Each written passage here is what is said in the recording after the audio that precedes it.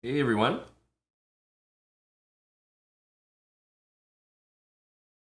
what's happening?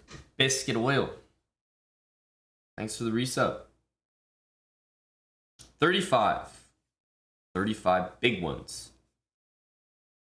Welcome back there, Biscuit Oil. 35 months, 29 months from chessbrah. And we got another round to check out here in the candidates. So I think we'll start with that. Over the games. Man, a lot of people are really coming at me with like some random compliments when I'm like waking up with like just like nasty like bed hair. Oh my goodness, you guys are either have very poor taste, which is likely, or you know how to bring a guy up, you know? Really farming the compliments here.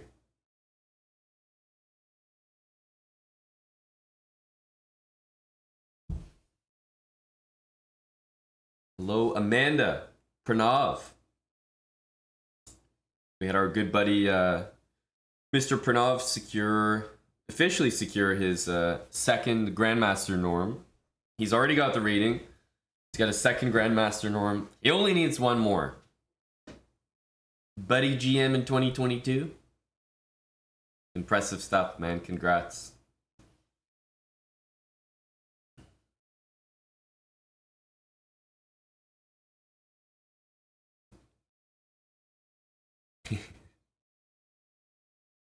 Thank you, McNaster. That's a more accurate comment. It's looking choice, but it wasn't a choice. Doomsday, thanks for the 15 months. Doomsday126, welcome back. Using Twitch Prime.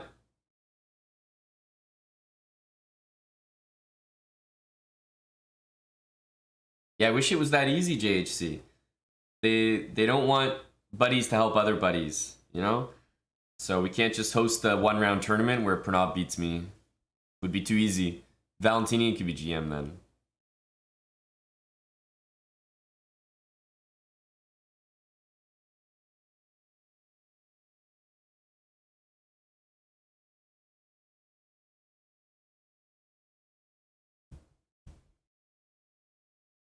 Lols. Cat, thanks for the 8 months. Happy, what do they call this? Hump day? Hump day, right? Wednesdays? I've never referred to it as hump day, unironically.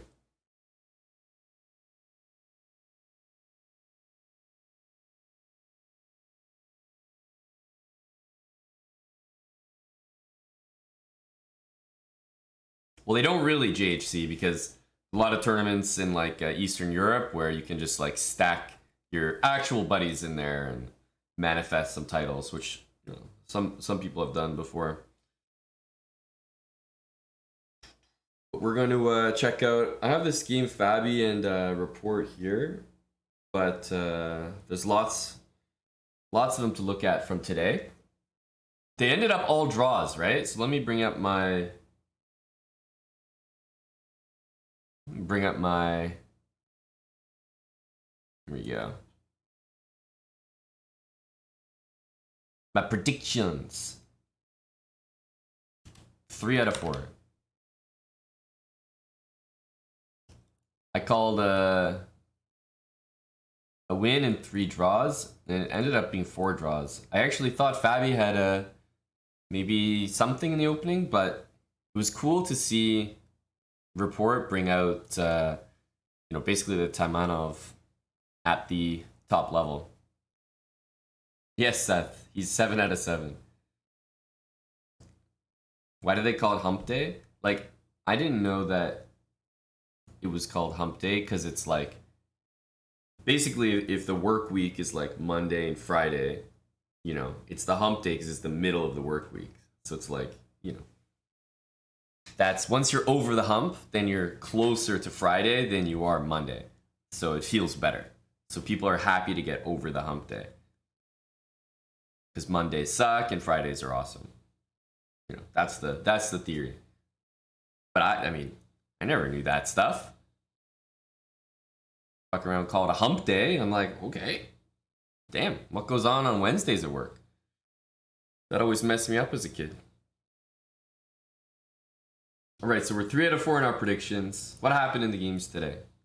Let's have a look-see. Fabi and Mr. Richie.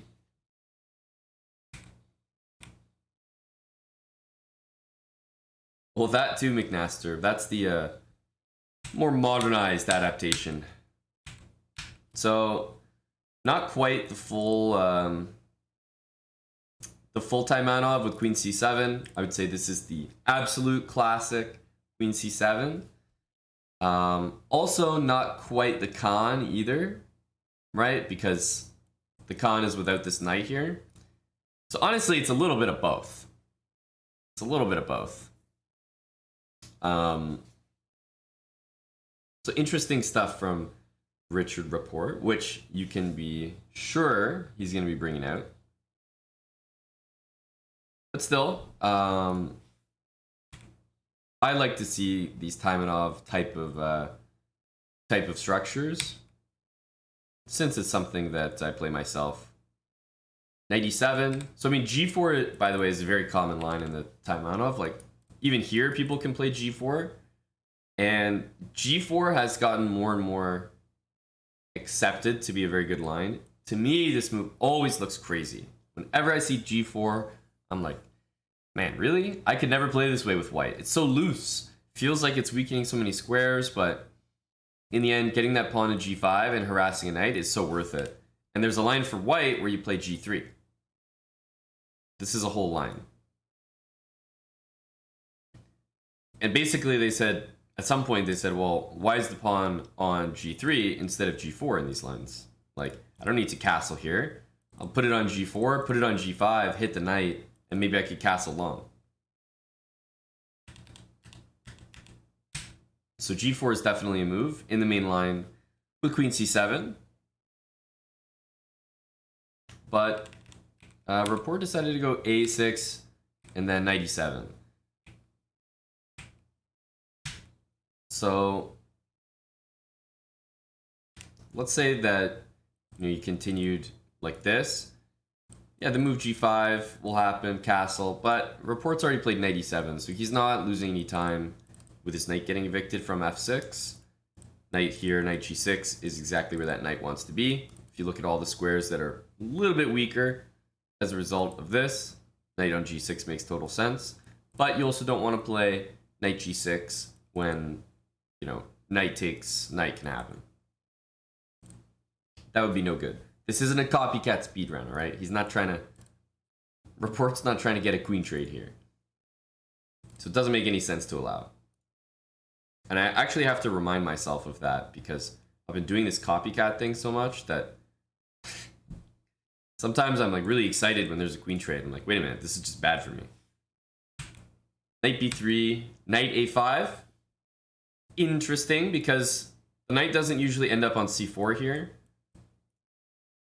Normally as black, if you want to play knight c4, you kind of want to have your queen there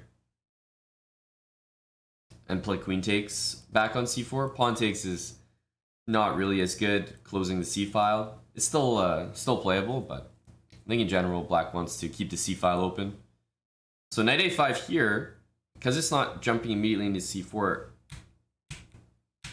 it's actually to take here, and this is what's interesting to me is like opening up the rook on purpose seemed at first a little bit illogical.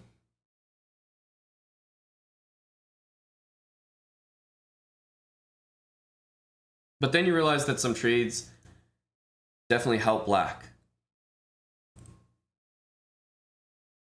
You know, bishop e7, knight g6, bishop e7, queen c7, rook c8. Black's pieces all have squares that they can land on.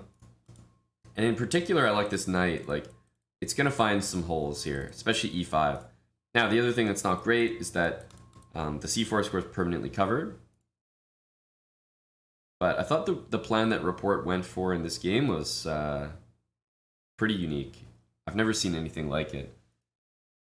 Lol's Cat, thanks for the 8 months. Chris the Savage, 44 months. Appreciate you, Chris. Yeah, well, when you have the knights developing like this, yeah, you do.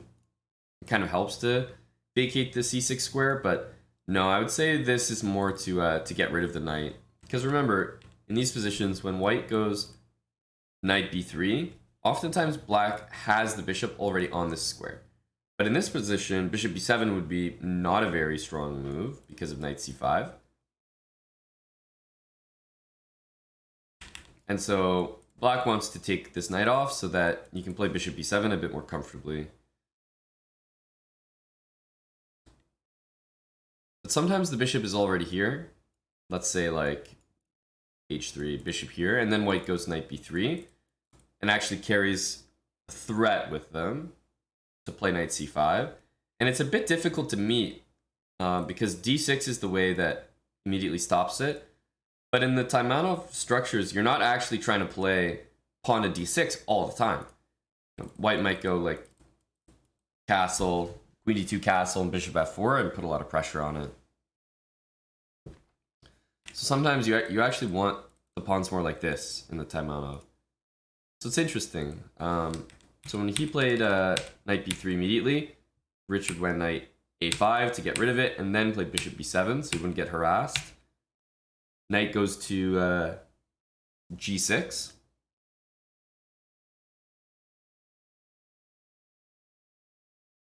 Blessed. And you know, rook f1, it kind of feels like one of those situations where you touch your rook and you have to move it. That happened to me as a kid a lot. Has anyone done that? If you've played an over-the-board chess tournament and you're not necessarily the most familiar with the rules, I've seen people all the time try to castle and they move their rook here and then they jump their king over. And castling is a move that you perform with your king. So you're supposed to grab your king first. But as a kid, and especially just watching other kids, this would be a mistake in like every single game. So if you grab your king first, yeah, you can go like that. But if you grab your rook first and go like that, then technically it's illegal because it's not a move you play with your rook. So your move would be rook f1.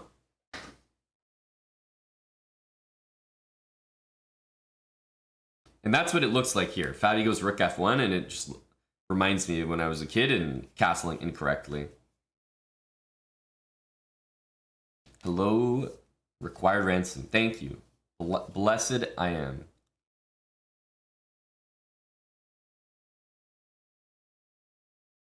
You're not calling an arbiter for that? If someone did that in my game, I would probably call an arbiter. Or I wouldn't call an arbiter, I should say. I would point it out to my opponent, and if they were like, no, you can do that, then I would call an arbiter. Legal move doesn't forfeit the game, but well, the thing is, this move is legal. So really, they're just moving at a turn. Rook f1 would be the move.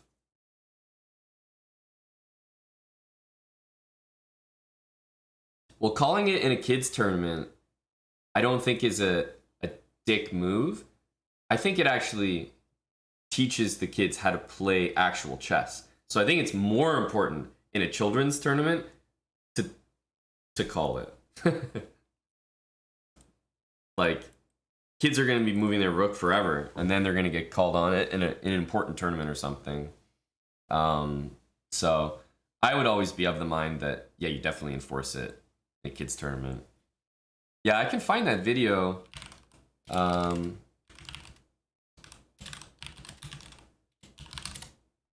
Sure, it's very easy to find. Yeah, here we go.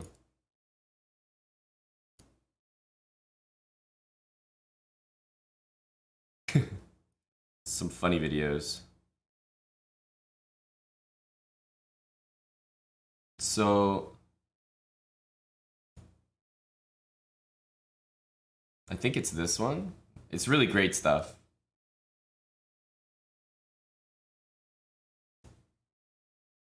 I don't know if there's sound in this, maybe not. Looks like there's not that much happening. This is very funny, of course.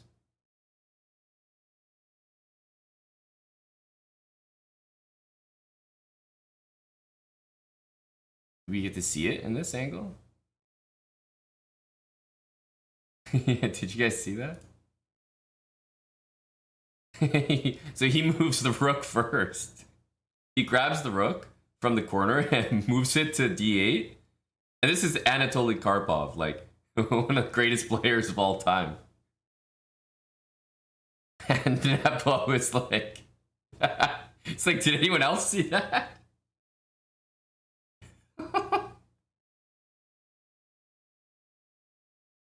The arbiter, like, the arbiter just walks over. The arbiter, it almost doesn't look like the arbiter walked over. It almost looks like Karpov's bodyguard walked over, like, you go say something, motherfucker? Try me. I dare you to call it. And Nepo's like, I think I'll live another day in Russia, you know? And I think he just keeps playing. That's pretty much the video, but you can see Nepo is just absolutely bewildered. All these old guys watching. Very funny, yes. Comments are turned off. Oh man, could be real juicy. So the question is, you know, you're playing, you know, Magnus Carlsen and Magnus castles like that. Do you call it or not? It doesn't win you the game. So it's not like calling it gets you a win. No. The only thing it'll do is piss off your opponent slightly. You'll look like well, actually, and they will still probably beat you from the resulting position. But would you do it? You calling it out, chat?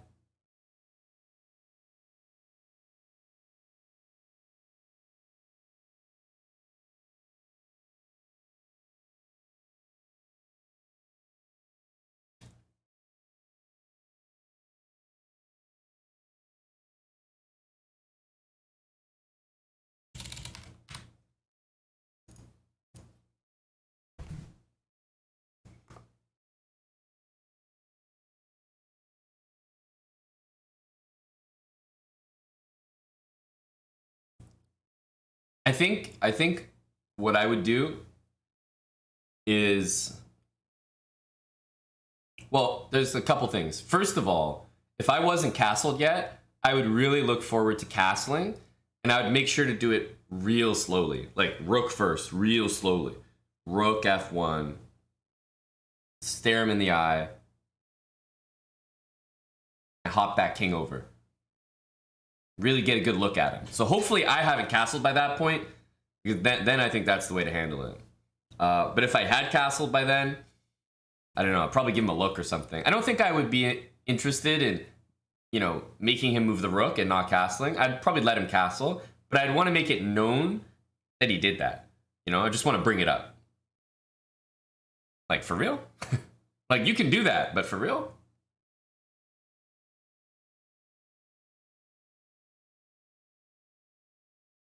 You just got to make sure he knows you know, basically.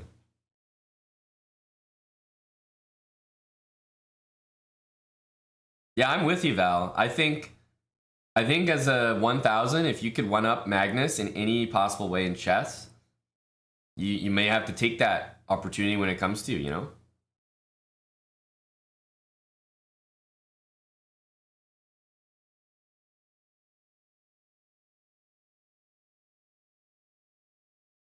You can't talk over the board, but you can talk if it's related to the rules. For example, you can offer a draw. For example, if your opponent makes an illegal move, you could be like, you can't do that, or that's illegal. I see that all the time. Like, I think technically you're supposed to pause the clock and call the arbiter. But I think if you do that, you're definitely like, I don't know. You're definitely the kind of person that, you know, smells your farts kind of thing. Excuse me, arbiter. It's like, relax, buddy. Just fucking solve it yourselves. But yeah, I think in general, you can definitely speak to your opponent like just casually, like you can't do that, man, or like that's illegal. Like you'd whisper, of course. You wouldn't you wouldn't like make a huge deal of it, because the worst person you can be in chess is the guy that has an issue at your board and it becomes an issue at everyone's boards because you're so goddamn loud. It's crazy. That's the worst. When your discussion starts to affect like every other table, it's nuts. Even if you're correct, it's like, yeah, you just don't discuss it at the board.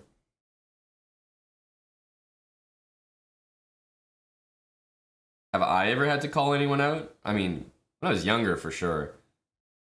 Trying to think. As I was higher rated or older, did I have to call anyone out?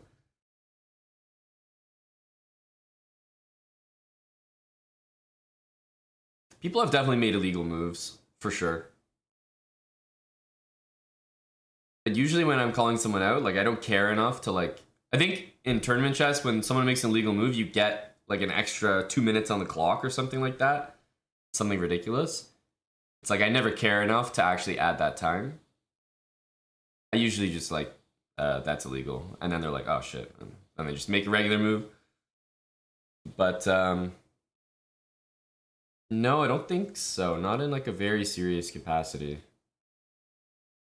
trying to remember, but I can't think of anything in the moment.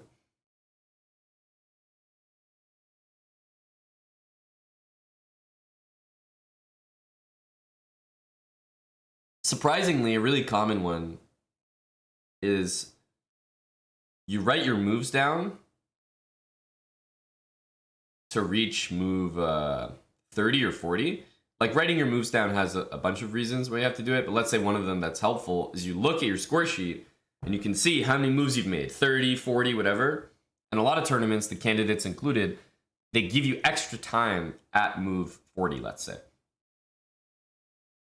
Now, chess blocks are notorious for this, but they have this really, really archaic and stupid thing where, let's say I have 10 seconds on my clock from my first time control, and I'm supposed to get 1 hour at move 40. When I make my 40th move, it doesn't change to 1 hour and 10. It only adds the extra hour after your 10 seconds reaches 0. So every chess player has this moment of panic where you're like, fuck, am I at 40 moves right now? Like I think I'm at 40 moves. I have 40 on my score sheet, but am I really at 40? And I can't tell you the amount of times people have actually just lost games because their score sheet is wrong. If they've skipped a move or they think they're at 40, time goes to 0, and then you flag. And it just doesn't make sense. Why not add, as soon as you hit move 40, it should automatically add the time so that you know. But instead, it's like this guessing game. It's like, shit, am I really there? People usually make 41 moves because they're scared of being wrong with their score sheet. So if you're scared of being wrong with your score sheet and you don't want to lose, you might make an extra move around move 41, right? So then you're like, okay, I made 41 moves according to my score sheet. I've at least made 40, even if I'm wrong.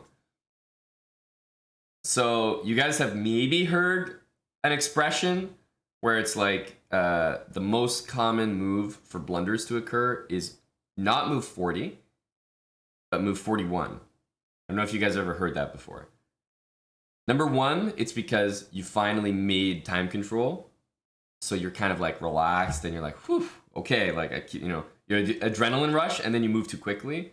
So there's that, but there's also the philosophy that players make an extra move in tournament chess, probably below 2000, because they're afraid of losing because of these stupid clocks and they don't add the time properly. So move 41 is like it's a death move. yeah, your sense of danger goes down, etc. So there's that, which contributes to move 41 being blunder, but there's also the fact that clocks are shit. So players like to make 41 moves to be sure, and they often have to make their 41st move in 10 seconds, let's say, if you're following the situation I just described. And then, yeah, you would make a blunder on move 41. Really brutal. Yeah, it's kind of an expression, just that, like, if the time control is 30, move 31 will often be a blunder. Your sense of danger does go down. Anyway, that's why move 41 is full of blunders. At least it's one of the reasons.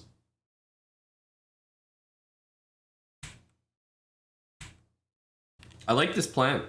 Once the bishop went to g2, report goes bishop c6, and he starts this like a5, a4 plan, which is very new to me. So, I mean, yeah, makes sense from Fabi, but a5, a4, I thought this was a really creative idea. Black's barely developed. Bishop e7 castle can always happen, but you're not in a rush to do that with the pawns coming. If f5, looks like you always have this square, also knight h4.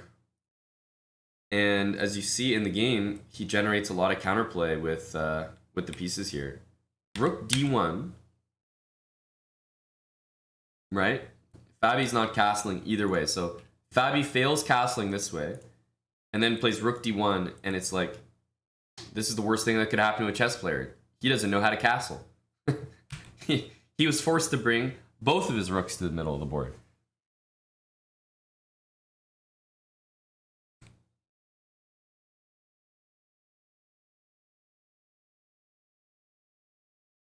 Bishop b4, and this certainly invites a lot of complications.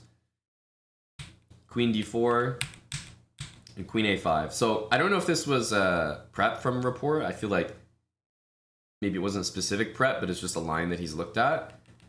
But he was playing this with a good bit of confidence. Like, this whole plan with bishop c6, a5, a4 feels premeditated. And then to give up this pawn,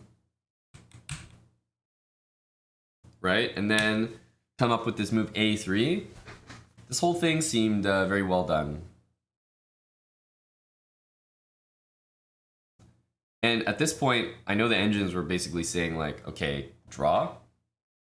Like, just 0, 0, 0. The queen is stuck in this like perpetual as long as the queen can't go to d4. So that's pretty much what happened.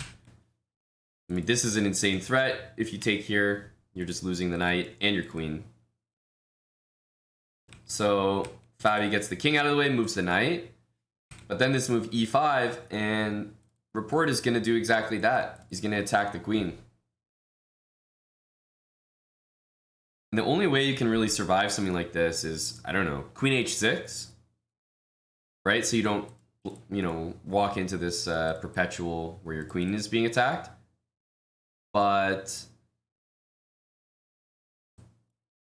you know, you got this pawn here. Rapport's probably just better. And the same thing happened in the game. If, you know, if you look at this position, I mean, there's nothing you can do to avoid. You try to take two pieces, it's not going to work. You don't even get a full rook for the queen, or like a rook and a piece for the queen here. It's just a rook, it's not good enough. So if you really want to avoid what just happened, then maybe queen f6 is a way. But I'm not even sure that that this is right. Like, queen f6, probably you can just take. Maybe bishop e7 isn't needed. Bishop e7, take. Because this guy is always going to take the attention of one of the rooks, and after you take, this diagonal's a little bit loose. So you could try queen f6, I think is a way to play on. Because knight h4, I think there's queen e5. But this, I don't know, like, you got to be pretty sure that that this stuff works. Because black has a pawn here, and can also castle, by the way, queenside. Like, whenever he wants. And this gets him out of dodge, so to speak. And I think Fabi didn't want to enter these complications. I think it was backed up by the engine too. I think the computer was saying like, yeah, 0, 0, 0, which means, yeah, they repeated here. Queen A1 is, it's like a pseudo threat. Like Queen A1, if I go Rook B1, you're not really doing anything there. And depending on the rest of the position, this will just put your queen on a funny square, way offside. Probably not worth it. Yeah, I mean, black can castle both ways. White can't castle anywhere. White's probably going king G1, manual castle, but I thought this game was pretty interesting prep from report. I really liked this plan. And then quickly with queen A5, bishop B4. This was fun.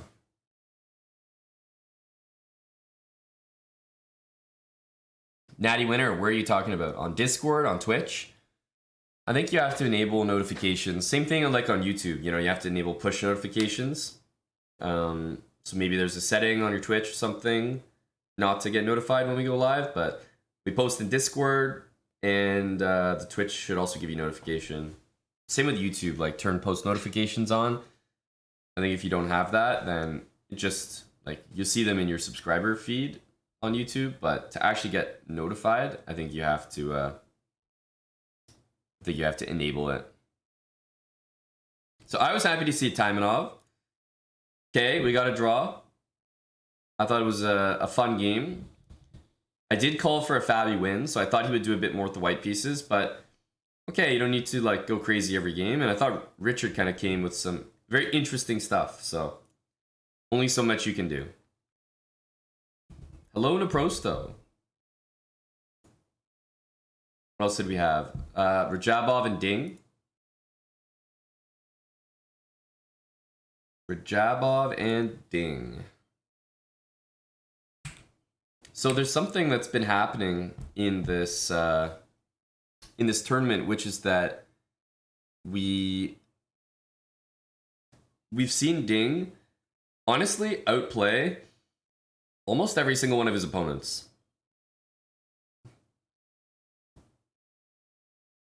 So Ding had like a pretty bad game against Nepo, but other than that, you know, the guy's playing really well. It has to be said. He's not taking all his chances, and people are gonna feel that Ding has left a lot of points on the table. But he's not playing poorly. You also have to remember how he got here, right?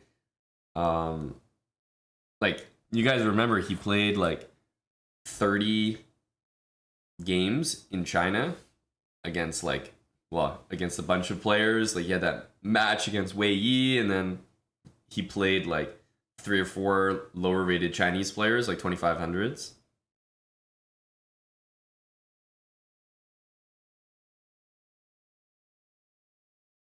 Yeah, I don't know Natty Winner, honestly. But it's always been a little janky. So it's just like a weird feeling. Because we all know that those games are like not real, right? There was with this extra candidate spot available, it was clear that Ding would be able to play the candidates if he just played 30 games, because he hadn't played in so long. So it just became this loophole where China was like, oh, we just need 30 games to play? Fuck it. You. Sorry, only one of them was named Yu. Yu, Ding, Yi, and yeah, there's a few of them. So they just put them all in a tournament and they're like, go play. And they played. That was it. They just said, hey, go play Ding for a month. Just play Ding. Here's our guy. He's gonna play the candidates. Just go, right? And these games are like surely not real. Of course they're not real. There's no chance. But it's just a funny loophole. So anyway, it's not like Ding doesn't deserve to be here. He's maybe one of the most deserving. But still, the way he got here is just so weird. I don't even know how his mental is at the moment. Like, must feel so weird.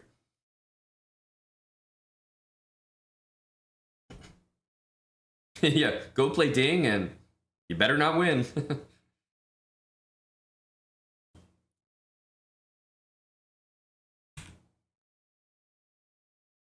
I always think when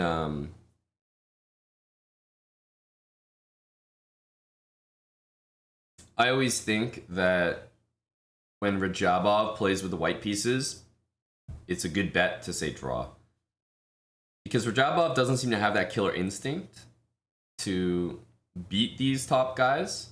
I think Rajabov will get a win in this tournament, but I don't think he has that killer instinct to just win on demand.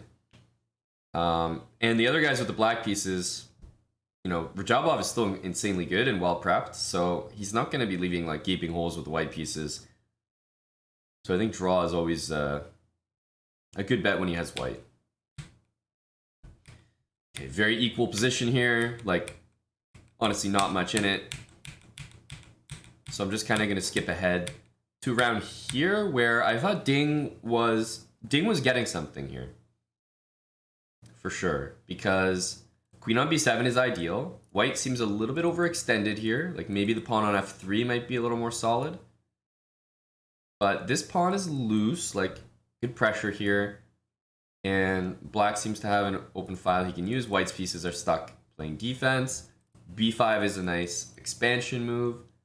So I thought that Ding was a bit better when we saw this position. And, you know, just like I've been saying, I feel like he's kind of been outplaying his opponents.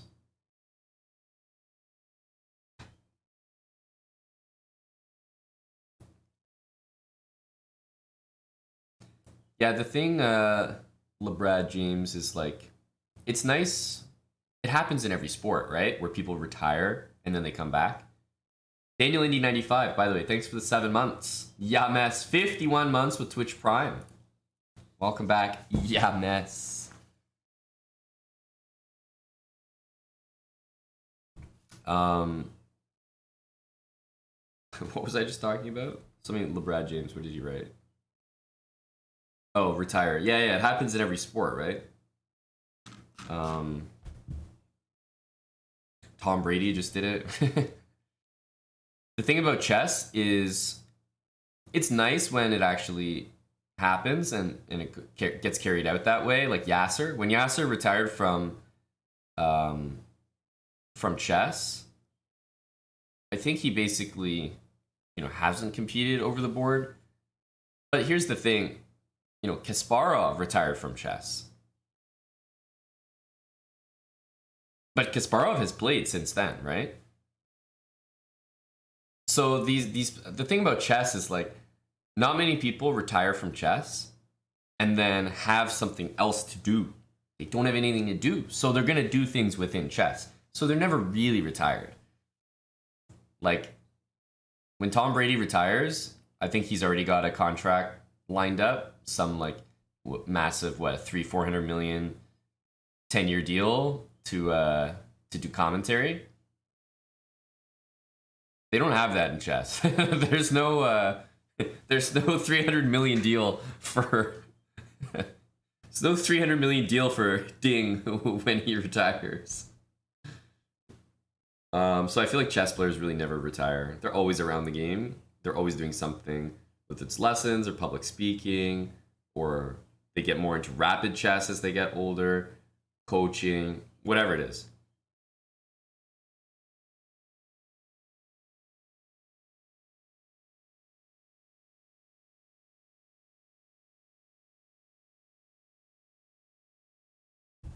That's right, Elfishy. Knight a5, queen b6, and that's kind of why, like, if you have to play knight d2 here, you're not very happy.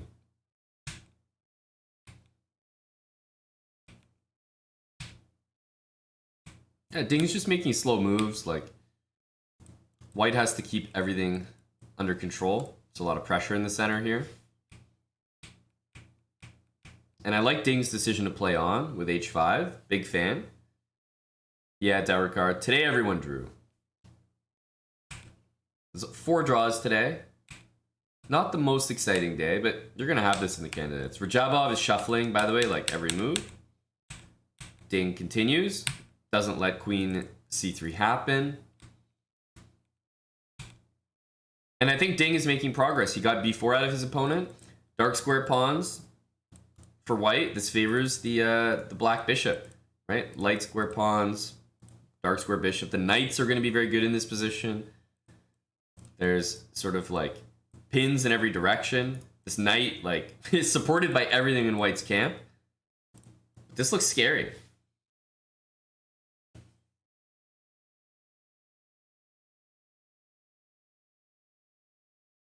Yeah, 375 million for 10 years. Yeah, I mean, that's just crazy, right? There's none of that in chess. Stu Bigsma, thanks for the 17 months. Yeah, I think Stu, we weren't able to get Yasser for that, but again, like, we're not really doing commentary here. Just kind of recapping the games, going over some of the moments. AW, thank you, my man. 5 gifted subs from AW. Taco Tomato, thanks for asking. We have a few links you can use, but yeah, exclamation mark membership.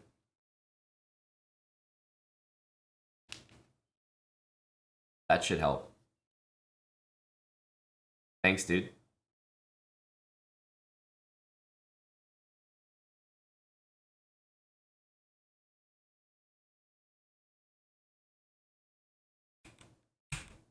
All right. Yeah, I mean, Rajabov has been shuffling this queen, like, in circles.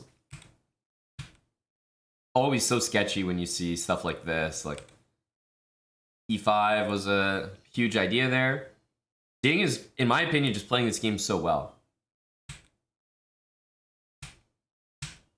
Knight g5 got messy here, though. Knight g5 got messy. So, I think in this position,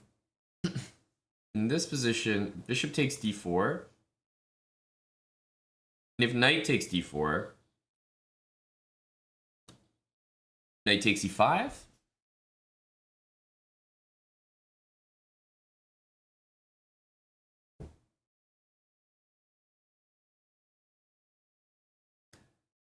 Alternatives to fe5? Yeah, I'm sure. I mean, even fe5, you could probably play this bishop move. But I think once you see this pawn move, the bells and whistles, like if we flip to black's position, it should be all about the light squares here. And it kind of means that, you know, your dark square bishop can be tossed a little bit. Let's say like this. Getting knight f5 in there. Because the endgames are all going to be so good. Even something like this, I wonder if it works. Yeah, it looks okay. You'll play king f7, pawn keeps the knight out. There's always threats like this. Queen c6. I think again, Ding is kind of cruising here. But takes g6. Yeah, it makes sense because he wants the square. He wants to play knight there immediately to take like that. And maybe he just underestimated knight g5. I don't know.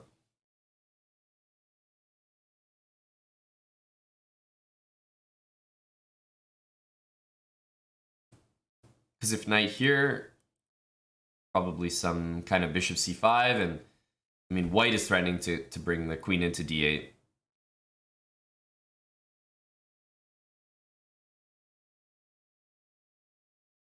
f5 instead of fe.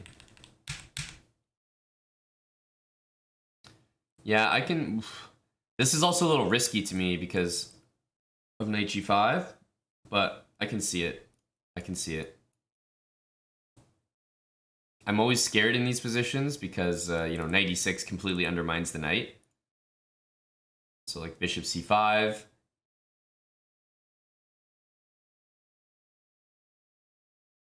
Honestly, there might be... Honestly, this might exist. Maybe it's too much. Maybe it's too much. Here, there's knight f2. Okay, yeah, this is not anything to be too proud of.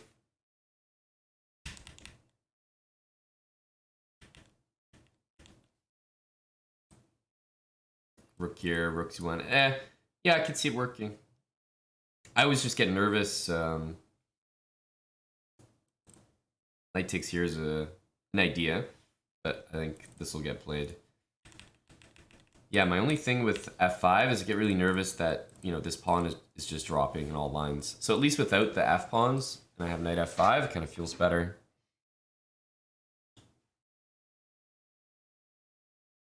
Yeah, well that's, I mean, so it's not possible here to play knight e6. So here, it's black's turn, so you're not, I don't know how you're getting this. I said this, but then knight e6. There's no queen takes e6. Here, I was planning to play queen g1. But actually, I missed that queen guards h1. So here I was planning to go for mate. I don't think it works. This is just, everything gets covered somehow. Queen there, nothing. Yeah. But the whole thing seems, f5 I don't like, I have to be honest. Maybe f5 it gets justified, but oof, I'd have to calculate it. Yeah, it's like a position you really have to dive into because I'd be really concerned about this pawn. And knight d5 never feels like a permanent outpost because of the pressure on knight d6 and queen d5. So at least the move that I would be more confident playing without too much calculation is this one, or bishop takes and then knight f5. But this was obviously a critical position.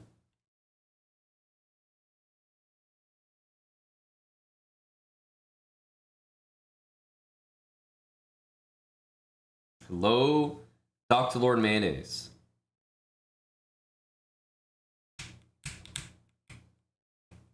Yeah, and here, the problem is, yeah, once these queens get traded, what's really happening? Knight f5 looks tempting, right? But after bishop c5, this, and like, black could even get mated here. Let's say this. Right? I mean, this is mate. King g8, move the bishop. Same thing. It's very scary looking. Very scary looking.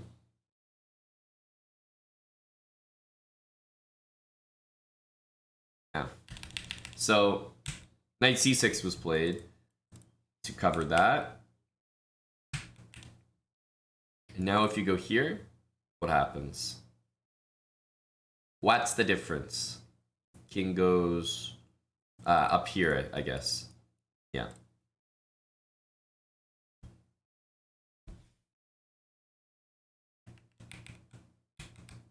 Yeah, so then it just liquidates entirely.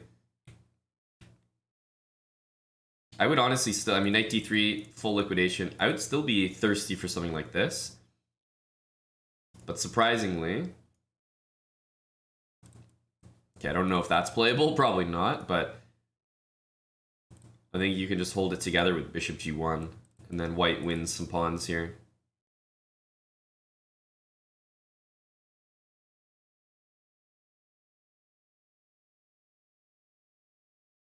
Yes, Spielswang, exactly. Digger Duck, thanks for the 42 months with Twitch Prime.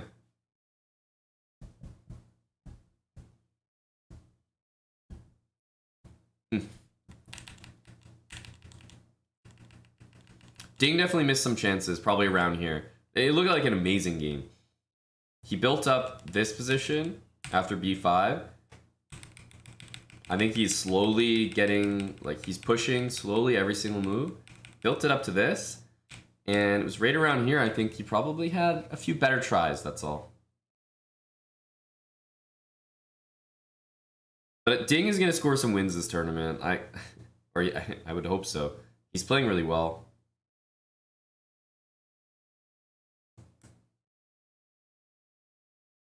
So another draw in this game between Rajabov and Ding. Firouzja and Duda, honestly, I saw this game and I kind of wish I didn't. Like, games like that, man, the Petrov, I swear. So the funny thing about the Petrov is when you watch good players play the Petrov, the game is extremely boring when you're watching them. It's boring, and the evaluation never seems to be too dangerous for black. Now, that's because you're watching. When you're playing, it feels like you're lost as black. I was playing the black side of the Petrov. I've only done it once in my life. And it was against Nidich.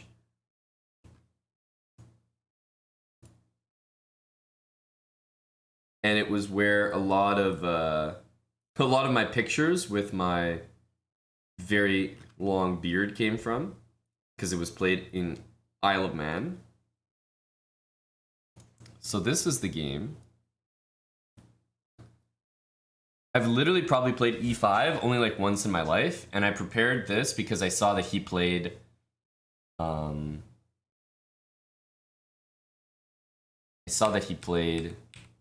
very specific line that I was like, oh yeah, we draw these, baby, let's go.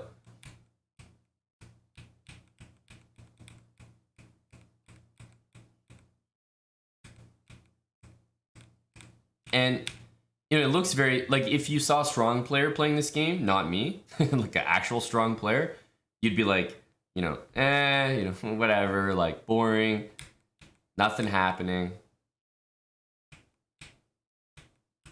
But I swear, when you're playing this position as black, you can't use the E file. You feel like you're gonna get attacked like crazy on the king side. It's like, it's actually a lot of a lot of intricacy to the position.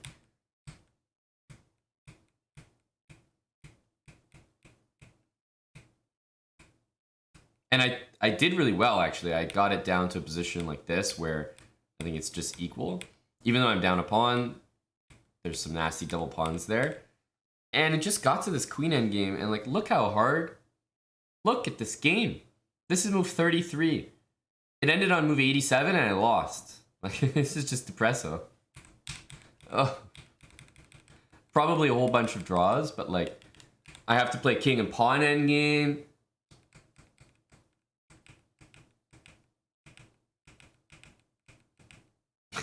Like, Jesus. I can't even take on h5 because of mate. Oh my god. Yeah, we really had a good time playing this one.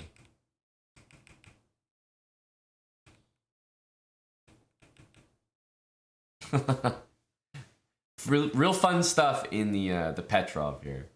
Really enjoyed myself. Yeah, and speaking of this position right here,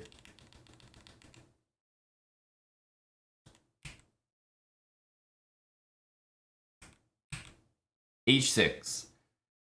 This is what it looks like to deal with this position, yes. Yes, dealing with h6. Great. Really having a good time out there. This guy right here, he knows what's up. He's like, man, fucking Petrov. Fucking Petrov. Just looks brutal.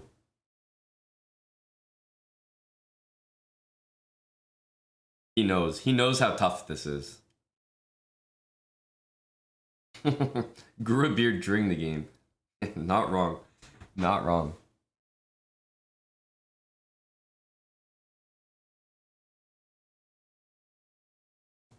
Very observant there, Mattis. The Norwegian flag, the nose. Mattis knows his grandmasters by nose. Yeah. So, and as you can see, we were an IM, and we were higher rated than we are right now. So, you know, life was different back then.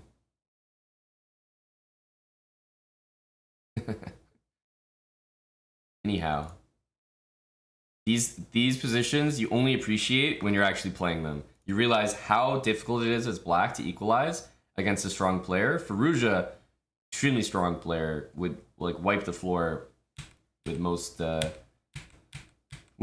us from an equal, boring position that these guys draw effortlessly, but when you're playing it, it just feels like hell.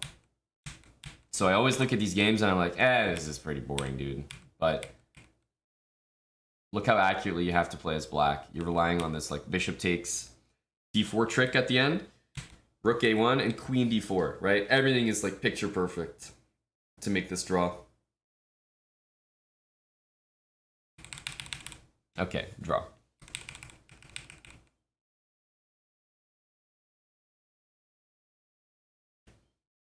But it's not that interesting. Not that interesting to look at. I never get a particular amount of pleasure from looking at this stuff. But you got to credit Duda.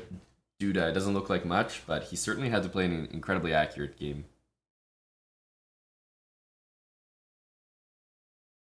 Yes, came a long way, Adam Hart. Exactly.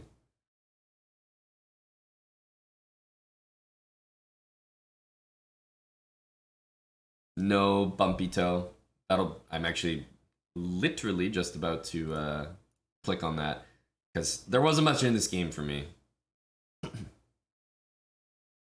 Chess.com is down, but I'm a Chad alpha, guys. I have these boards preloaded. Chess.com is down for you, but not for me. I thought about this ahead of time. Probably Victor. Honestly, I wouldn't want to give him the chance.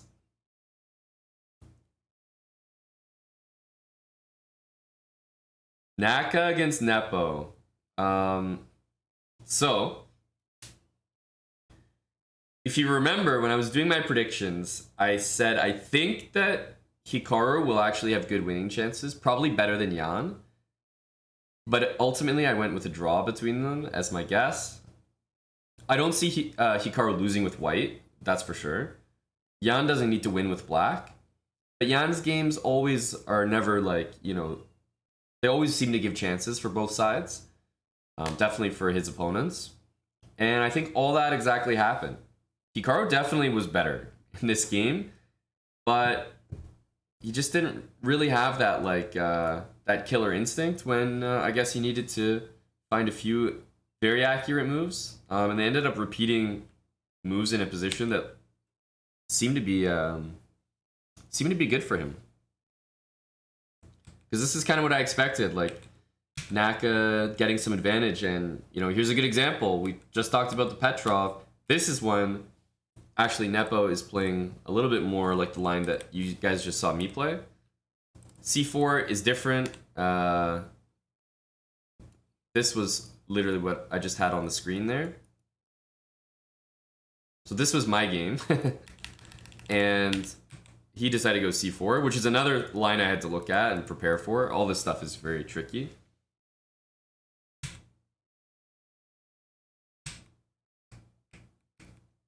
And this is all theory, as far as I know. So I think right around rook a2 is where... I mean, I don't know exactly if rook a2 is theory or not. I feel like I've seen the move before, but it's still off the beaten path. But rook a2 I think I've definitely seen. Well, Petrov, I mean, is always going to be drawish, but Hikaru got a nice position. Bishop f8, c4, and I mean, generally getting this, getting d5. Hikaru's pieces coordinated very, very well here, I thought. So bishop back, h3, and then rook e2.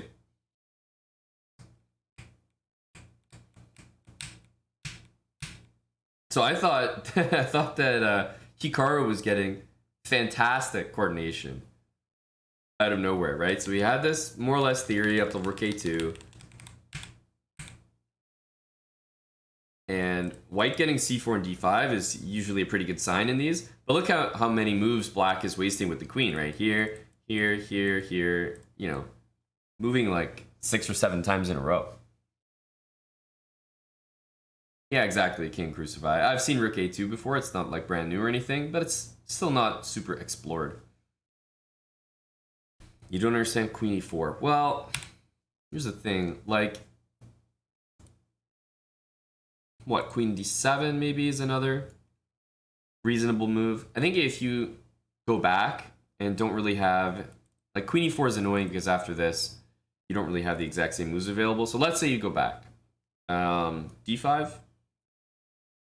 Where does this knight go? Knight e5 looks like the move. And I imagine here that Naka would be looking at knight d4. Maybe take, but knight d4 feels like the play. And I'm not really sure what's going on here because f4 exists, right? f4, are you barely surviving with knight here? The whole thing looks very suspicious here. This move might somehow work.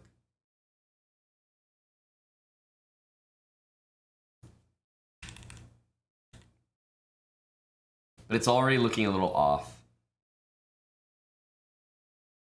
Something's looking off here. I'm pretty close to making a move like f5 or knight e6 work with this loose knight here.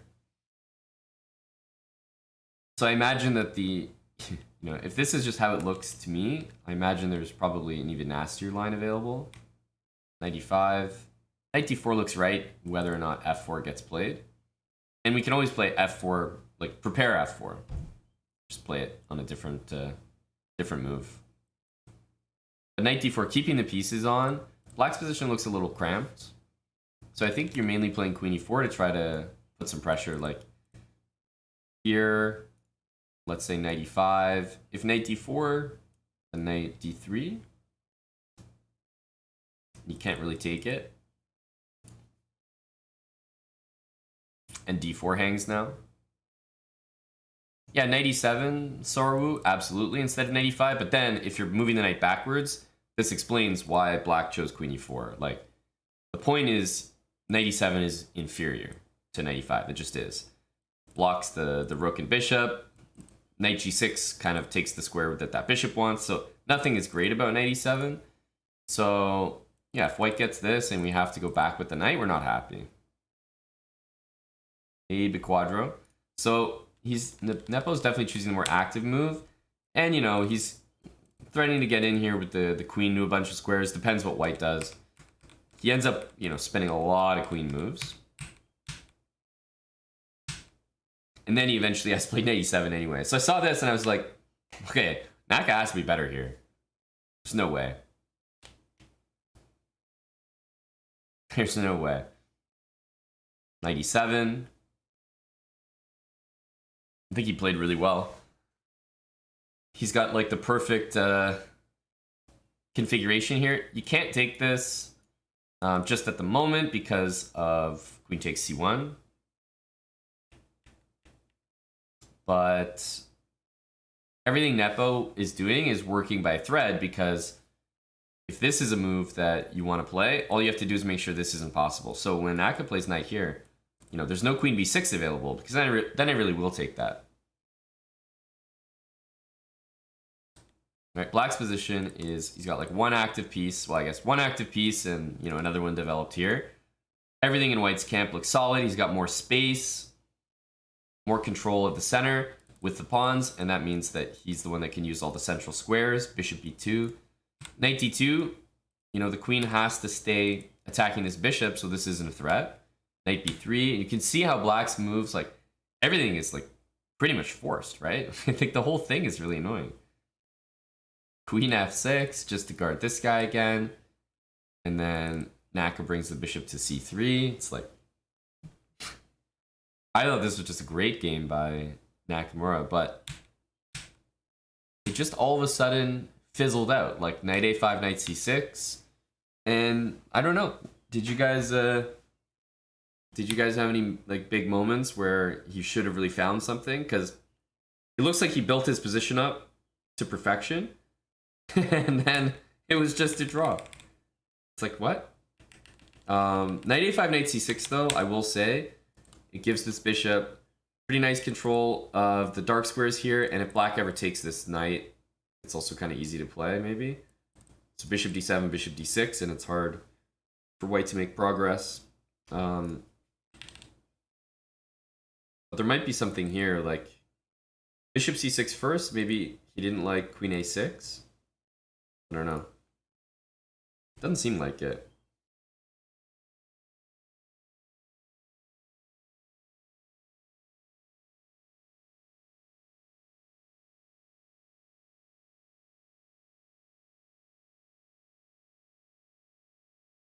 Knight h4, eh?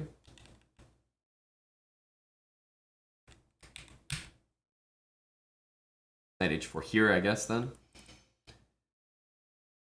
I wonder why this is so special.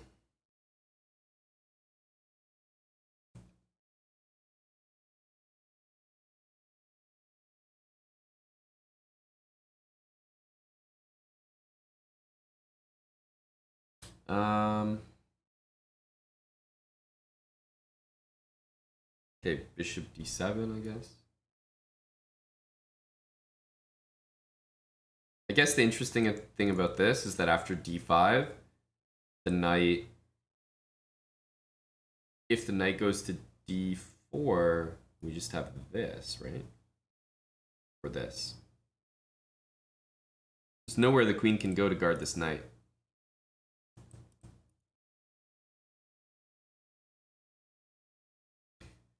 Whereas previously with the knight here, if you go like this, then knight takes knight is with check. I don't think rook e8 is the move because rook e8 could have been played on the previous turn, right? Like, whether this is here or not, rook e8 is always available, right? But I assume the point is you just take it. Black's not really worse for wear here, but knight h4, you know, if the bishop moves somewhere, then I think you played this because there's no knight d4. Both of these moves seem decent. And if you can't go here, where do you put this knight? d8? This looks very serious. I guess you don't have to move the bishop, so that's maybe playing into it, but yeah, knight takes here. This move looks good because if queen there, we have bishop b2. And if queen takes, we just take this. So yeah, we don't have to move the bishop. Couldn't move the queen. Maybe that's the move. Queen here or something. But then it looks like a serious try. Because yeah, if the knight has to go back to like d8 or b8 after d5, it's never good. I mean, this is like basic habits, right? You go back to my habits series, like, hey, when your knight gets attacked, if you can't move to a central square, choose the next central square available, like stay in the center of the board. Okay, knight e7. And if you can't move to any of those squares and have to go back, then it's probably pretty bad. It's probably rough.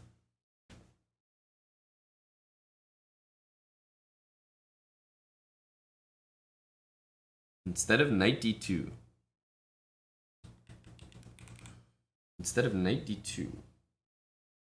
Knight d4, queen b6. Ah, you mean later.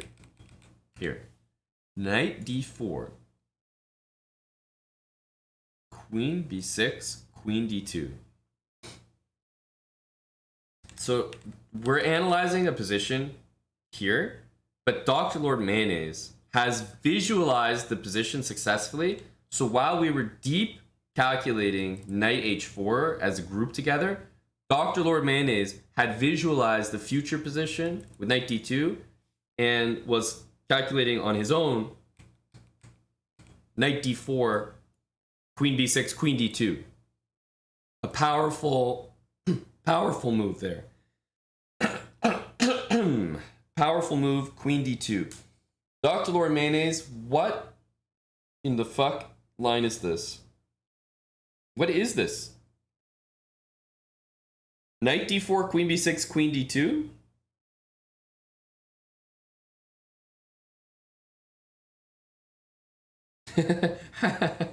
What kind of variation is this? Yeah, Mayo on that Miracle Whip variation right now. Instead of knight d2, knight d4, Queen b6. Queen d2. I mean, it looks good for white.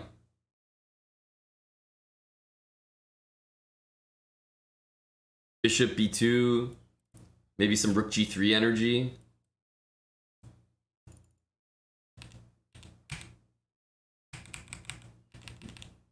And knight d4 always feels natural to me, by the way. Just putting that the knight on that square. What happens if bishop g6? Is black running into some trouble here with rook b3 or no?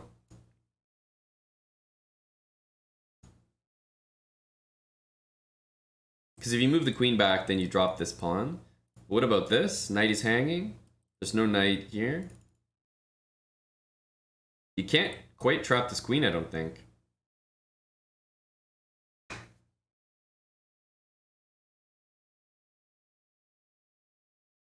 Queen d2. Yeah, queen d2 is pretty nasty. You're still not trapping it, but it's looking like too much at the moment. Queen d2 should be good.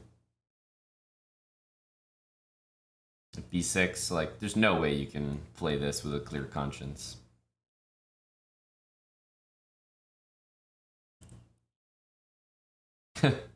No. Like, it's not gonna get trapped here, but it's gonna...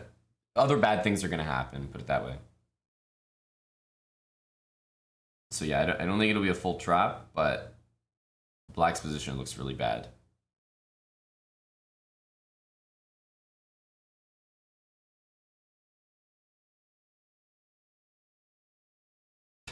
Plus, if I was playing this, I'd be so nervous having my queen there in the first place.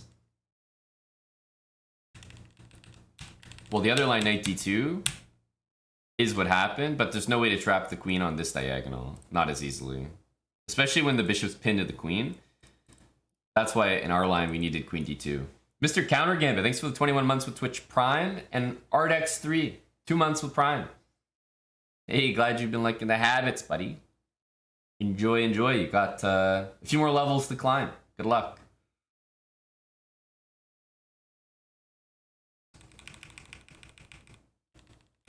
But I don't know. Slightly disappointing draw for Naka. It seemed like he really had something there.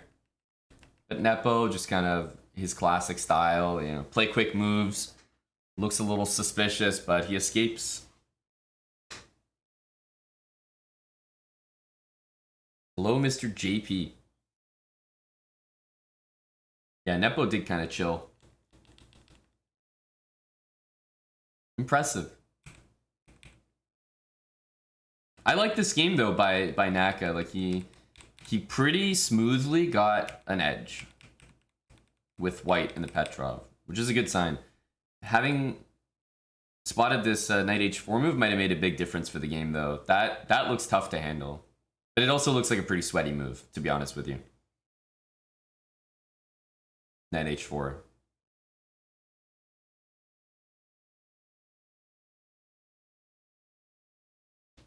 Hello to Moistad. So what did you guys think of the games all in all today? I know it was 4 draws, but like, were any of them terribly interesting? It looked like this one was the most disappointing because Naka maybe had, I guess Ding might have had a similar kind of edge, and it was a longer game. So this one kind of petered out early, which is unfortunate.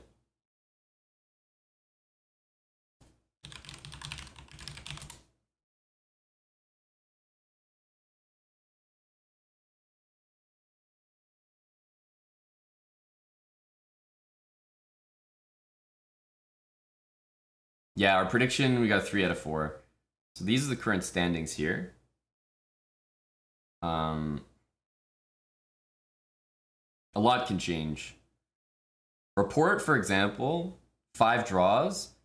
I mean, say what you want about Report, but he's getting it done. What is it? His first candidates? He's easily the most like unpredictable question mark player in the field.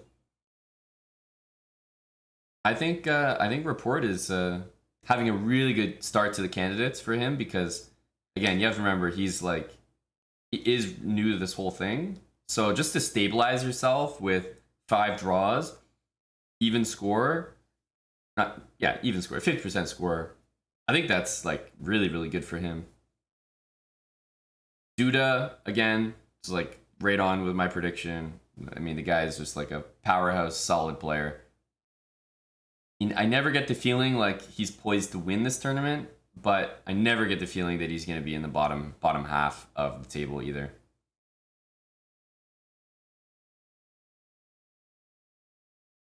The Candidates is definitely the kind of tournament that, you know, if you get your wins in, like for example Nepo, you can draw a lot of games and still be the leader.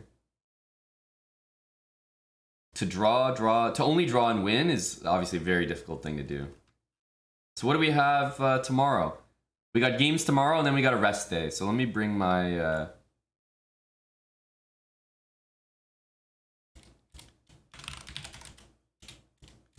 here we go. What do we got? So Rajabov and Report.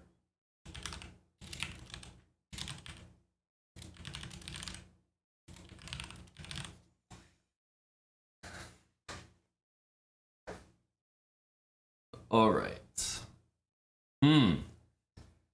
Tomorrow's game is Rajabov, white pieces against Report. Firouzja, white pieces against Fabi. Naka, white against Ding. Nepo, white against Duda. Damn, these are some spicy pairings, actually.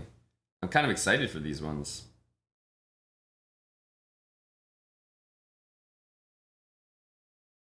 Okay, what are we thinking? What are we thinking for round 6 here? I'll probably go... Man, this is actually tough. I gotta think about this. What do you guys think?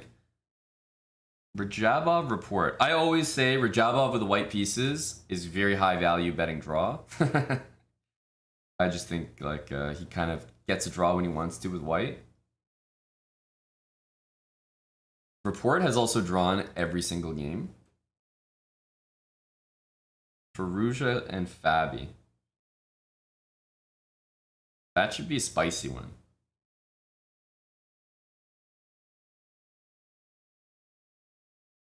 Naka and Ding. Nepo and Duda.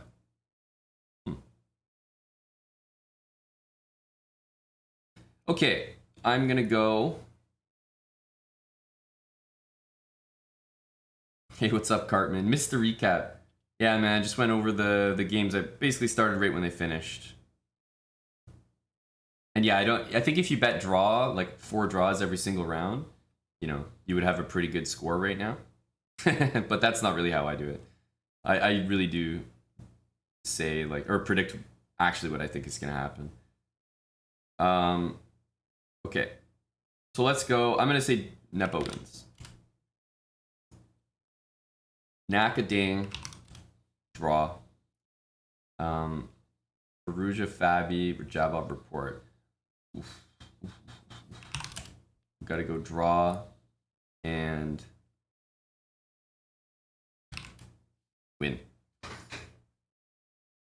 what I'm going with. That's what I'm going with. Rajabov, Report, draw. Fabi wins. Naka Ding, draw. Nepo wins.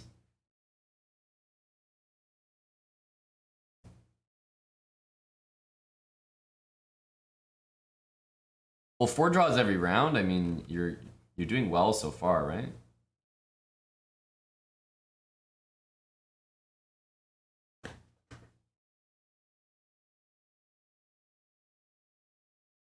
Well, Bumpy Toe, Fabi and Nepo. It's consistent that I'm saying this because, like, Fabi, Nepo, and Firouzja were my top 3 picks. I have, you know,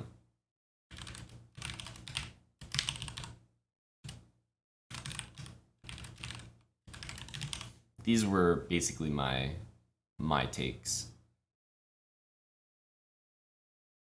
These are the main things. Those are my top 3. I think Ding is not going to have a good tournament, and I think Rajabov won't be last place. These were my pre-tournament picks. So round 6, I'm gonna go like this. Predicting 2 wins in any round is obviously risky.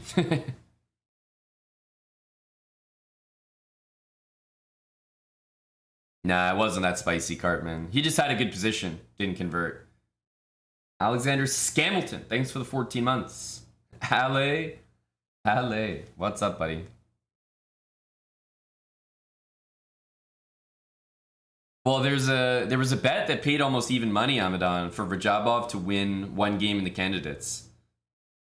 What do you think of that?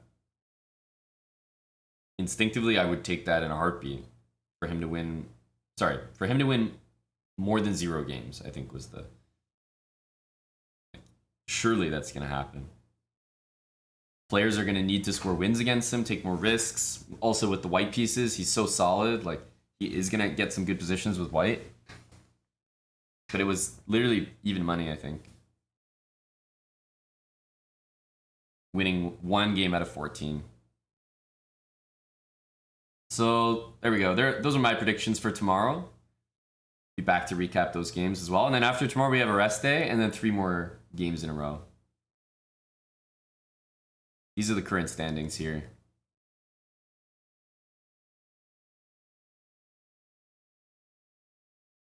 It's, you know, these guys here with 5 draws, Rapport and Duda, these guys are well positioned because if you draw every single game and then sprinkle in 1 to 2 wins, that already is going to put you, you know, ahead of the pack.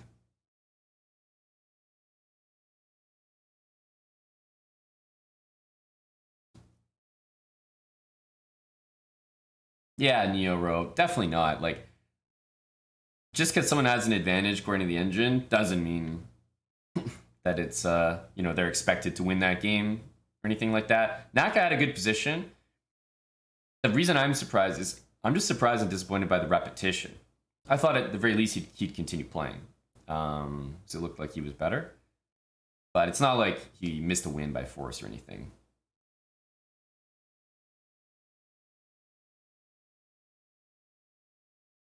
It is definitely a weaker candidate, Samadan. Yeah, I don't think +2 is winning, obviously. But my point is that, like, if you draw your games and win 2, you'll be, you know, you'll be like top 3 probably somewhere in the candidates, which is impressive. It just reminds you that in the candidates it's probably more important not to lose than it is to win. Maybe that's for chess in general, but not losing is the key. That'll help out.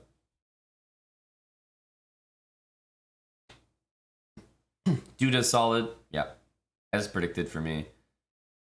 But Nepo definitely reminding people that he can win this thing again. I have no problem with that, by the way. Some people don't want Nepo to win again. I have no problem with that. I think I've said a few times, I think Magnus is going to play his match no matter what.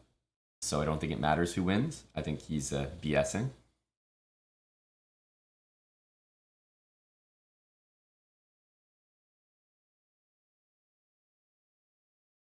But Nepo's a streaky guy, and right now he seems to be comfortable. So long tournament.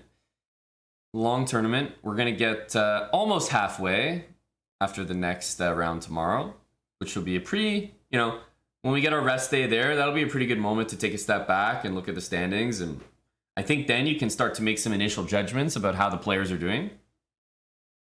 You know, if Ding and Ali Reza are still near the bottom of the table after 6 rounds, it's going to be tough for them to catch up. Especially Nepo and Fabi look so solid up there. And then you got guys like Rapport and Duda who just aren't dropping games.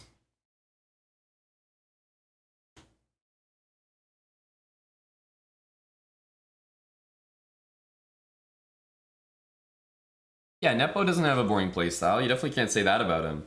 In every game Nepo plays, there's an advantage for him or his opponent, or both, multiple times. You know, sometimes he might have that clean draw start to finish, but not too often. And those draws are always gonna happen. Yeah, I think Fabi and Nepo played early in the tournament, didn't they? It was like round 1 or round 2. Yeah, here. But, you know, they play again, obviously. You play every single player. Once with the white pieces and once with the black pieces. So, do they play again here in round 9? Okay, yeah, so it's a perfect mirror. So the games they play in round 1 are just flipped for round 8. I wasn't sure if that was going to be the case, but it is, so yep, they play a perfect mirror.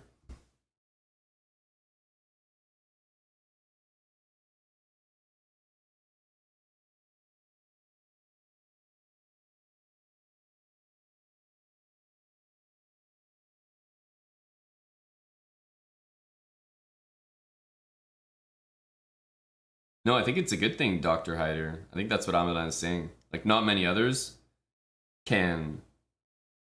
Not many other players in this tournament feel that they can beat every other player, probably. Or that they're that much better than the field. But Nepo has that, like, good kind of arrogance and ego where he's like, you know, fuck it, man. I can beat everyone here. You're all shit to me.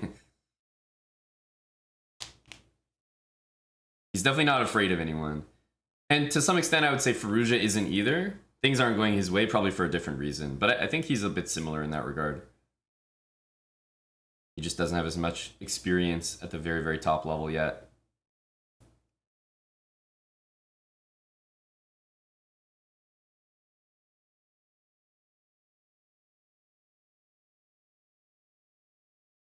Yeah, Fabi's a bit different. Like, Fabi's a really good player, and he's improved, I think, his confidence over the last couple of years. But notoriously, I don't think Fabi is the type of guy. He's like a little bit more humble or vulnerable, because I don't think he always goes in like with that swagger that he's a lot better than his opponent. His moves kind of do the talking most of the time, but Nepo comes in and it's not about his moves. It's just like the way he carries himself. It's like he definitely thinks he can win every game he sits down at. Fabi always had a bit more of a timid, humble approach, which is not always a bad thing. I would probably be a little bit more like Fabi.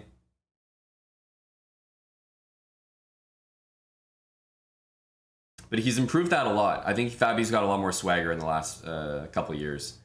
He's improved his blitz and rapid, which helps a lot. That if he's ever tied with someone, he can handle himself a lot better now in any kind of tiebreak situation. So I think that means a lot. So I definitely would not mind Fabi going for the title against Magnus again. It was a close match last time, and I think he's improved a lot of the areas he was weaker at before, like blitz and rapid.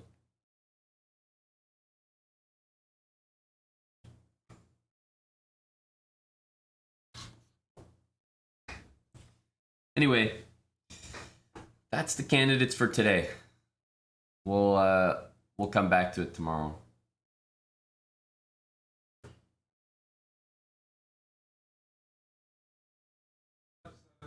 Oh, maybe Olive. Well, that's good confidence. That's good confidence. You look cozy. You look like you're hosting a discussion. Figured a discussion could use a guy drinking McDonald's coffee to chime in a little bit. You know? Because it's taking too long to drink this, so I need to... It's an XL. I need to do it in front of people. XL is really brutal. This? It's a lot. But you were going for value. Yes, McDonald's absolutely. charges the same price for small and an XL small coffee. and XL. You may as well... It's also cool in this room, and it's hot as... It's so hot. It's like... it's dangerous. How did you guys survive, Jeff? Johnny still wants to go out. I don't know if I want to, though. Like, out in the world? Yeah, like walk. Tell Johnny I'm gonna go to bars tonight. I have to attend an after party, but it's downtown, and he'll probably want to like hop around. Okay. But that's at like 8 or something. You might want to go too. That might keep him motivated then. Yeah.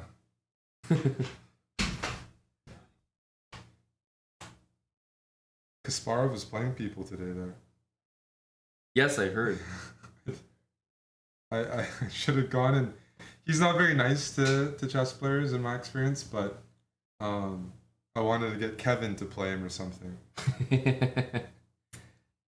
Well, Kevin playing Kasparov would be hilarious. I could see that being quite funny. Kevin Znydorf versus Big Gaz. I didn't nap, no. I just figured it's cool in here. People are chatting, chilling. It's very, very easy to.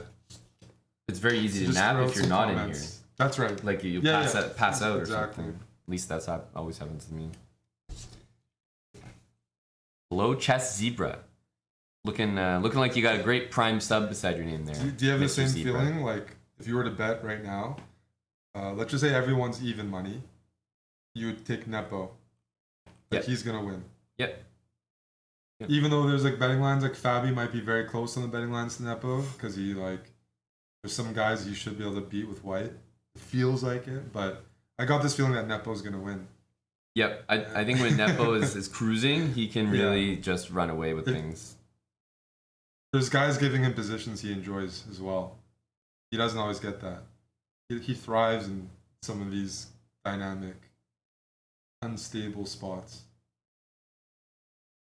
Yeah, if you put him in a position to just have a calculation war with his opponent, he'll enjoy. Is chess offline? Maybe we. That's can what get I've on been it. told. So let's get on here.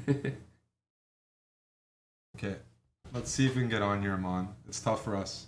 Oh, They don't you wanna- mean this? They don't want to put you on. Yeah, but people are also saying that The site's like offline. the site was not working, but I think it's fine now.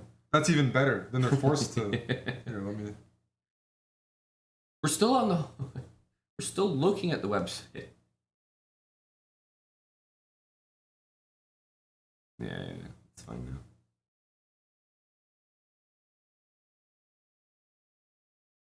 Yeah, you guys are forced to watch us.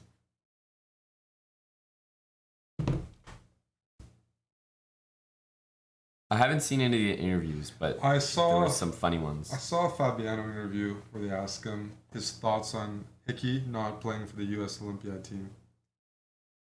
Any juice? Well, if you know Fabi, well, he does share his opinion, which I do like, because I think Fabi's a really well-spoken guy who can articulate things really well. He shares his opinion, but he doesn't like say anything in a mean way. But he makes it clear that him and Hikaru have a different stance on playing for the U.S. team. Right. Without, yeah, in so many words.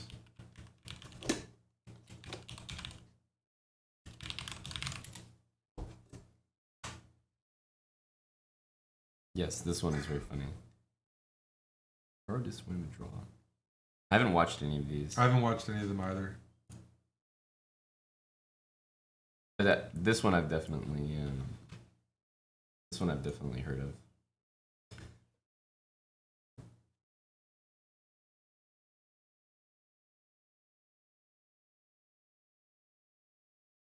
You used to be streaming quite some. Do you Yes. have plans to resume Maybe not today, tomorrow? not tomorrow. Right. Have you ever fired a second? Why would you ask this? Thanks a lot again. Thank you. This stuff is it's like comedy. This shit's hilarious. So she's reading questions submitted by Twitch or something? I don't know. Is she? Or does she just have like a few things ready and he was shooting them all down immediately and she was just rapid firing, like didn't want there to be an awkward pause. Yeah, I have no idea if that does sound like some things like that our chat would ask.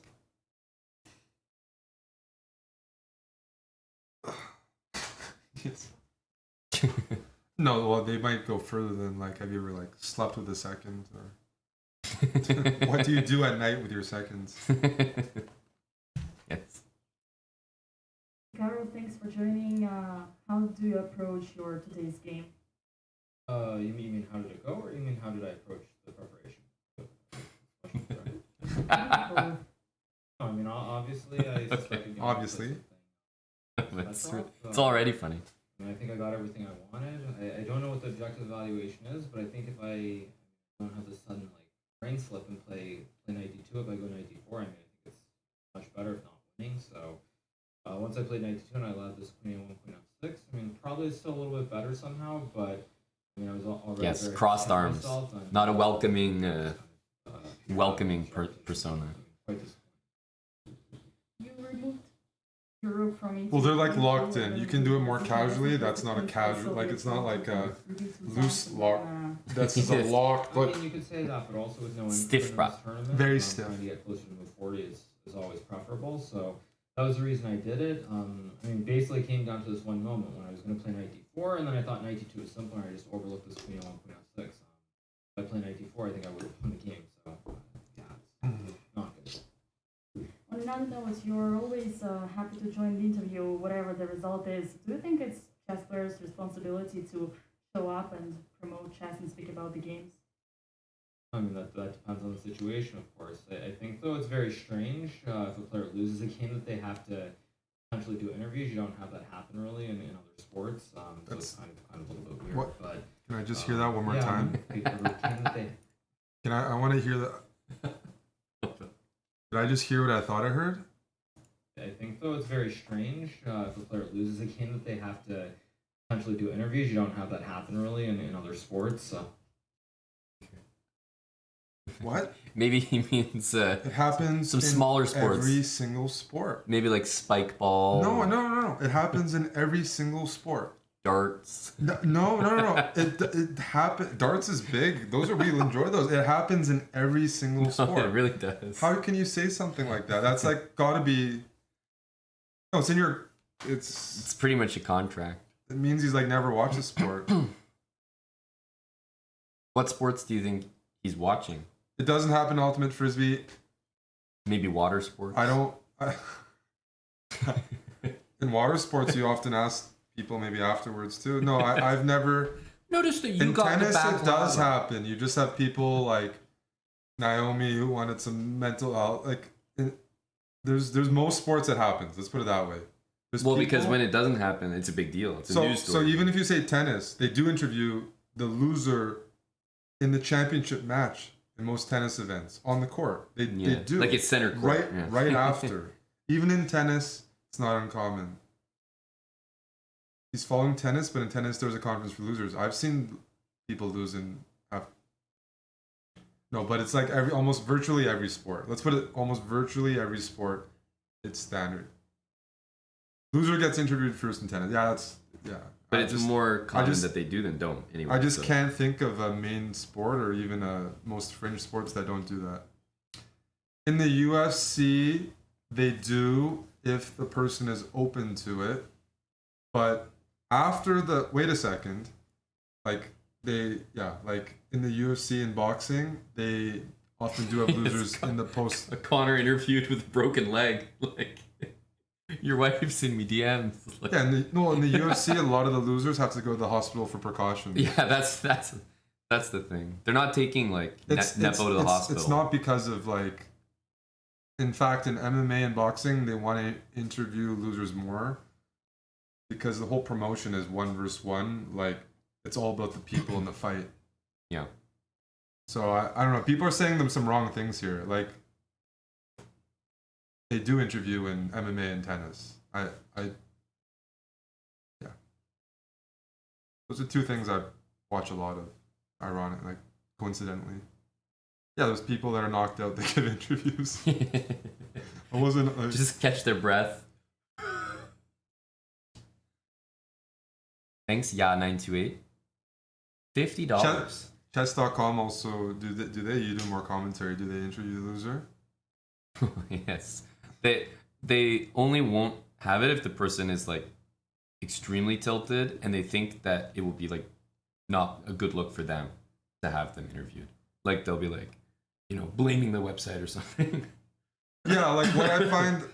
But otherwise, yes, always. Or there could be internet English, whatever. Like coaches who have to answer press conferences. That's tough. A lot of them get fired the next day.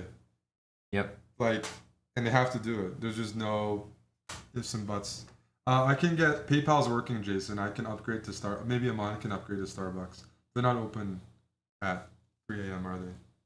You couldn't Certainly get- you not. couldn't get No, Starbucks. no. The the time when I'm buying an XL from McDonald's coffee, Starbucks is definitely not offering. But We can certainly upgrade. Thank you, 928. I just had to pick that comment because it's like that doesn't make sense. People want to see the losers get interviewed too because it's like a raw moment. It's like a relatable moment.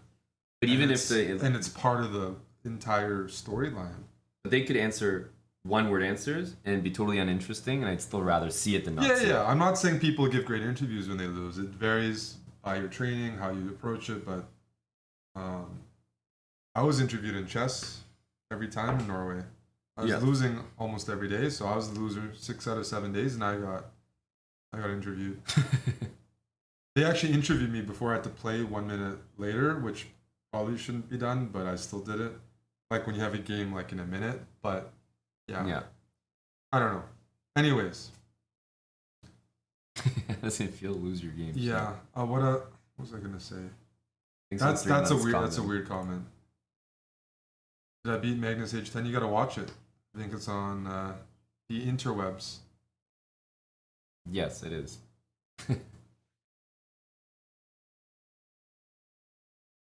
Eric, you lost 7 games in a row. Did I lose 7 in a row? I think I lost 3 in a row, maybe. Did anybody sweep me? Maybe Prague or something. I lost probably 3 in a row. Doesn't feel good. Losing 3 in a row, you want to hide. Not speak to the camera. Avi 8642, 14 months with Prime, 3 months from base 4, TW, 300 bits. Oh, I can't talk if there's a whole wiener in my mouth. So yeah, I said no to the interview because I was eating hot dogs. They're just trolling me. You try giving an interview with a wiener in your mouth. I don't eat sushi. That's all I could eat. Wieners.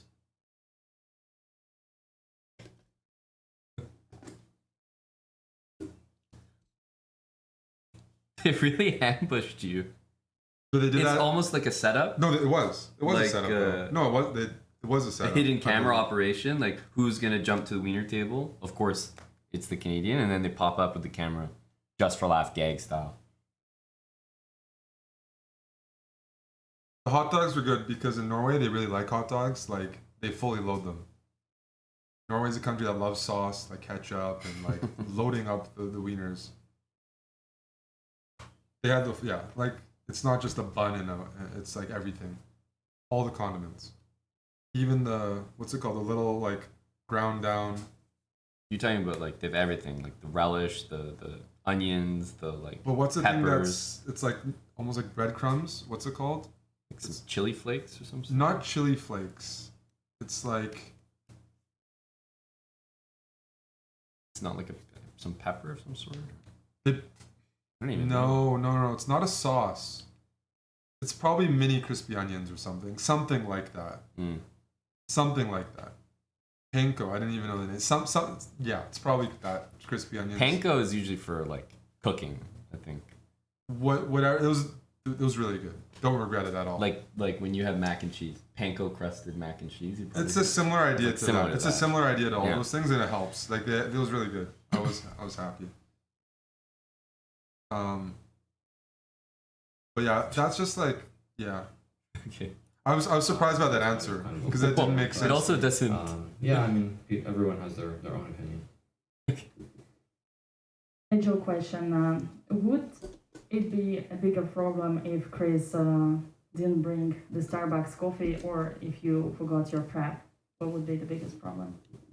Well, I think that depends on the color. I think with the white you can always more or less find a way, but when you have the black pieces, it's much more difficult. Everyone's very well prepared when they play against you, so probably it depends on the color. If you're black, forgetting would probably be more important. If you're white, probably forgetting coffee. Perhaps one last question. You mentioned once you won FIDE Grand Prix that you would stream less, start prepare more for the candidates. Did you still get some kind of vacation, or you went directly into a deep prep? Yeah, I didn't really get a vacation. I mean, I still streamed some, and then even when I was streaming, it wasn't the normal sort of stream because it was competitive events. I mean, we were playing Grishchuk on Drake and everybody else every single weekend. It's not exactly easy compared to regular streaming. So it was kind of a mix, but mostly I was just preparing nonstop. And at least I think I've done relatively well, all things considered. So yeah, that's what it is. All right, thanks a lot, Carol. Friendly interview. Eric, my dog just followed you on Instagram. This is a nice looking dog. Let's check. Let's get Amon's opinion matters more because I love dogs.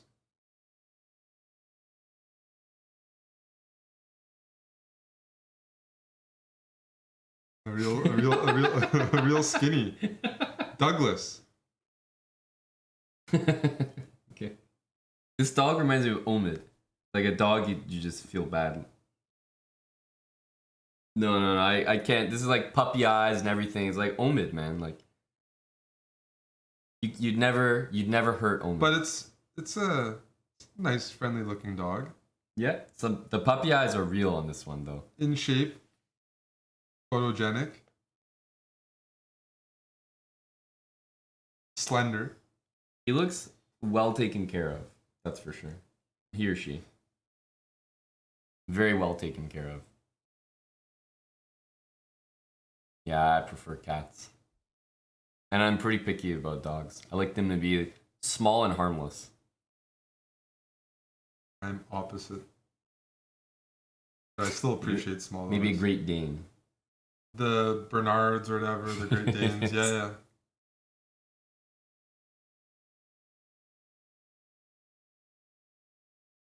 Mepew, thanks for the $5. You see, we timed this guy out and he Mew wants a game for $5. That's to play a game. $5. It's cute. That $5 would get us to play each other. But thank you, Mew. Put it in the cookie jar, the piggy bank. Yeah, I definitely don't like dogs, Goblin. I can say that. Especially the ones that can jump up to like your head level. Those don't feel good.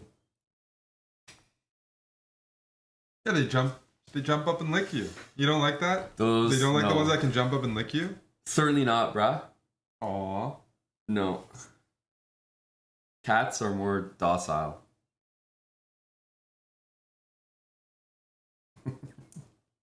Well, not even 5 USD, Adam Hart lover. 5 USD with fees.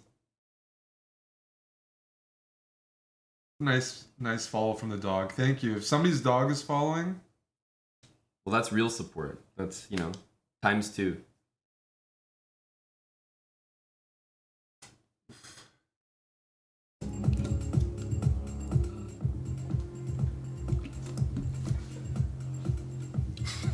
Honestly, makes sense, Pollinator, yeah. Flawless logic there. that sounds fun, Chess Zebra. You don't know when you're gonna. That's good. Jacoby asks, "Can I come over?" A friendly question. It is a friendly question. And someone else asked the same thing earlier, actually. So I'm not sure. We have AC. Well, yeah, I think you're selling it. You came all the way to this room just for the AC. Because it is good here. Either Not all the many, way up or all the way down. Only a few rooms have built-in AC. Yes, certainly not mine. King Komal, man, buddy. I don't know. You're gonna have to ask chess.com. They're not usually up to nothing. I don't think there's a guy that gets particular pleasure from banning accounts for no reason.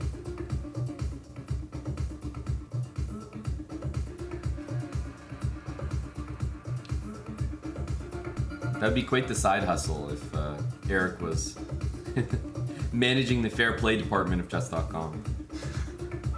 It's less lucrative. Nice to see Dr. Lord Mayonnaise analyzing chess. Yeah, that's part of the reason I'm up here, is seeing him analyze. I was like, wow. That definitely felt good. Cute challenge. 5-minute rated.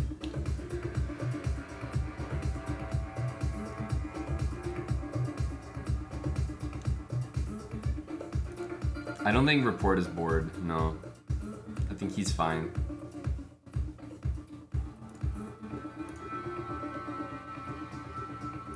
This is a funny username. Chopstick Warrior. Chopstick Hawk Trick. It's like Canadian as well. Just wondering who it is, you know?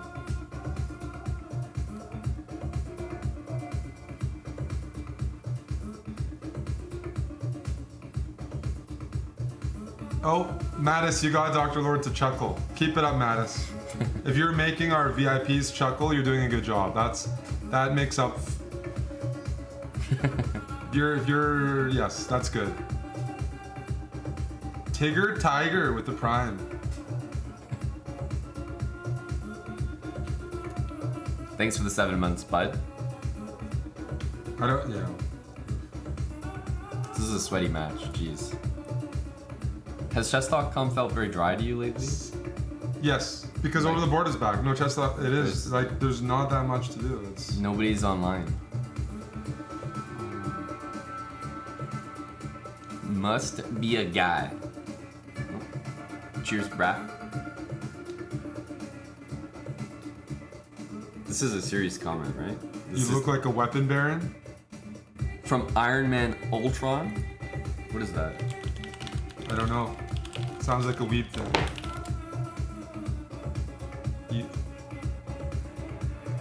I don't know what that is.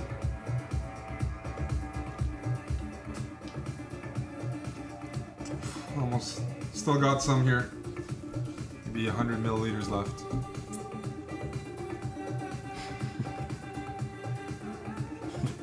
You really had the whole thing. It's impressive.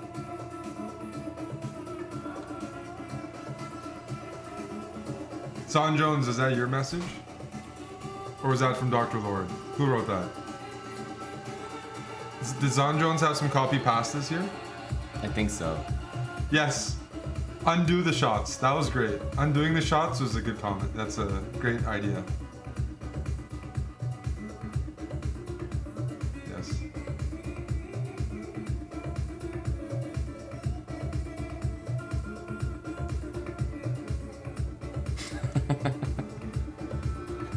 That sounds great. Can everyone check if their PayPal's working? Just try !donate and it might be down. I just want to make sure. We had an issue with chess.com being down earlier, Yeah.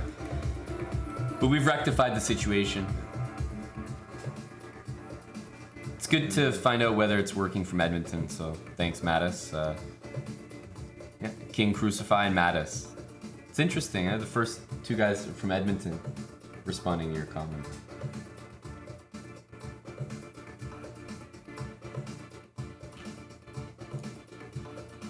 Dude, I lost so much rating last night. Really brutal. I saw Just so brutal. at the end. Because I think I had some wins in the games that mattered, and then none of them mattered. That's correct, Giorgio. It's important to test it on this channel and not other channels. You know, brah?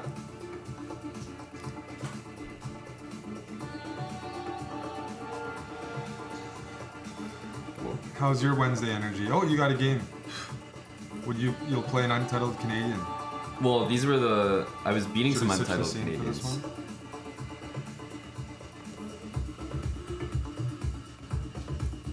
Nice big cam for you, brah. It is a serious username. It's kind of bothersome.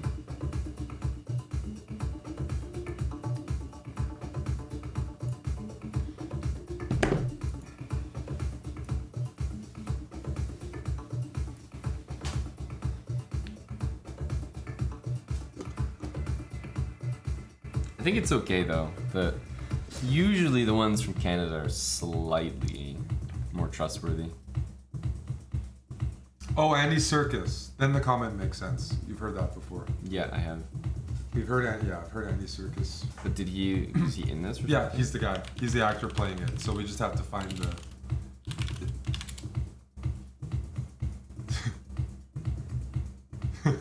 This.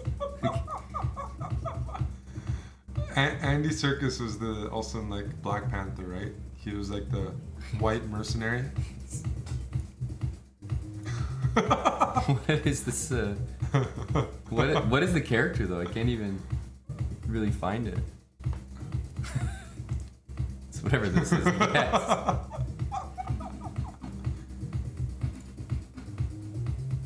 Okay. It looks very alpha there. Yeah, looks pretty aggro. Aggro and alpha. Somebody said your opponent might be a bot. quite possible. But I'm playing more like a bot right now. What kind? Well, it's June. What kind of bot are you? Man, there's a lot of ads in the metro for like preparation H and stuff. Like, it's like, think you're a top, you should get checked anyway or something. Preparation H. Yeah, there's some. Is that a? It's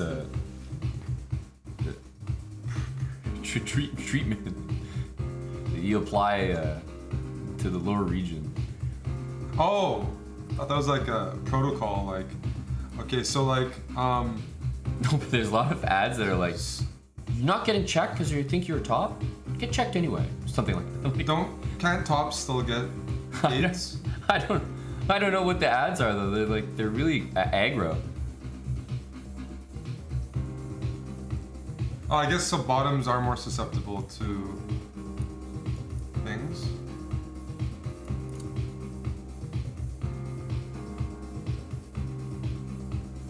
Interesting. Hey, they're in the metro. They're there for everyone. It's not just me.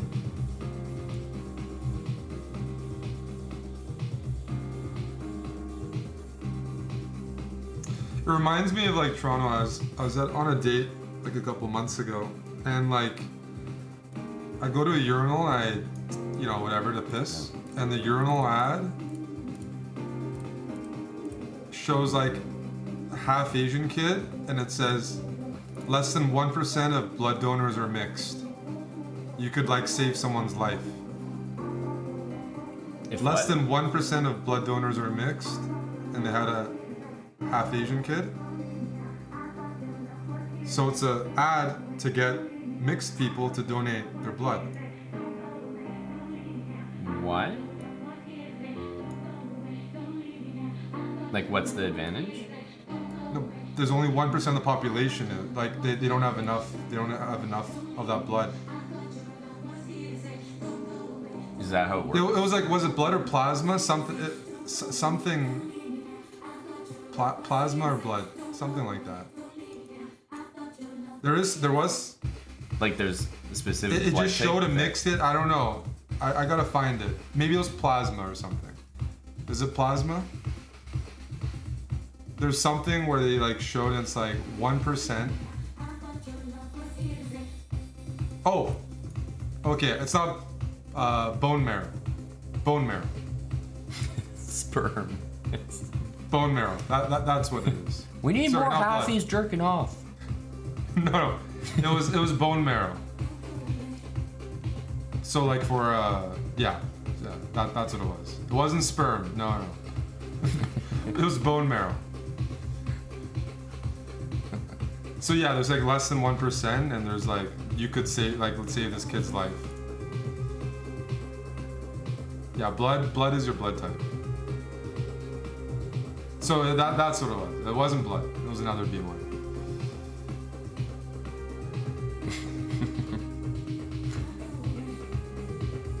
And yeah, so they said less than 1% of bone marrow donors are mixed, and they show a little kid. Yeah, it's like those hunger ads that used to be on TV. They really get you.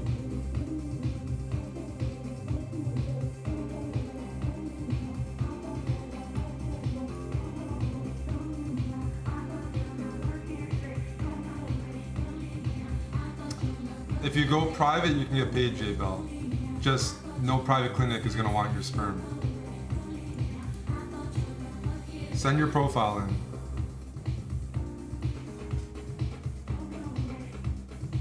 If the kids want a horse jockey, if the parents want a horse jockey kid, they might use J-Bell. Body type.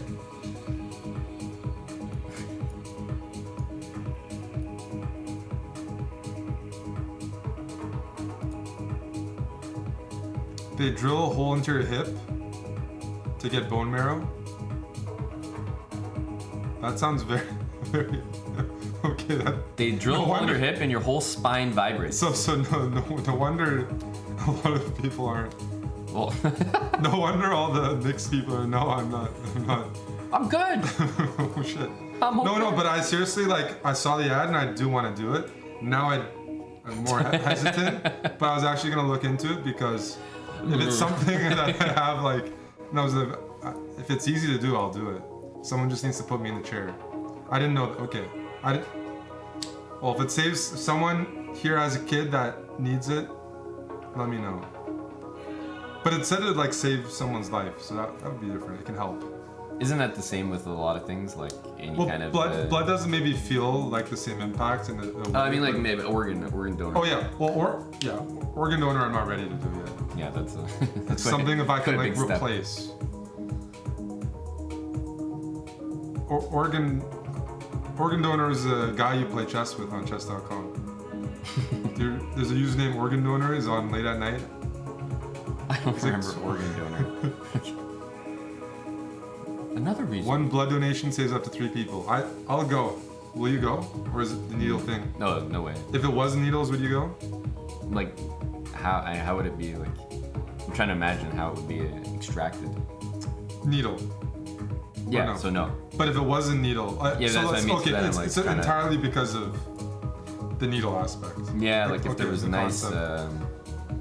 I can't even like Cause like conceptualize, but I had my blood drawn maybe like 10 years ago. No, 15 years ago. That was the last time. Hello, Tommy. Petty Swams, 45 months. Thank you, Petty. I know lots of people scared of needles, though. That's pretty common, right?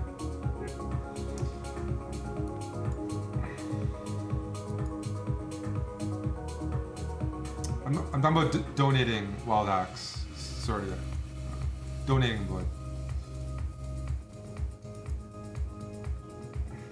But I don't think, yeah, I don't remember the last time.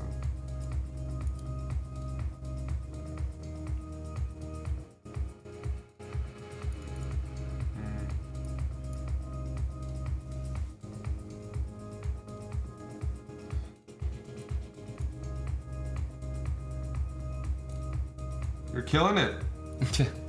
Yeah. Keep it going, keep going, wow. beast. Really rough first game. Swindles, thanks for the 17 months. Petty, appreciate the 45 from you. Yeah, no, I couldn't. Oh, St. Louis Chess Club. Your friends from the St. Louis Chess Club are here. The Siddle Chess Club, thanks for the raid. Thank you, thank you. 20 people.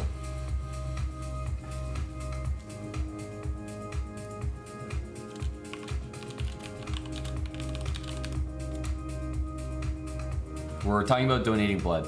Welcome.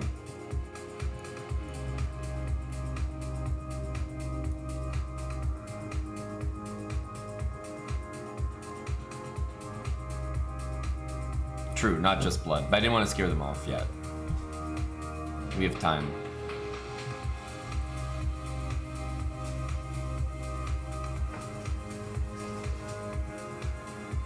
Do you know your blood type? I don't even remember mine off the top. No. Jeez, I need to. I know it's not a rare one I'm because gonna I go think to I think if you have a rare one, then The- you should know it. Yeah. But Tommy says all blood is helpful. No.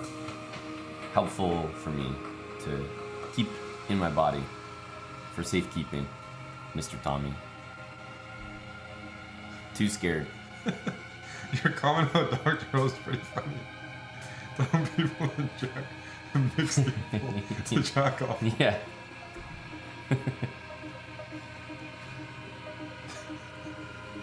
I can see it, yeah.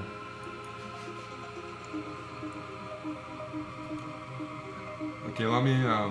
You can just check Where's it. Where's or- Moj? No, Moj. If Moj is watching or Johnny, you want to go to a clinic and donate some blood? Maybe I'll weigh less. We need more mixed people jacking off. It's a big issue in society right now.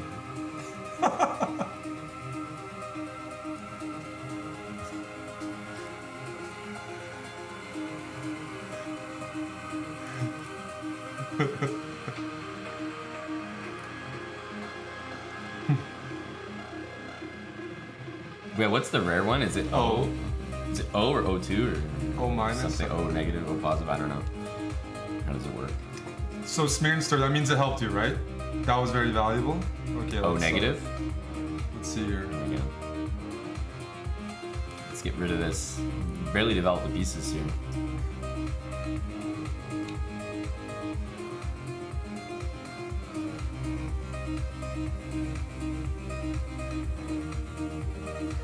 That's right, Giorgio.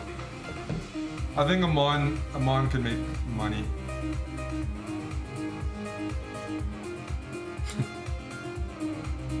Okay, let's look this up. J-Bell, do you want to go donate some blood?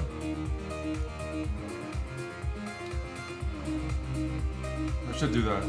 Let me message Moj right now. J-Bell's keen. He's keen to ride out with the homies. Malone Ranger, 81 months, tier Ask 3. Moj and we can find a place. Thank you to the Malone But Ranger. what did Tommy just say?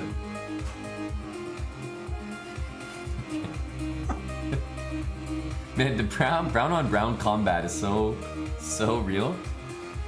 My blood type is AB Shakespeare, brown and annoying. Tommy. It's a good comment. It's a strong.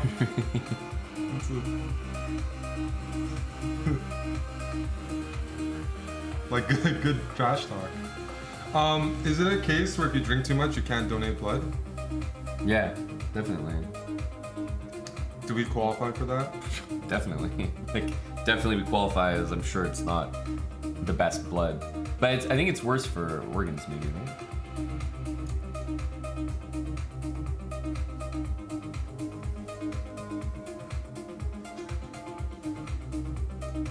I think it's the Ralph. diseases. FK got this for Ralph, 20 it's months. not about over the phone. It's about talking and learning from the chat. I don't wanna, unless I can phone you, Ralph. If I can phone you, then I'll ask. Who phones these days? Yeah, it's definitely archaic. Well, it's just hard to even get in touch with the people you're trying to get in touch with. We have Tommy here, Ralph. Tommy's a good resource. Seriously. Very good resource. And we have Dr. O. Skiskis. I believe Skiskis is from Norway, and they're a 63-month subscriber. Oh, I won't like go somewhere without asking someone or something. We don't leave the house very much. We definitely don't leave without some knowledge.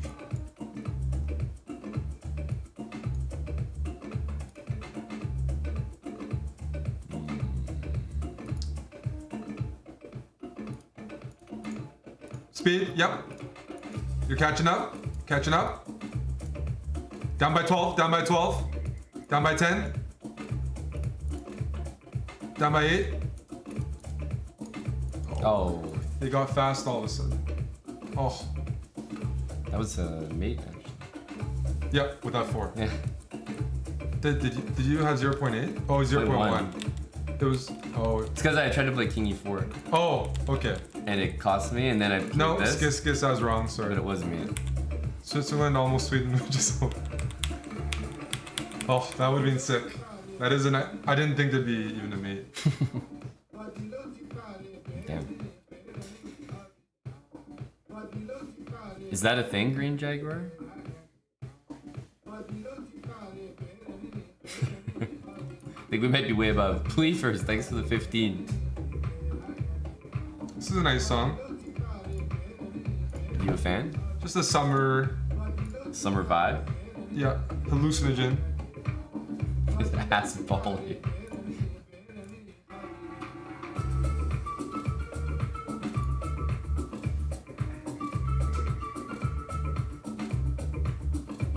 We have a lot of fasters in the house. That would be Yeah, that'll be no problem. that'll be the easiest part. I have not had food in 15 hours, I guess. You're impressive. Huge.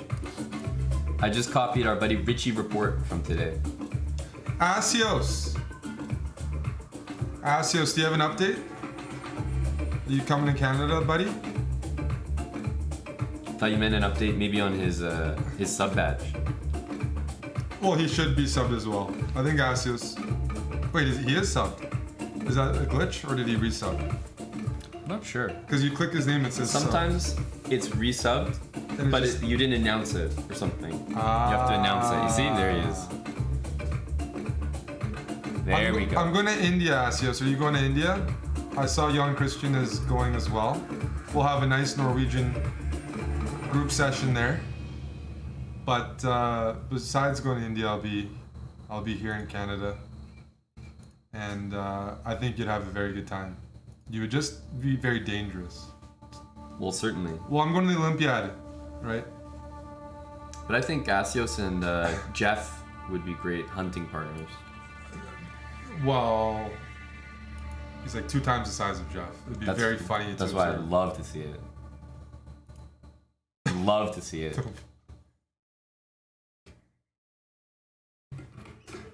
M425. Thank you for the resub.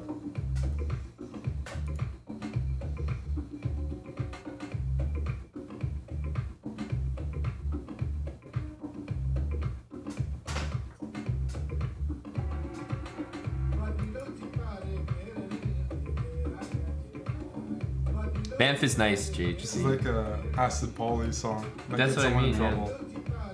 Your cheers from Toronto as well. It's funny. Oh, this is in La Valletta. That's an area in Tulum. Definitely not where I thought it would be by. Koletsky, and this isn't. I didn't either, and that's in. There we go.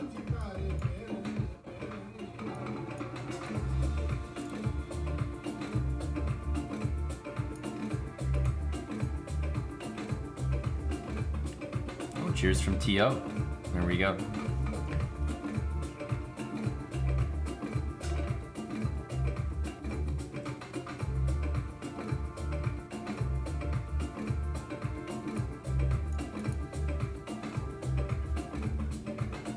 It's true, Auto Chad. Definitely activated some people. I did ask Jeff. I'm waiting to hear back. About what? But no, Okay. A big mission from the boys. An undertaking. Skis, you did miss Amon's recap and interview analysis. That's a big loss for him. Well, sure, Joe. If somebody offered me a house in LA, I probably wouldn't say no. But you know, it's I don't know, Sleazy. I'm not even looking at the position, dude. not the cheapest. So you remember the place. first game I played? I just blundered a piece. It's all about the resources. Need some resources to make it work.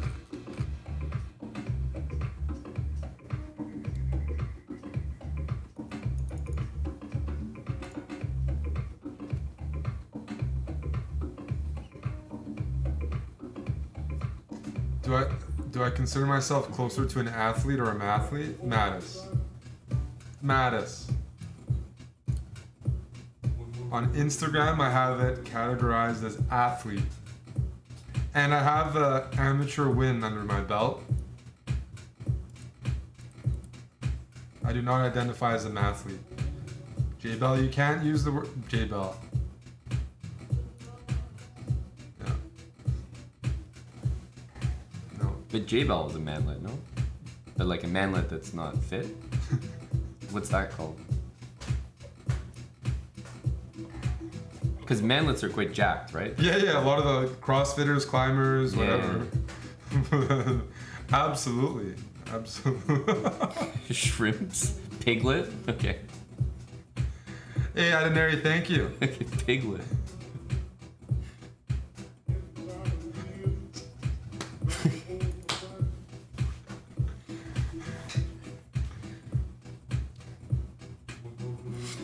Shrimplet?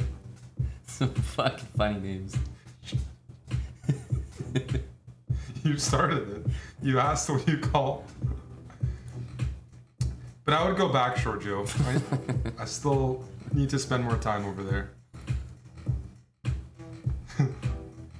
Shrimplet.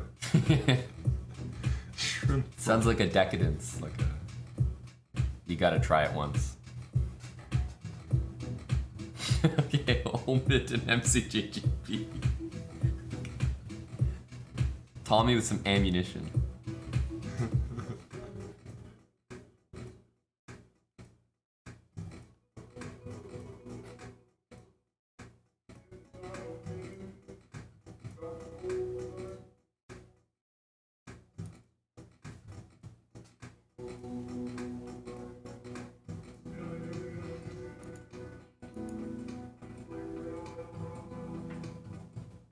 Yeah, I forgot this guy's just insanely fast. Your friend Gilbert Burns. Yes. Yeah. He's a beast. Big Gil.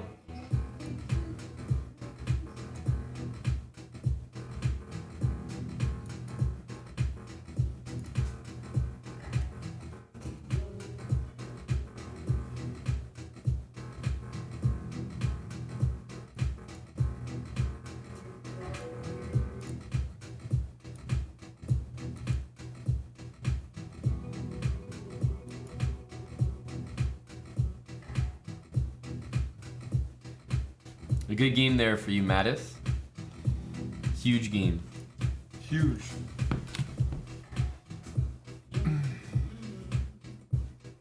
Hello to Boris and Ralph. Yeah, Boris has been more active. Notice like he tier 3'd and seems His life seems to have improved. Exactly. Yeah. Exactly. Good choices were made. Go Boris. He even started chirping me.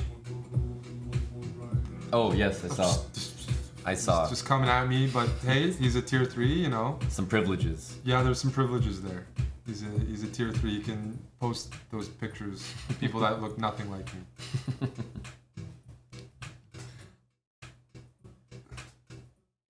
Hey Maloof, good to see you again.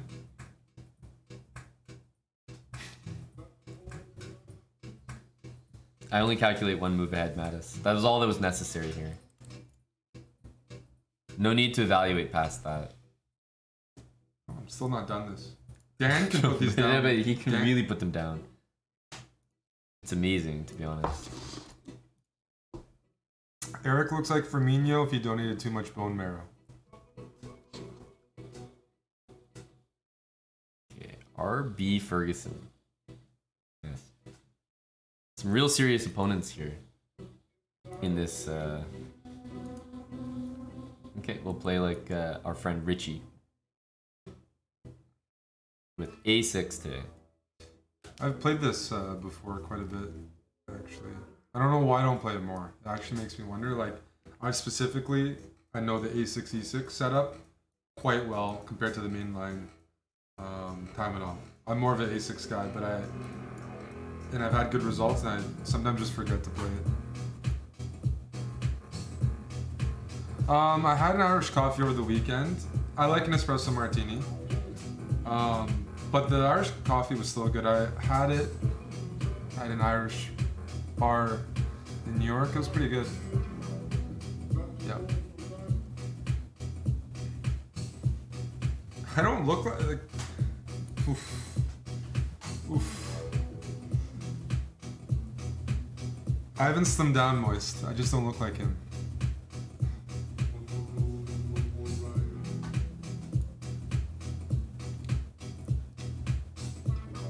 You have a great position here.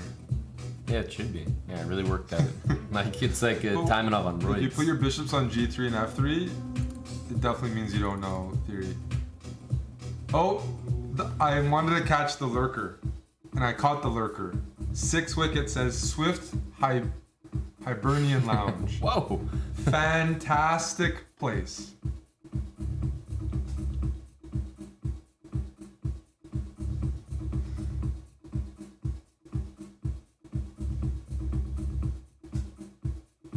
There was some talent there as well. Wild Hacks. There was some talent.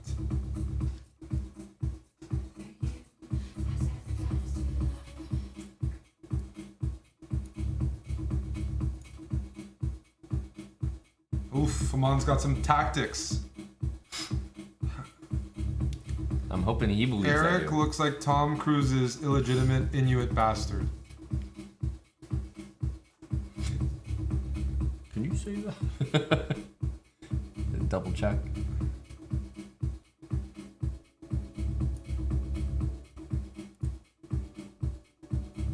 You got a few laughs out of that.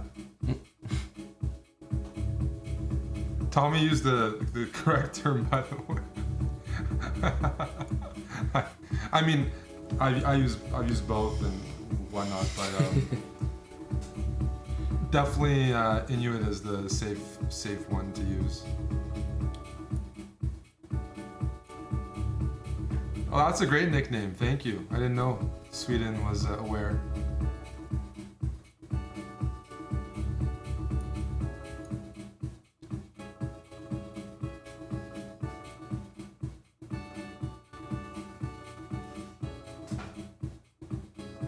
This is an exciting game. Yes, really shouldn't be.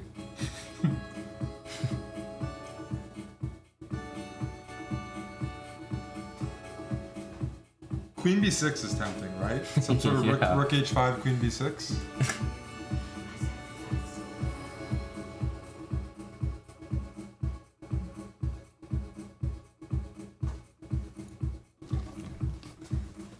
Play a low T move. I agree with that. But you're the one time you gotta pick something. So it makes sense. Mr. Ferguson. It's low T, but it's a good move. It's a good move. It's good, man. It's good. Like queen g3, queen b6, knight d5 is what I'm analyzing. Bothersome, huh? Well, you have bishop d5, fortunately. Otherwise, if e5, it is bothersome. It's still bothersome actually that they can just you don't have like a mate yet or something. Mm-hmm. But we have faith.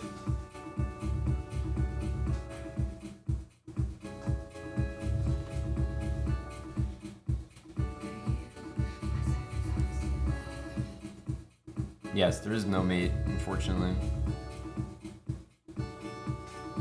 I'm considering castling, like we discussed earlier today, Mattis, with my rook. Rook f8 first. That kind of castling. Ubers in Toronto have been 5x lately. Brutal.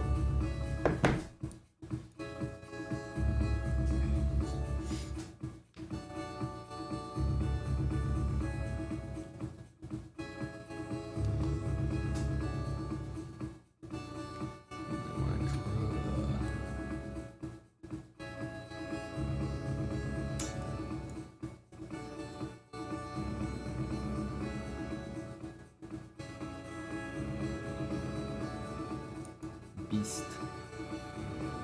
Now you have chances. Flag him. Flag him on. Let's go. Check. Yep. Speed. Speed. Yep. Speed. Down by half. You're up. Huge. That's a huge win. I saw so far ahead there.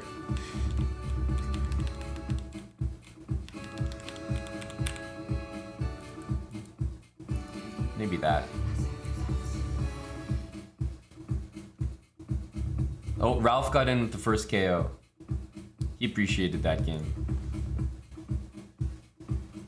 Fire, why are you censoring the word fucking? Yes, Magnus swears. He's human. But maybe this guy's, maybe he took like a vow not to ever curse. He could be like one of those monks. I gotta share something with you. Magnus fucks as well. He does swear. That actually, that does need a confirmation in chess.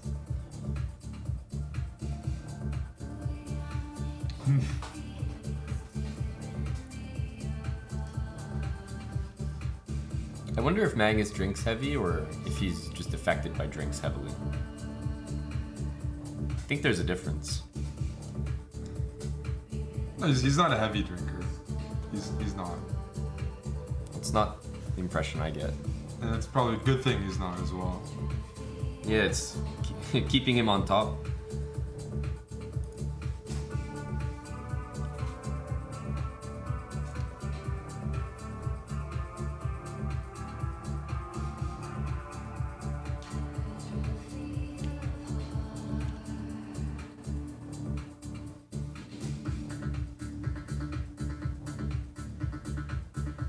Is Asios immune to alcohol? Eric? No, like. No. But he's steady. He definitely is not like sloppy. But I mean, I don't know. The guy can be put down. Well, the snooze hits me really hard. Yes. So like, just. Oof. Asios didn't win a game against me yet, by the way. I beat him like 50 times in Norway. 50 times. Like I didn't lose a single game. The customer. The entire trip. He thought he wants to try this online on Lichess at some point. If we play an Ultra Bullet match, 15 seconds each, he'll score 1 out of 3 against me. And I'm like, he's delusional. He's just delusional. 1 out of 3, like that's over a large sample? Yeah, but still like. Or does it mean 1 out of 3? Any sample. Just no. And I had to, like, he didn't win a single game. I think I got late in Norway because at the chess pub, I would beat him, like, all the time. Like, he would be a customer that's almost like a paid actor. He would come in, tall Norwegian guy, hey, I can beat you, blah, blah, blah. I'm like, okay, sit down, beat him. And I think it looked good in front of the crowd. He was, like, wingmanning me by, like, being my customer. It was really good. Good guy. Yeah. That was over the board. I'm really bad at over the board. I'm very clumsy. Anyways, we'll try it at some point. Yes, 10,000 games. How to say you're on the spectrum without saying you're on the spectrum? Let's play 10,000 Ultra Bullet games.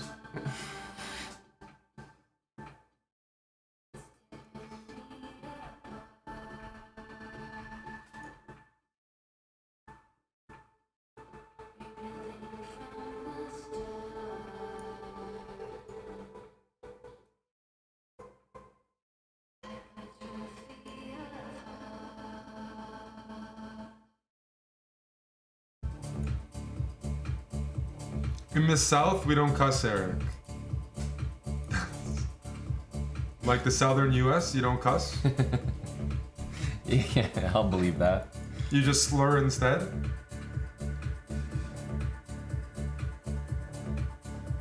I've seen chicken pants cuss. You're gonna cook yourself some sausage? Okay.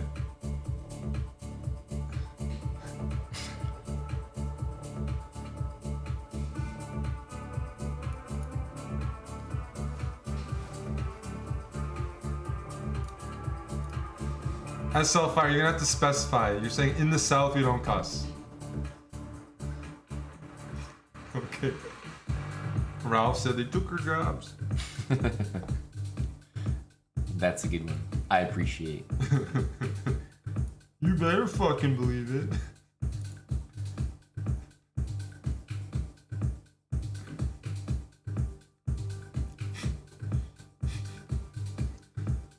Hello, Bogo. Bogo.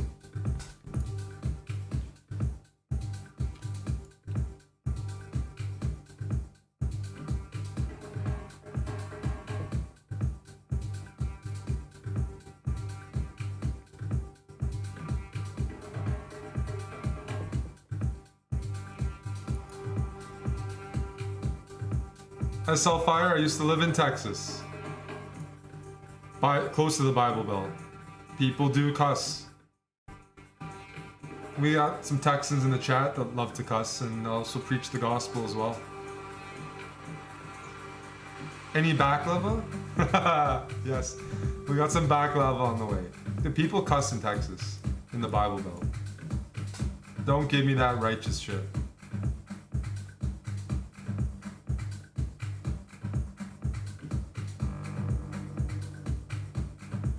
Eric, can I lay my head on your hairy chest? I don't have a hairy chest. So that's why the answer is no? That's right. It's sad. If only you guessed correctly. I don't have hair. See? No hair. Some skin. Just a very little bit of skin.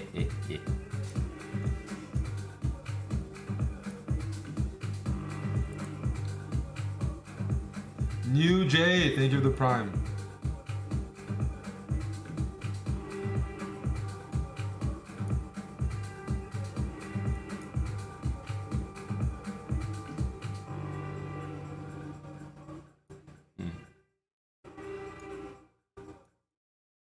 E4 is pretty brutal.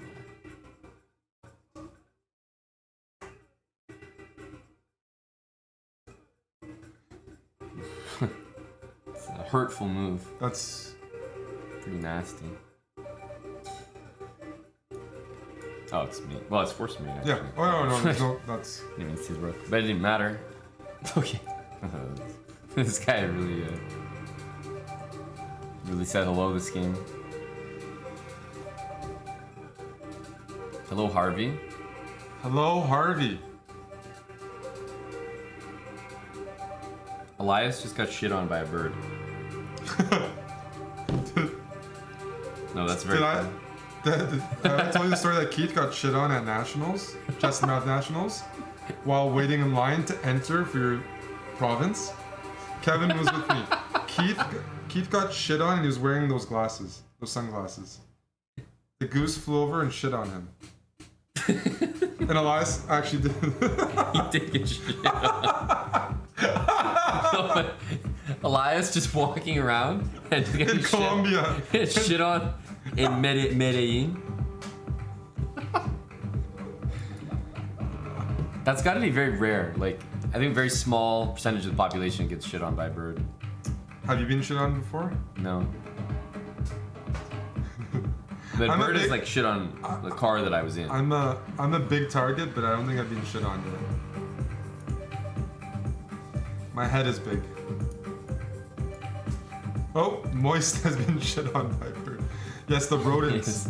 The rodents being Selective targeting. yes, the bald eagles. At Soulfire, I lived in both too. People love to cuss in Calgary, and maybe not as much in Texas, but plenty of cuss in there. But probably not as much as Calgary. That's definitely. I definitely believe that. Some of those southern gals takes a bit to get the swears out.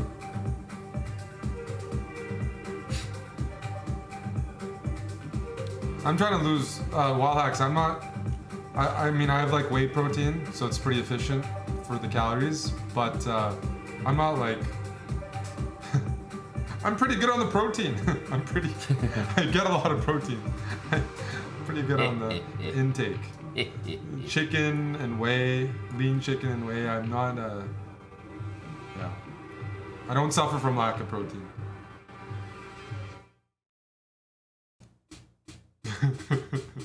Yes. Eric, I get my protein Hansen.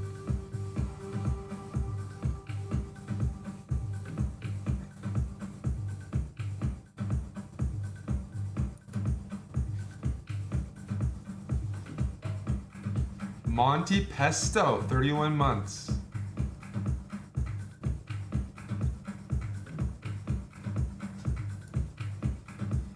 Eric hangs out underneath birds' feeders, looking up with his mouth open, waiting for that avian butt nectar.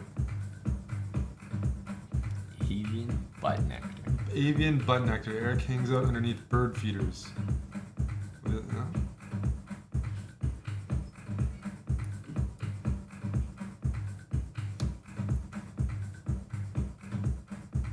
Tommy, that one flopped. You only got a laugh from Boris Brodsky. That's a flop. Yeah, but Boris is the. Boris is, He's the compass. yeah.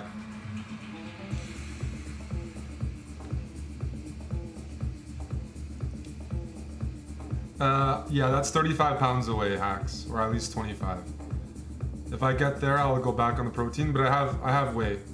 I have gold standard isolate. I think it's good. You know, tastes good.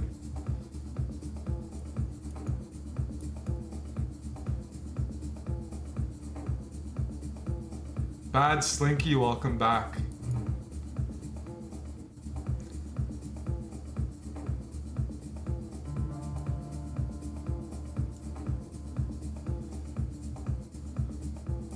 So, I got protein. Yeah. I mean, I got muscle. I just have a lot of fat covering it, you know? The way she goes.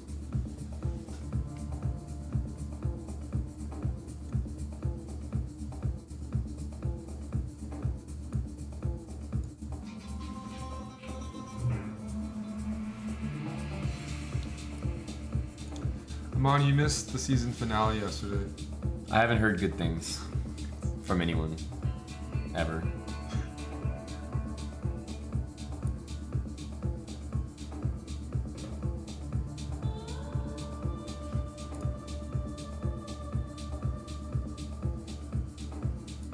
Shamoran, 10 gifted subs. Keep it up, buddy. If you win this, I'll gift 50 subs.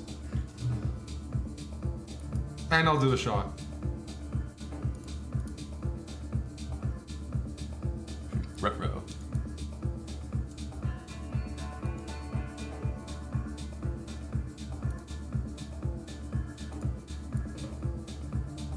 Oof. It's tough when the night has. Yeah, that's. Speed. I'm not fasting. I just haven't Oh, eaten. that's not takeable.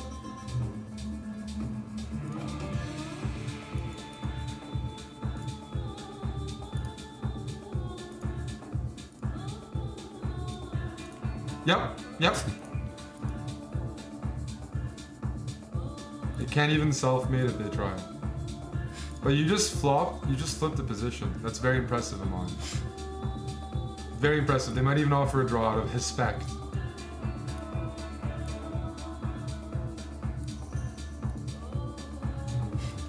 Shamoran, thanks for gifting a sub to SL Fire. Johnny, do you want to donate some blood? Thanks, Bad Slinky. Monty Pesto. Super Patser. Nuge. I'm not a crypto guy. Like, I don't give out crypto advice. Does anyone nowadays?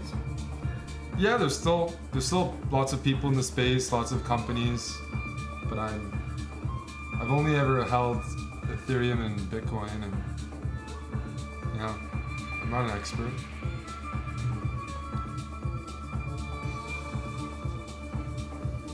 Is that true? What Tommy's saying? You can't donate blood within 3 months of anal. I could see that. That sounds being no. That sounds case. that sounds correct.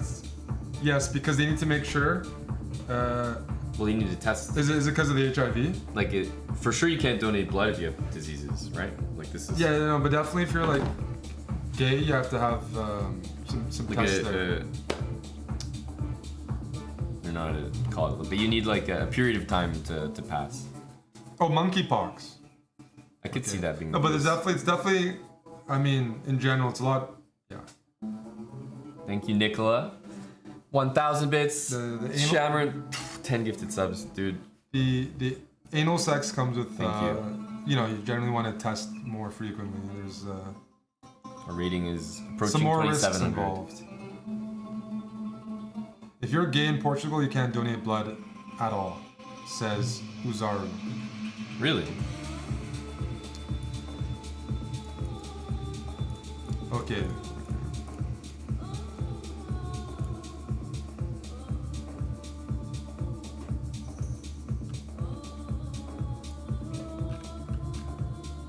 Oh, they just changed it. See, yeah, my info's outdated.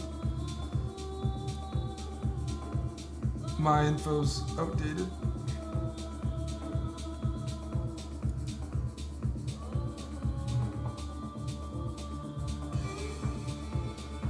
So Johnny might be able to test, donate. Okay. Johnny, Moj, and Eric. That's a sturdy blood crew.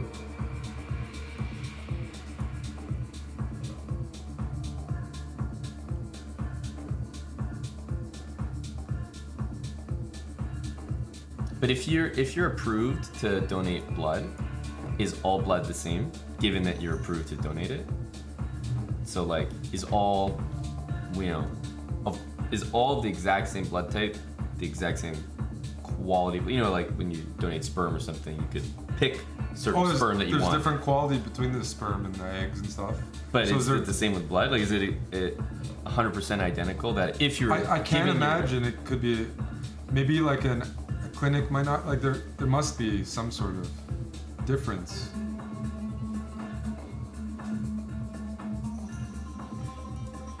Asios, have you sold sperm before?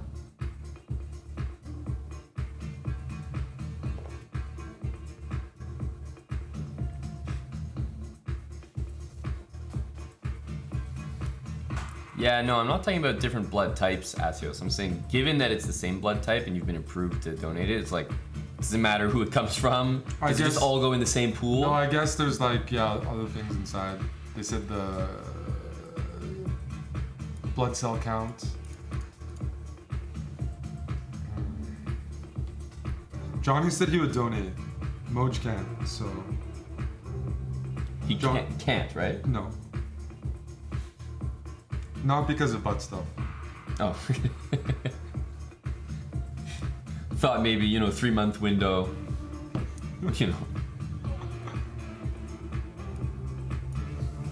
A lot of girls I've been meeting recently have been freezing their eggs. Have you met? Do you know anyone who's been freezing their eggs?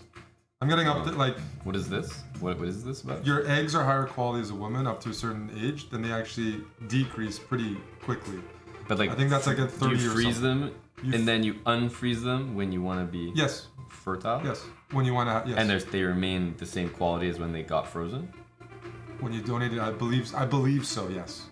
If you donate them when they're at high quality. I'm serious. Because they're higher quality in your 20s or when you're most fertile. Yeah, for sure. It's like no, it's like yeah.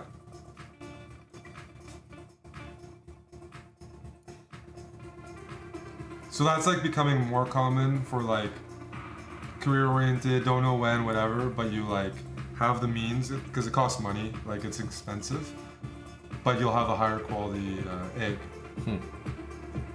Definitively higher quality.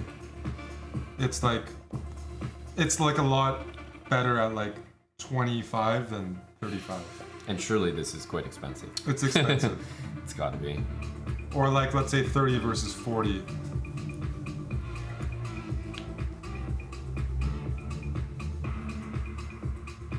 Where do they keep their frozen eggs? That's what they're paying for. That's what they're paying for. Yeah, yeah. Can you have kids at 40? You can have kids way past 40 while acts. Way past 40.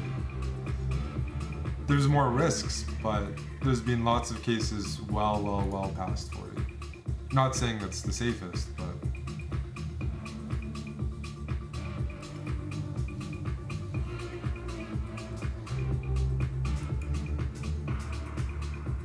my mom was close to 40. Yeah, there's people in their 60s. That's right. Saw something last year, maybe a 67-year-old. Wow. That's like it was like in India. That one was definitely like looked a little scary, But those are like feats of the those are human. feats. Like, But okay. 40 you can, 45. It's technology's improved as well, so technically. I can only imagine it'll it get only later gets and later. It should, yeah. And then freezing eggs helps. Because surely you'll eventually get to a point where you can just sort of like have a kid like whenever. Like you freeze your eggs or something. And I'm not a fertility expert. The chat is. The chat is sharing info.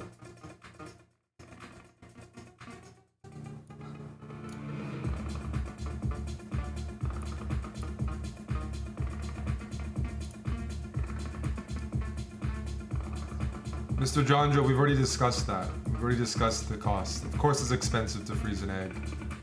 Somebody's maintaining the overhead for your egg for a long period of time. And it has to be perfect.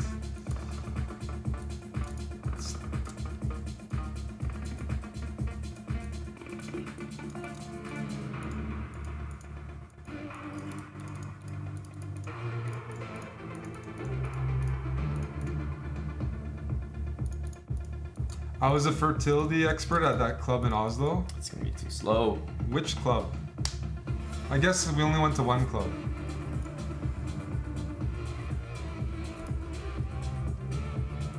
I was a lack of fertility expert. That was a fun club though. That was a...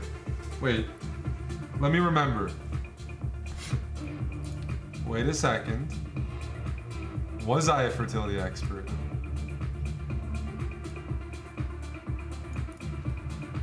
Yes.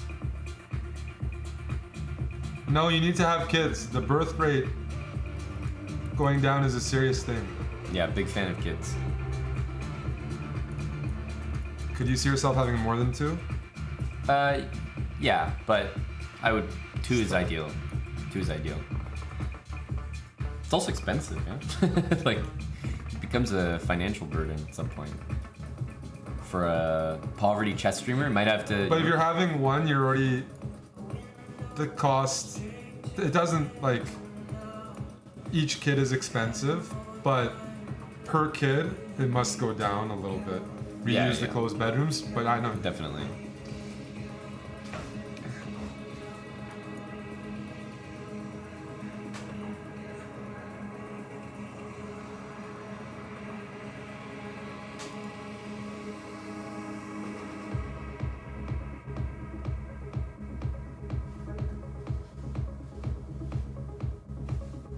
Six kids is definitely a heavy roll, for sure. It's also hectic.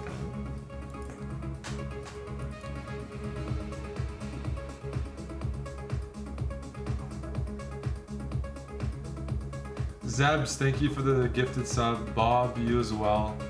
Hello to Nicola.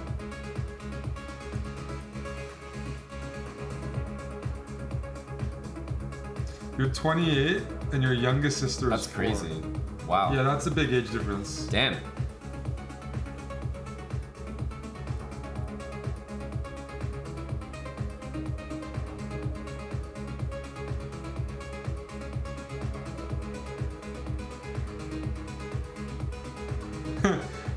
El Gaisto says, none of your ancestors failed to reproduce. It's quite the achievement if your bloodline ends with you.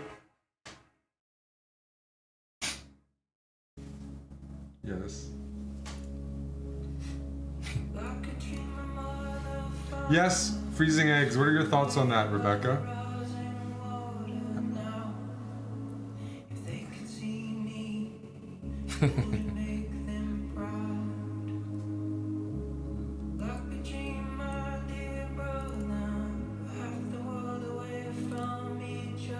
Thanks for the 43 months. Vexy, welcome back. The ladies really gravitated towards the discussion, I noticed.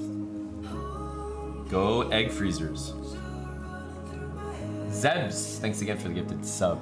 Yeah, you got Shamaran, who's gifting subs themselves.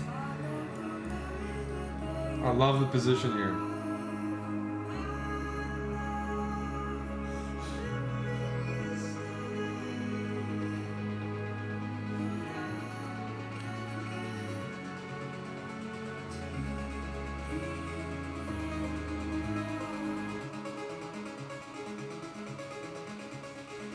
Oh, we have Mick Naster here.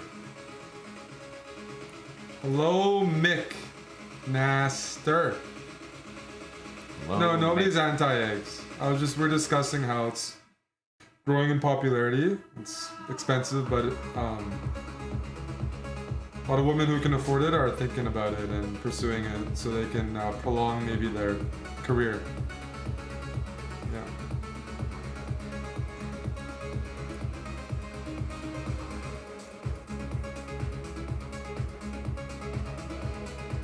Have you sold some eggs, Vexy?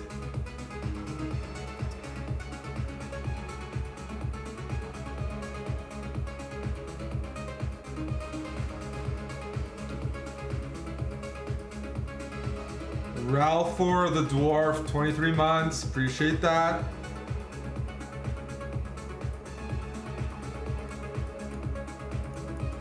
You almost sold your eggs in college when you were broke, but you decided not to. Is it you just feel bad, just a moral thing there? Inflict your ginger genes on someone else.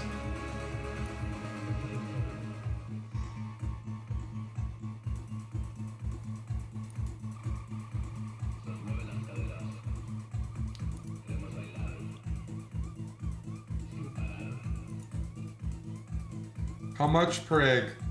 May I ask how much per egg?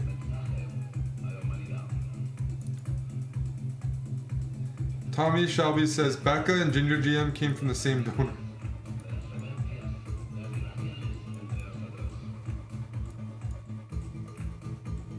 £1,000 for the egg. That was a good Tommy comment, by the way. £1,000 for the egg. That doesn't sound like a lot. I thought it'd be way more. I actually thought it'd be way more, by the way. That'd be like 5K. I have a family member that paid a lot, but that was like selective and stuff. Paid a lot for yeah, an extended family member. No, yeah, 1K. I depending on where you live, unlucky.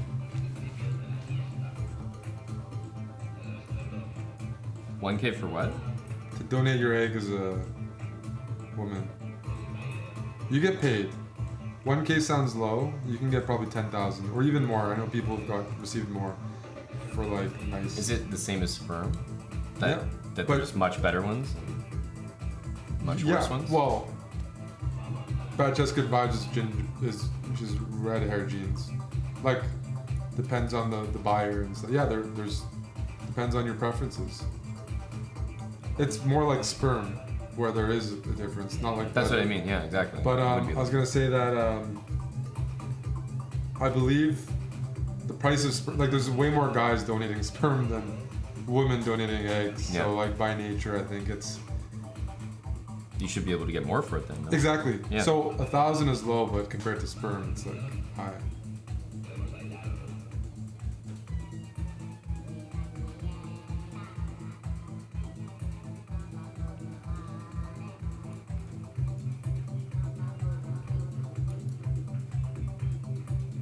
Harvesting eggs, but yeah, this is like mining Bitcoin or something. Really, could make a whole thing out of it. There's probably like maybe a full-time egg harvester.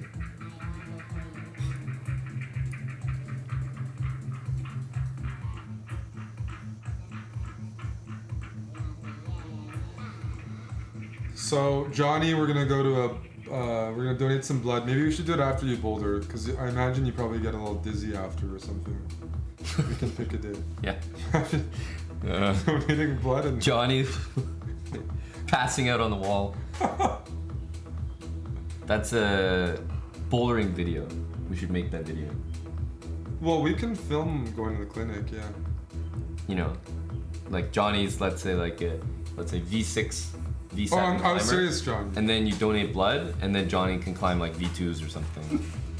Like you suck his ability. Oh, I don't boulder Spenny, but those I don't know the spots. You can probably tell I don't. You've donated before, Johnny? Okay. Yeah, we can do Red Cross. I don't know the spots. Red Cross works for me. Sounds like a good deed that I should do.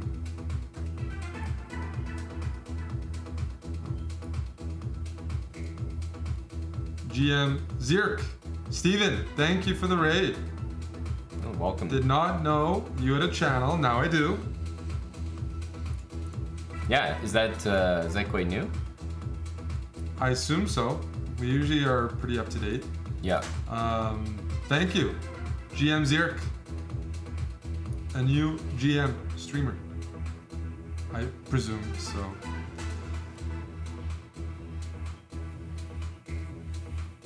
Yeah, so I have a second cousin that paid 6 figures for eggs and has 2 really cute daughters, and he's a lifelong bachelor. Wow. An inspiration.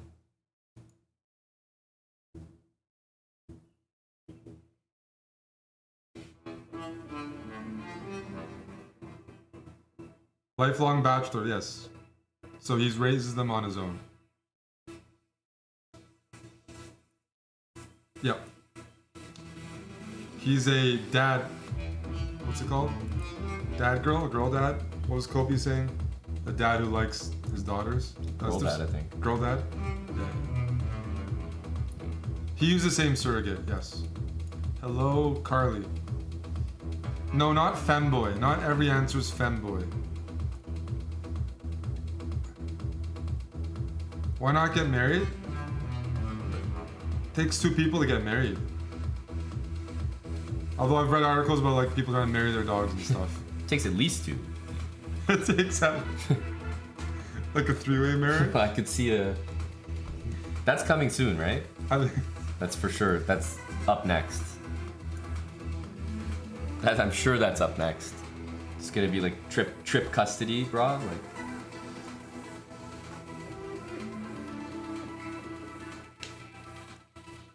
Is it already happening though? I'm unaware. one chick married a lamppost. Okay. No, but they're marrying anything these days.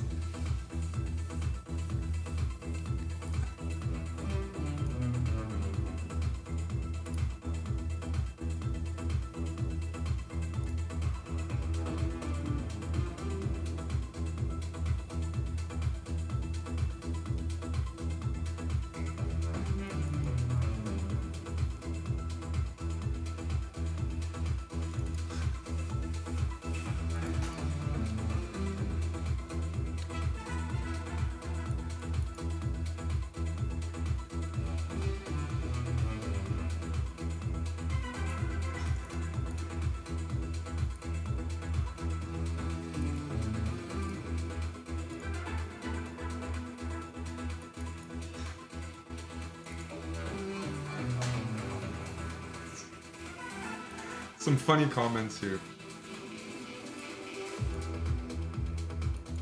What the hell is that? This is like my game against Yesipenko. I almost lost it. I had the rook, he had the knight. Should have won that game.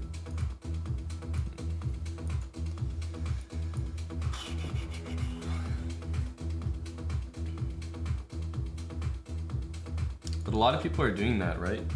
Like get literally married. Are they marrying and then adding a third? Like that's very common. Oh no. But like have 3 people at the wedding.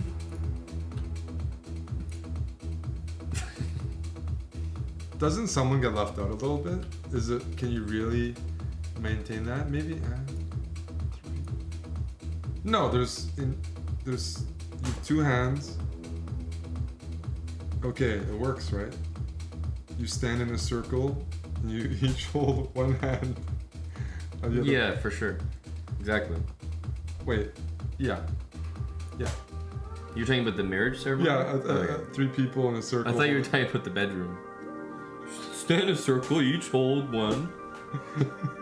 And then somebody's still. you're jerking off. Somebody's still left out, right? Isn't there? Wait, how do the number? Well, it depends who's in the mix. Depends if it's MMF, MMM, FFF. Because like, Or maybe like MFN, like, you know, like neutral bra, like you don't know what's in there. It could be like a regular marriage and then a lamppost. Like you add a lamppost to the marriage. Yeah, here's my wife, Jane, and this is Young and Dundas. We've been together for a while.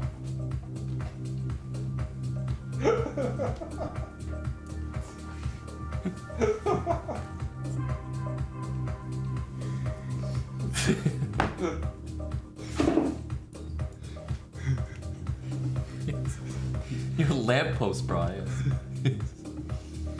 But that's for sure the future. There's gonna be a South Park episode about that. Have you met our son, Union Station? Like, it's for sure coming. That you're gonna have people in the family that are just like inanimate objects. Or like ideas. Like, it's happening. I'm sure of it. There's already a documentary about that. There you go. Doesn't surprise me. It's on Netflix.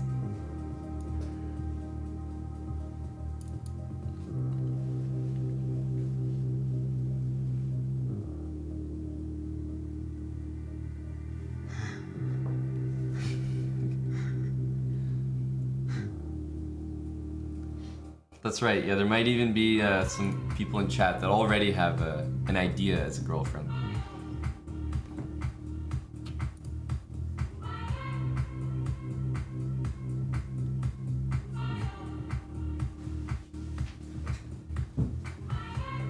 Crybaby Carly, thanks for the 10 months. Man, the ladies really do come out for the egg discussions. Mm-hmm. It's impressive. Yeah. Thanks, Nabby G. No, the eggs Carly. are sacred.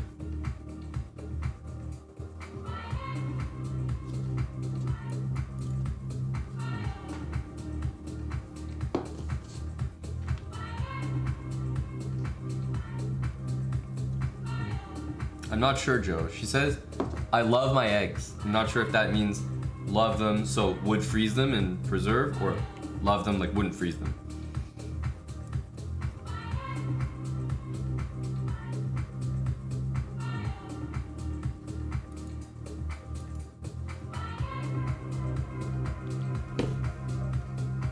Do you like what Moj just typed? Yes, I do like what Moj just typed. It might mean there's gonna be a night out. It definitely summons energy. What can I do for you?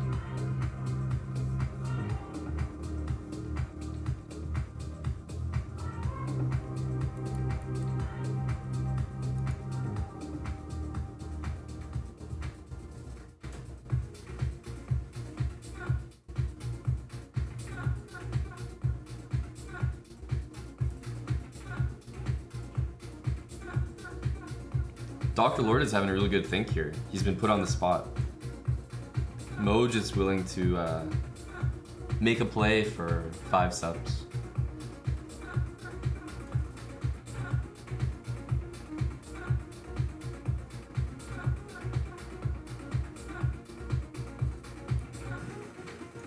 See ya, Carly. Yes, that's it. That's the move. Big move. Wow. Huge. Whoa.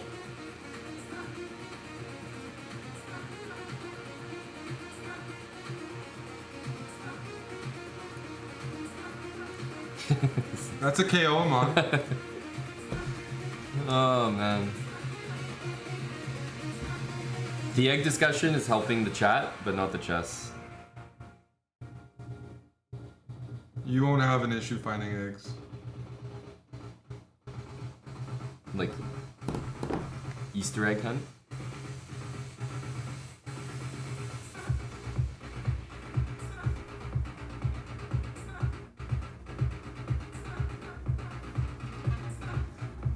Oh, if donating blood was for a quick Cinco, we might strap Moj up to a tube like perma. Mad Max.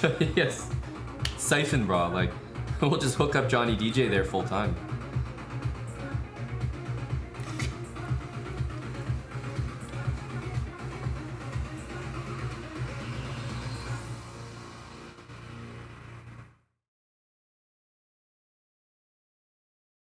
Yeah, the concept of donating blood is one thing, but like when I start to see those like bags filled with blood, that shit makes me really queasy. Bags of blood. Are you asking Eric, Johnny? Yeah, Johnny, there's some events tonight. I probably will go. There's a tech conference that I'm going to attend tonight. Collision. But it's downtown. Is Czech going? He doesn't have a ticket, but I'll see if I can... He can be worked into a I situation. can't imagine Yeah. He couldn't get in. So, he should be able to get in, so... You should bar hop tonight. I'll be nearby. Yep. There's a lot of tourists downtown, Johnny. A lot of thirst. Adam Hartlover said, donating plasma funded my whole college. Sometimes it is worth it. Like, did you go to like community college or or did you donate a lot of plasma? Which one? Seems like a serious comment though, eh? Well, you know, my guy could have done like, you know, online George Brown energy. Like, you know, got a few $100 from some plasma. Really helped me out. was able to buy Premiere Pro. But what's the thing with plasma? How does that get donated? Is that the hip one? Did we talk about that? Bone marrow. Oh, so what's plasma? Isn't plasma like? How do you donate I'm that? not a science bro. It's like close to the blood. Like it's like. Or Isn't like, what's plasma the difference? It's like. Oh. But you get more money for plasma?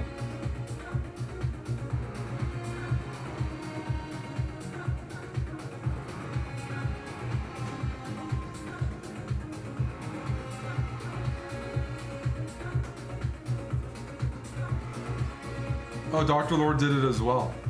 Wow. Is this like a different culture thing? I never even heard of this in Canada. McNaster says the plasma rifle is easily the worst energy weapon. Well, the U.S. is generally like the most capitalist place. How often can you donate plasma? Tommy is approving of the chat's answers. They Interesting. pay up to 100 per plasma donation. And you can do 2x per week. I've heard of this. Like, that's why I thought I Two brought times per week? So Up to $800 $100. 800 a month, I'm on.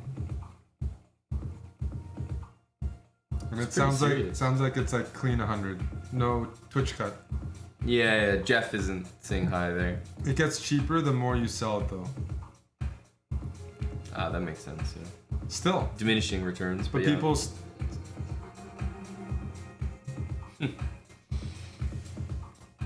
You feel like shit after? Yeah, but there's a lot of things in college you'll do for. Oh, yeah. But in college, you'll spend money buying alcohol and drink it and feel like shit after. This is the opposite. You're getting paid to feel like shit. Interesting. Noted.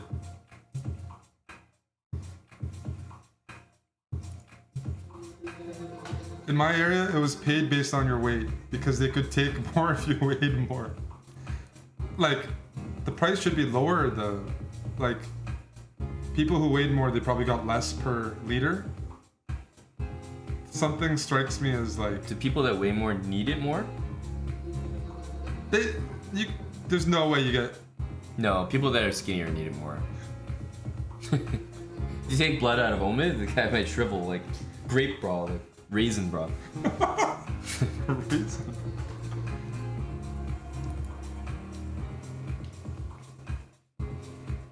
People who weigh more have more, but what's the price per? It's the price per that's I'm interested in. Yeah. Price per liter, ounce. Does it stay the same? So it really does benefit to be heavier? First dono can be up to $1,000 as realty money. Man, people really did make some money off No, it. this is crazy, like revelation. Vexy said this picked up her mood. Thanks.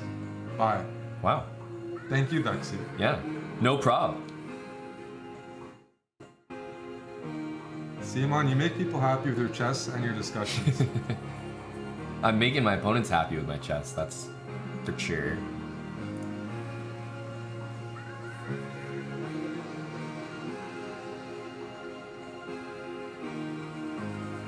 You got the two bishops. The bizbobs. Did you? Yeah, bishop after e4. Oof. But this looks fun. You can castle, get an f4.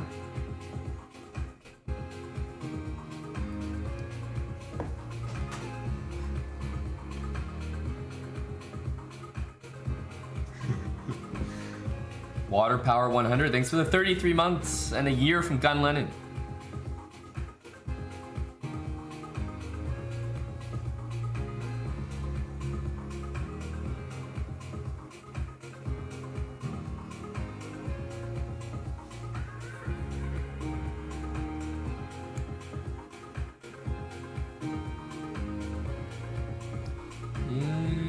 Interesting. All right, I gotta grab some food and do a few things. It was a good discussion. We all learned. Some of us learned a bit. I learned some.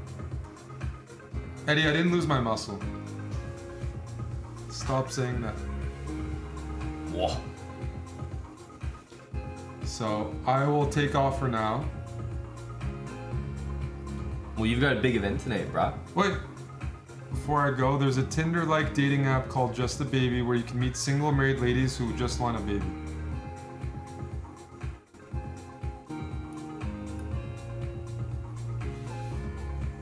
Interesting. Did you know that? No.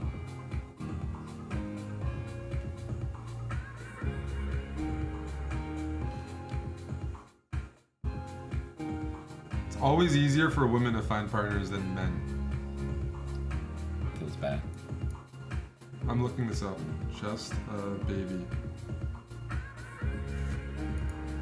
4.4 stars. Wait, do you want to do a sponsorship? It takes two people to make a baby. Just a Baby is the world's newest meeting place connecting you to thousands of people worldwide, open to discussing surrogacy, egg donation, sperm donation, co-parenting, and parenting relationships. It's free to find matches and chat, bringing you a step closer to achieving your dream of starting your own family. Welcome to Just a Baby, the world's hottest community for people looking for surrogates, co-parents, sperm and egg donors. Start your journey now. Start swiping. Why am I Upgrade to Just a Baby Plus and experience a whole new level of premium features, including masquerade mode to swipe in full privacy, unlimited like That's a lists. huge upgrade, right? Masquerade mode. A lot of people trying to make that the default. I've really enjoyed my experience on this app. After meeting a number of wonderful couples, matched with one specifically, and I'm now in the process of trying to help them conceive. This is crazy stuff.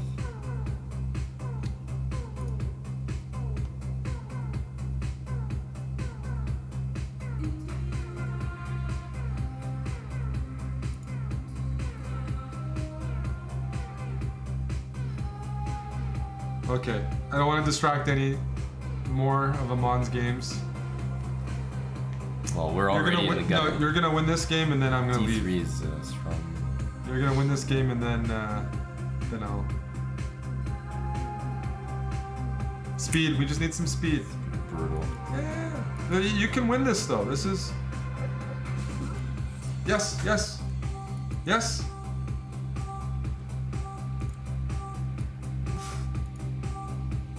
We need some speed. Brutal. Eddie, would you go to Puerto Rico?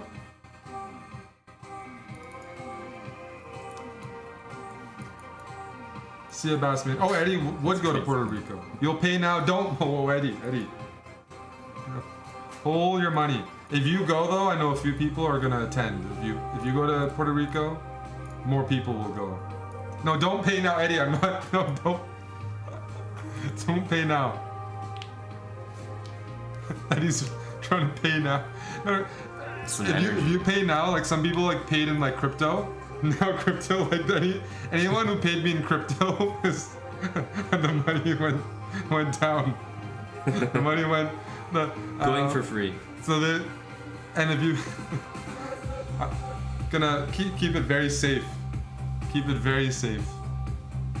Everyone wants. Okay, I'm gonna work. That's actually what I'm gonna work on. So, can I get you anything? I'll probably. I need to go hunt for my water. I've like lost my water bottle. I need to find it. I'm dying here. I'm like dehydrated. I always stream with water, but do you need to hunt with it? Like, I just don't know where it is. I just need. I'm just gonna take a break for like 2 minutes. okay.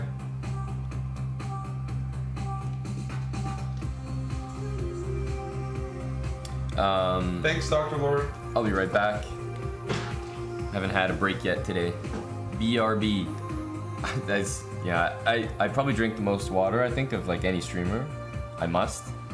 So it's like a habit thing. I have a sip of water almost after every game. But like I misplaced it yesterday and I feel very weird today. I don't have my water. Need to go hydrate. So I'm just gonna find it. One sec. Be right back.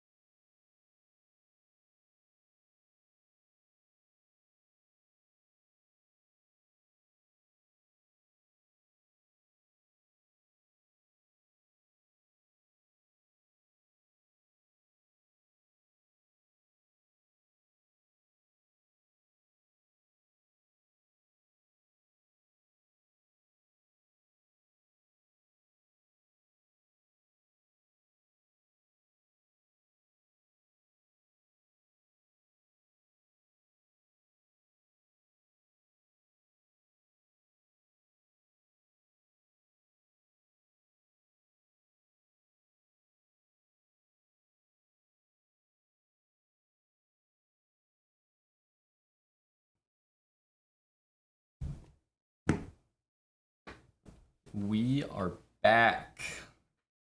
Water located.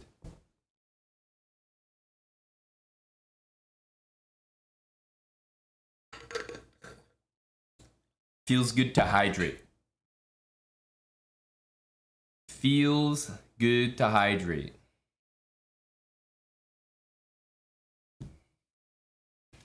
Well, honestly, we didn't really do like we were just chatting after Kenneth's recap. I was only playing games just to play games. We were really just doing some just chatting. Now I will definitely change. Yes, happy hump day. Still wild that people call it that. It wasn't a long water break. I wasn't going to get water and drinking it during the break. I was trying to find my bottle. Whenever I have whenever I have some drinks, I'll sometimes just like put this water bottle in a very strange spot, and I like to have it nearby when I'm streaming, so I go refill it. I probably have like 2 to 3 of these per stream. I'm definitely hydrated.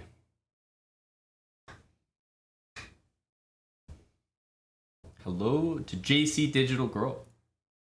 Dr. Lord Mayonnaise with the 5 gifted subs earlier. Appreciate you, Mr. Lord, if you're still here. Hey, Andy. While we were talking about freezing eggs, my rating definitely took a hit.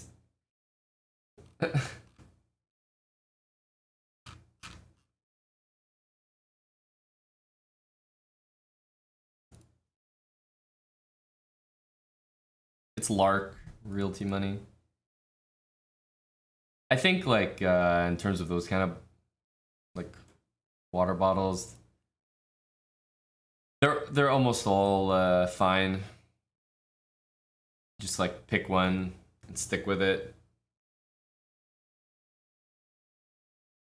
Yeah, my ELO has been frozen. Exactly. That's a good point.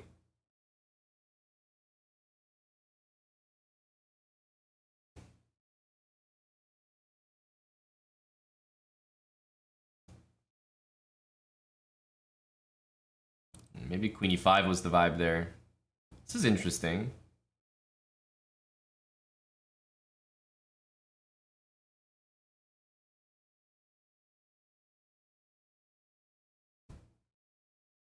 Probably he's just gonna... I thought he was just gonna castle there.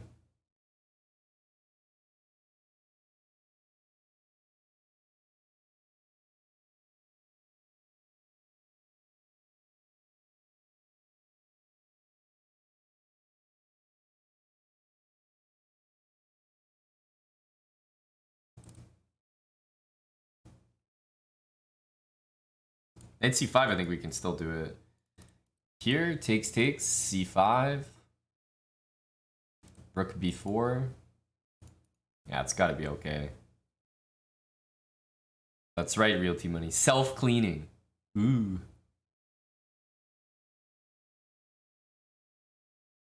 Really? Just giving me this.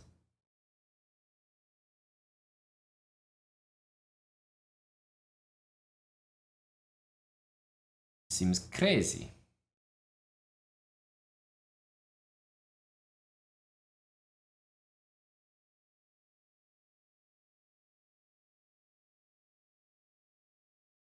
What about this? The nice thing about... I was gonna say the nice thing is I have knight takes b3 and knight takes c5, but I forgot that he can just take it back. So not too brilliant. Not too brilliant.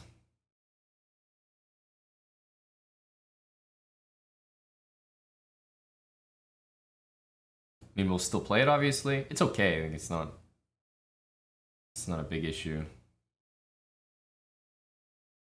Rook d6. Ugh, okay. Takes. Rook b8. Rook b1.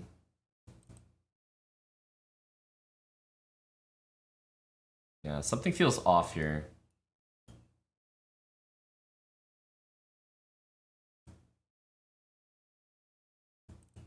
is this move. King here kind of holds him a bit.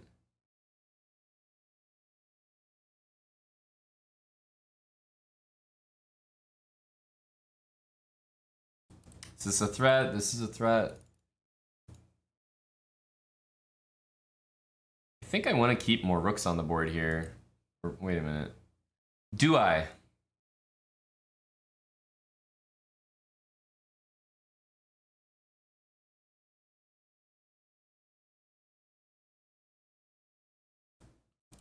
King d6, e5.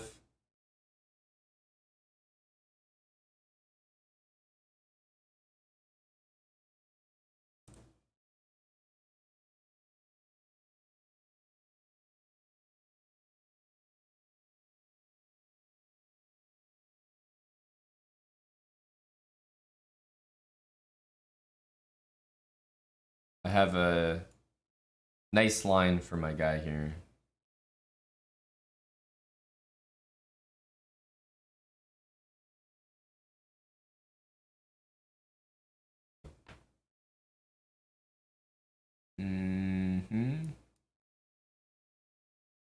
Suppose he can go back here, which I didn't really anticipate. Let's go back for now.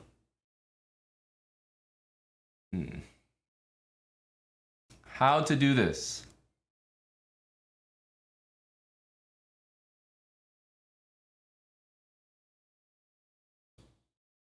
Let's go here. Takes there, we'll go king e6.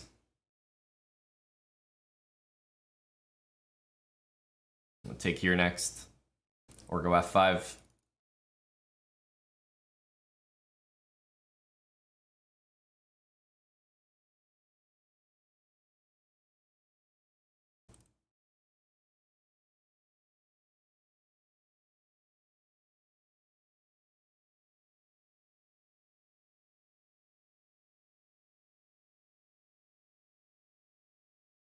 Yeah, we don't care about that pawn.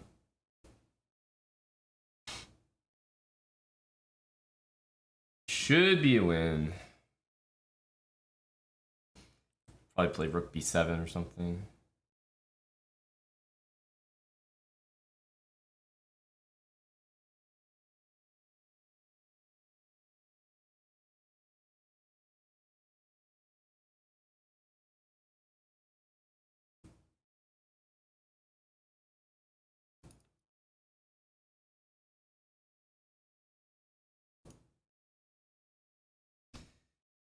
Okay, the +6, the baby +6. Let's see if we can string together a few.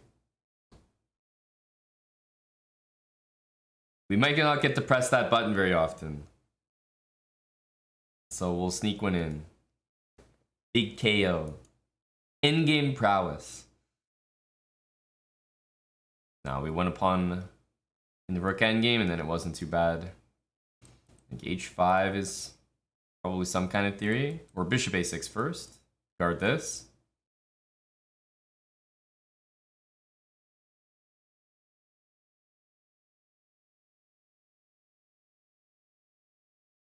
Let's just get castled.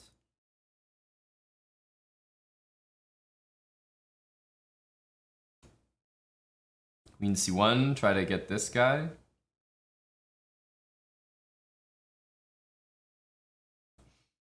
Yeah, I'm lending a bit of support there.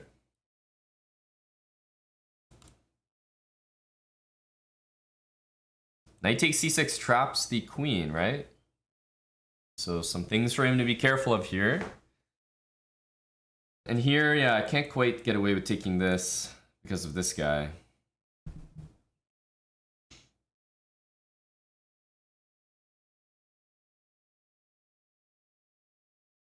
So what do we do? Just bishop back?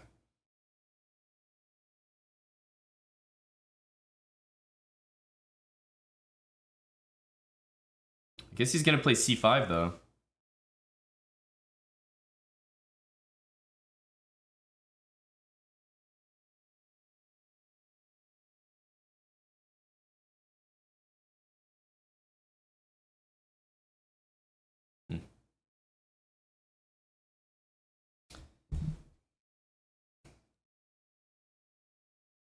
Bit annoying.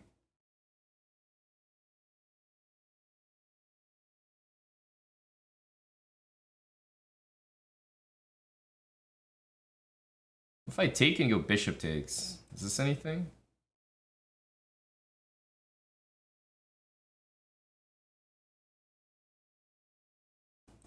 Bishop takes.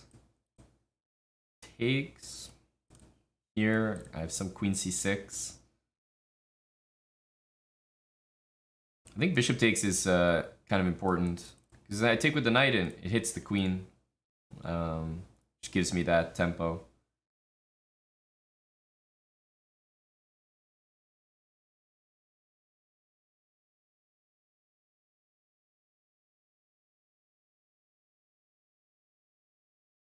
And bishop takes, queen takes on e5 we're okay with because we're playing queen g5, knight h5, and basically mating the guy if he castles.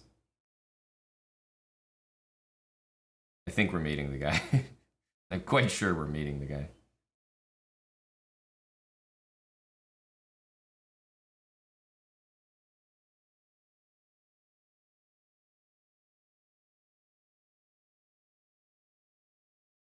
He has some queen entry type of moves that we need to be careful of. h6 seems to make the most sense. And how is knight f6? Knight doesn't even have to take it. Let's start with this. Queen e2, probably f3. Then knight c4, rook there. I really just want to prevent the queen exchange, and then I feel like I'm getting some big threats over here. Like, this stuff is quite meaningful. So queen e2, probably f3. Knight c4 threatens this. And then queen g5, so I'll go rook e1. Stop that. This move.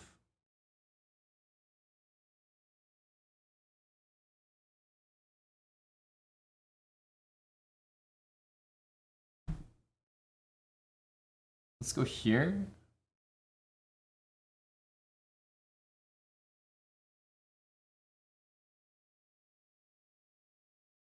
I mean, I guess we go in like this.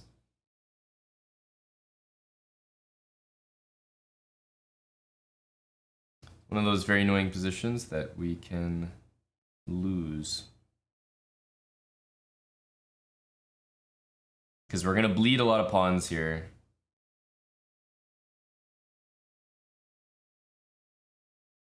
I don't really like this move. It's not threatening anything.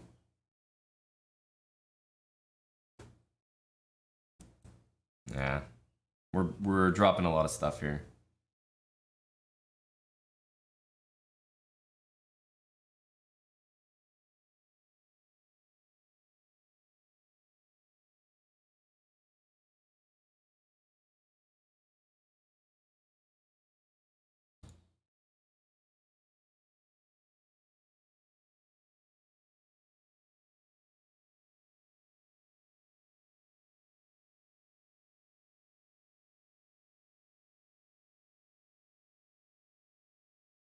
Rook e6. Oh, wow.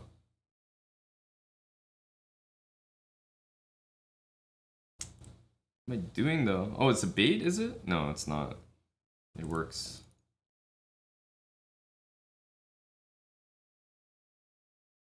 Yeah.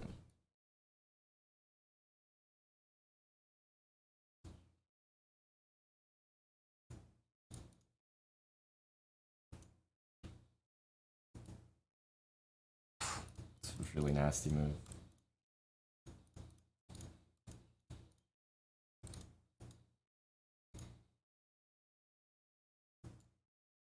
Oh, you're gonna play that nasty move against me? You're definitely gonna get flagged, you little fuck.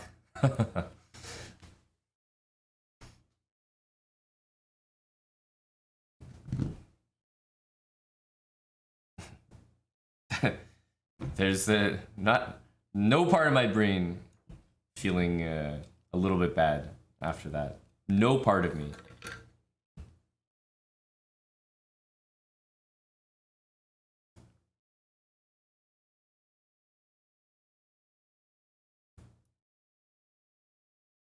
Do you guys feel bad for him at all? Does anyone think what I did was unsportsmanlike? I think Buddy got what was coming.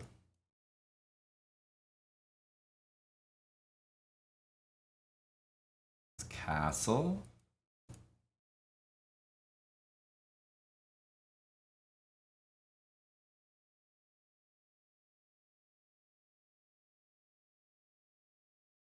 Interesting. Here, I suppose we probably have to take.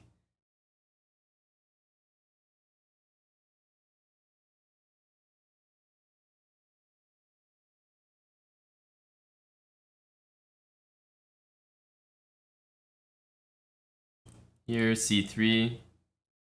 But I have this plan. It's actually quite uncomfortable. How does he defend this? Just take it.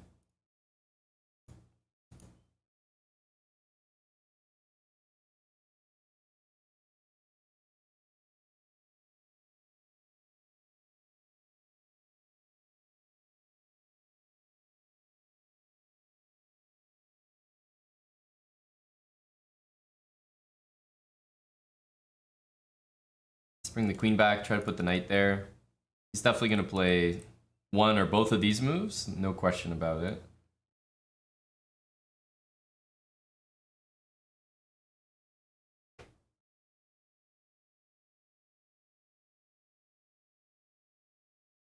He echoes Spaka. I'm trying to recover a bit of reading here. We've been on for a little bit now, was recapping the candidates, and then we were chatting about freezing eggs. So, you know, it's been a day. Support this knight.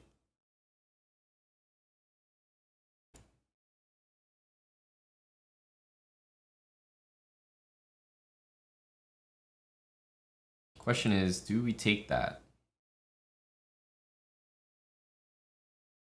Very interesting stuff.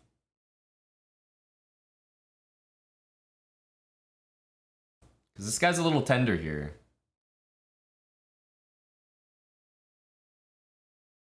I'm gonna go here. I do have a weakness. I was actually gonna go here, but queen f3 is just crazy strong. It's a little unfortunate. Queen here also doesn't really make any threats. But if he takes, I think getting rook a1 is very powerful.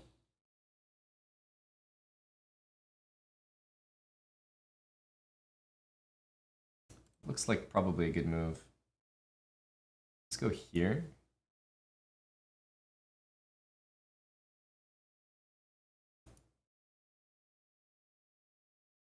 Knight's covering that square. Rook a1 does look powerful.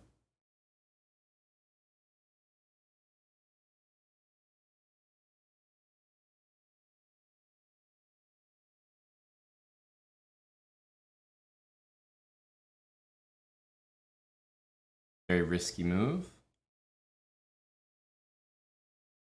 I'm trying to say that he's dealing with this threat, he's dealing with this threat, and he's dealing with this threat.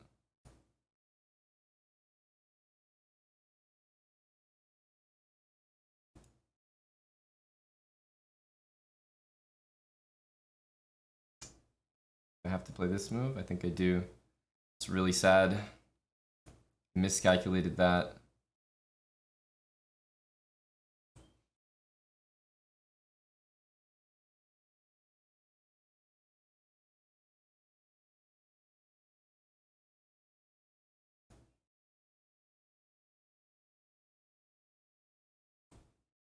We know he's capable of nasty moves, right? So we got to watch out for that.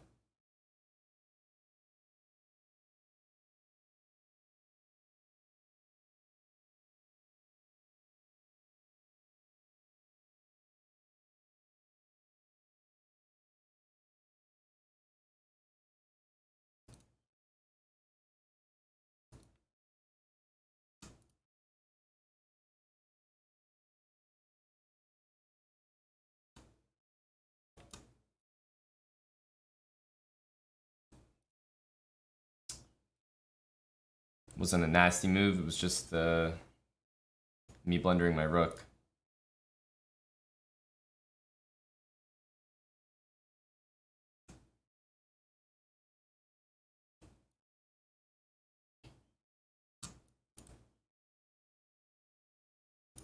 Even here, like, I'm really not convinced by his play, but he'll still win. He's a quick player.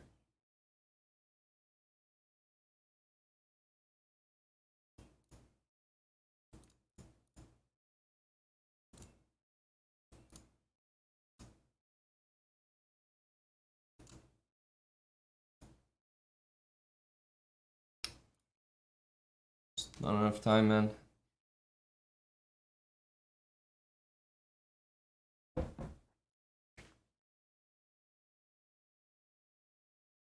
Magic buckwheat. We weren't getting very good odds on these games, but we should have won them all. That's really like a nice position, but I miscalculated. I thought after queen g5, king f7, I honestly thought he had no checks. So I didn't see this move, queen e7. And then I don't see a way to get out of them without bringing my knight back. And I thought bringing the knight back was the wrong energy, although it might have been exactly what I needed to do. Happy hump day, Green Jaguar.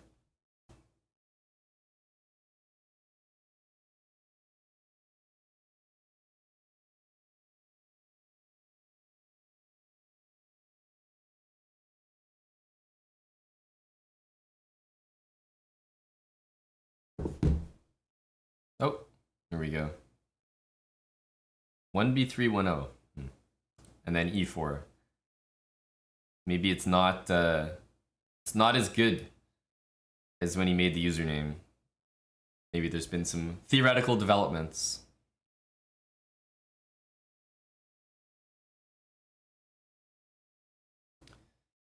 Yeah, well, knight g6 wasn't possible, Captain Micmac, because the check was on f8, but I know what you mean. I would have to arrange my pieces a little differently.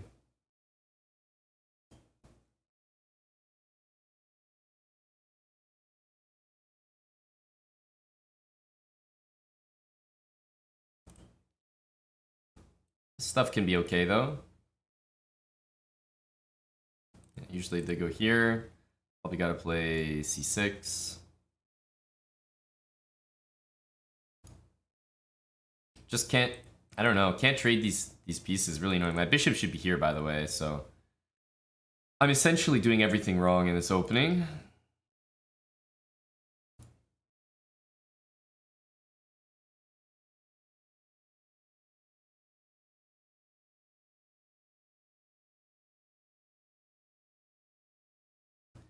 Nothing's gone right so far.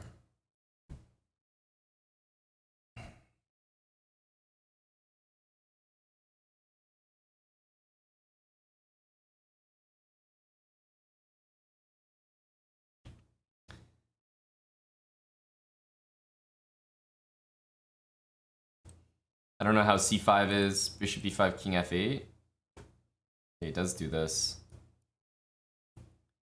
Yeah, king b1 is just super solid, though. d5 is killer.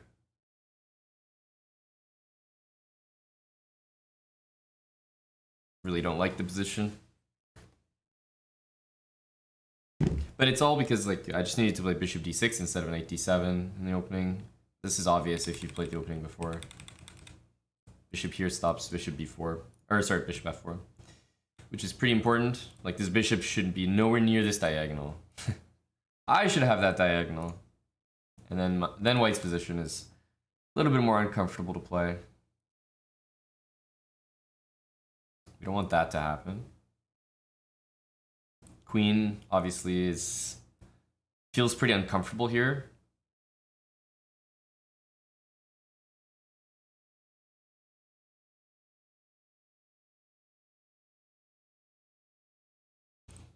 Let's move. This one is happening. Probably have to do this at some point. For the moment, I have bishop b4 or queen a6 on that.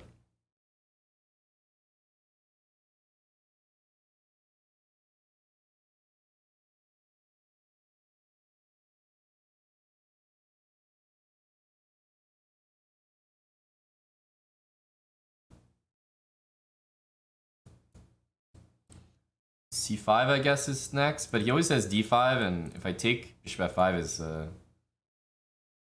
nasty. So first of all, this king should probably move. c5, d5 hurts.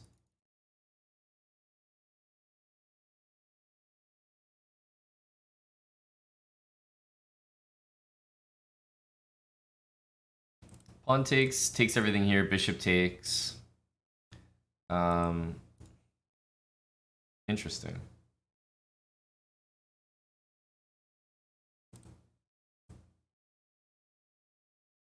Is that a move? Rook takes d4. If queen here, I take and take. Rook d4, queen d4 doesn't work. Rook d4, rook d4, rook d4. Should be.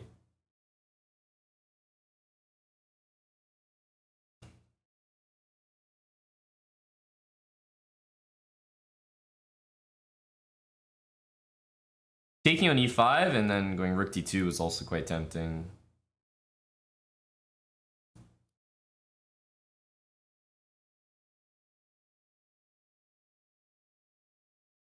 Yeah, he can check, but this bishop is loose here.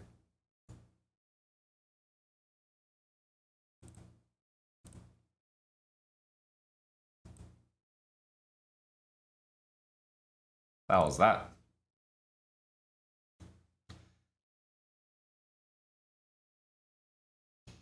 I'll play b3 against him. It's only right.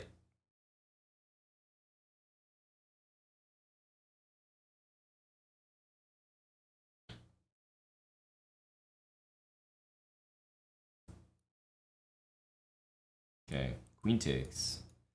Very interesting.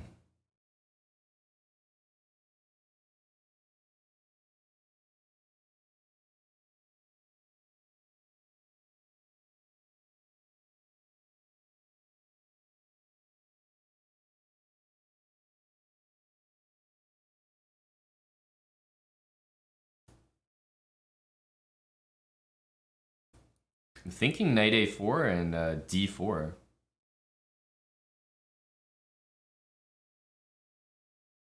Like try to get him to play b6 and then play d4.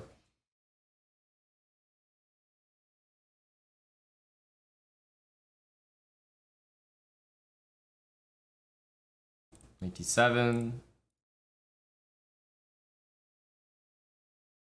I think d4 is a pretty standard good move here.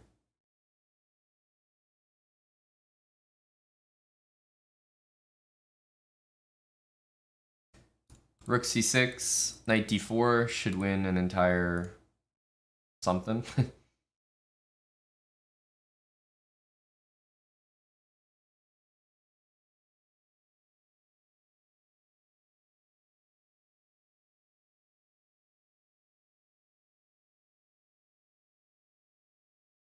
Rook is gonna hang on a8. And you know, this one we just bring the bishop back. Now let's just get out of this pin and we should be all good.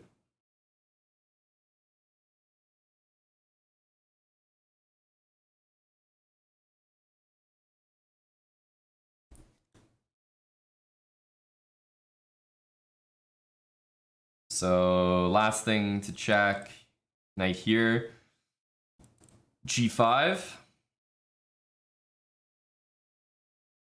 You know, I think it's our life is probably just easier to move the king. Hello, Red Drum, Buddy Daryl, and thank you to JC. 5 gifted subs, JC Digital Girl. Knight here forces rook e8 or rook d7. I get a trade there. Knight f3 is also extremely solid.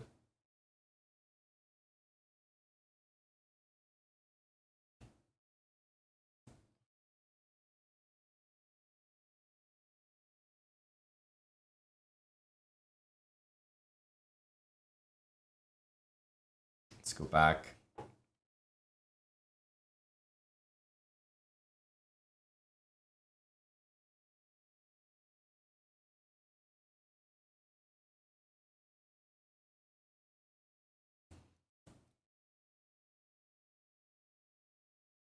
Bring the pieces back into the game.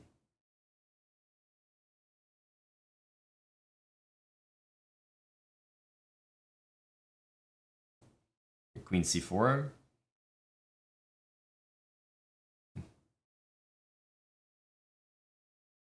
It's not really what you want.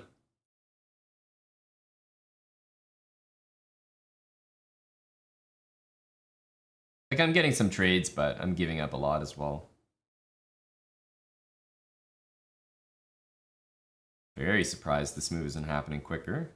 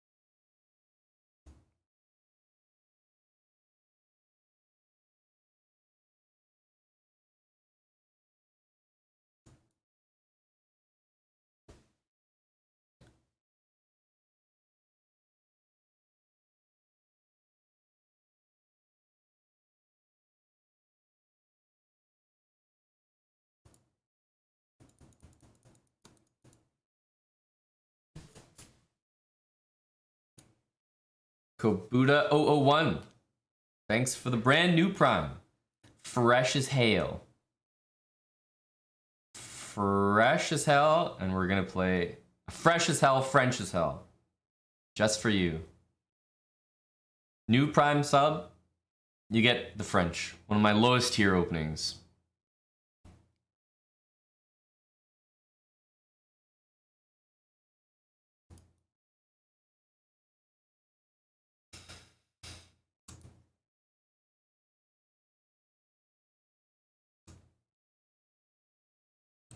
Miha613, thanks for the 20 months. Miha. Catavane DNN. Welcome back for 5. You think it's low T, Eddie? I'm playing G5 in the French, dude. I'm not low T. I think that's a rather high T move, Eddie.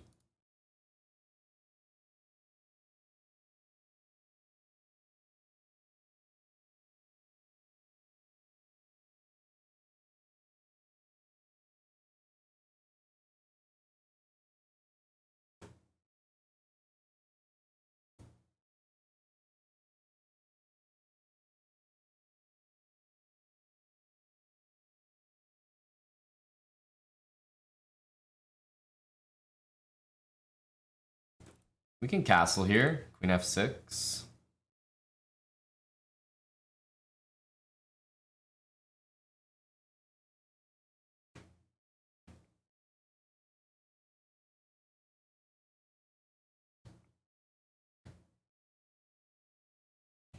F4 is incoming. Usually they play F4 to force you to take. The fact that I have a choice here is already making me think more.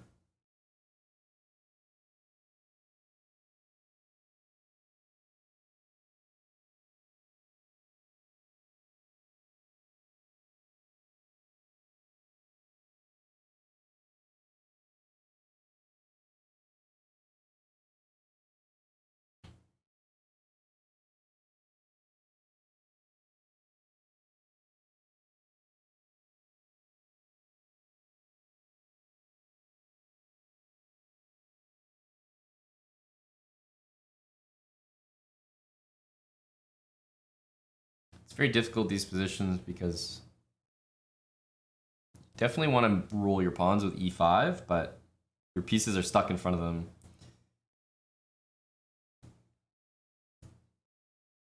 Okay.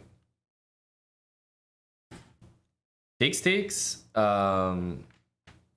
is an idea, by the way. Okay, he goes bishop f4.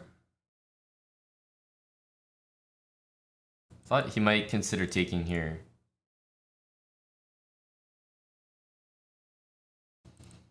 Takes queen takes e5. What the hell's happening there?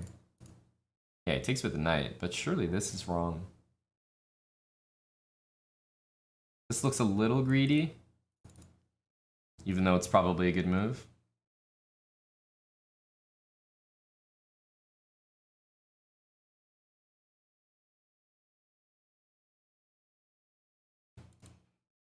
Maybe take with the queen. Lead with the queen. Like bishop g3, I think we just take.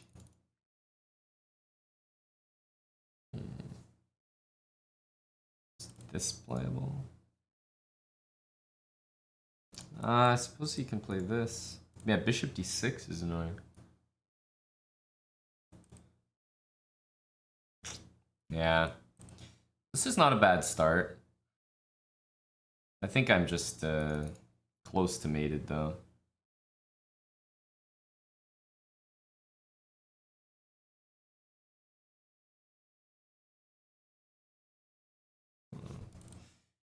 This one was certainly deserving of some attention. I'm gonna sack this for sure. I'd rather get his dark square bishop if I can. Cover the mate with my knight. Now at least I know, like, probably not gonna lose by material count.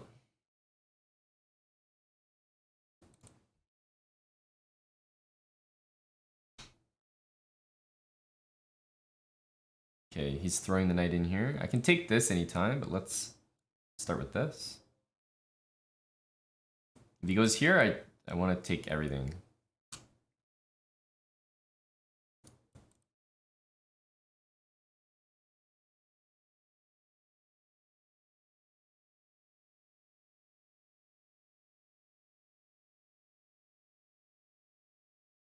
I should have played queen b2. My own fault. I want to play rook c1. Because there's no mate threat with my knight on f8. It's what I've been saying the whole time. Just feels great.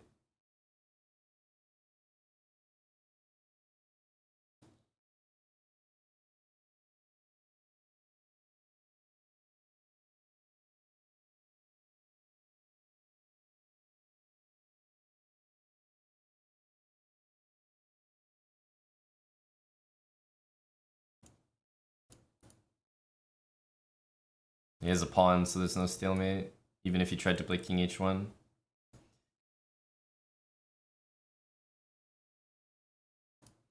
Say in murder 3. Okay. A Grunfeld.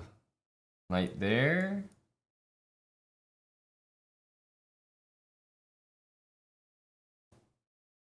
Knight d7.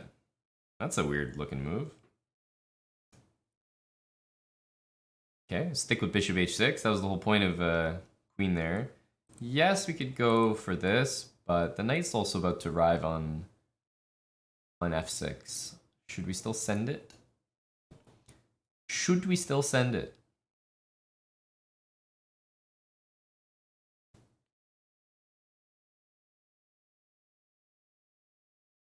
Here, takes. Now we gotta just full send.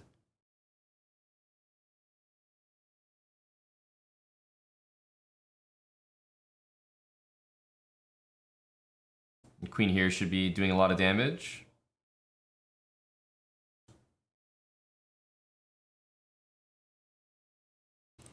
Takes here. Yeah, you just can't do it.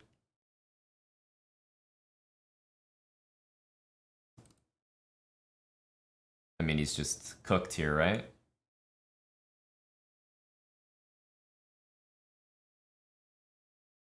Here.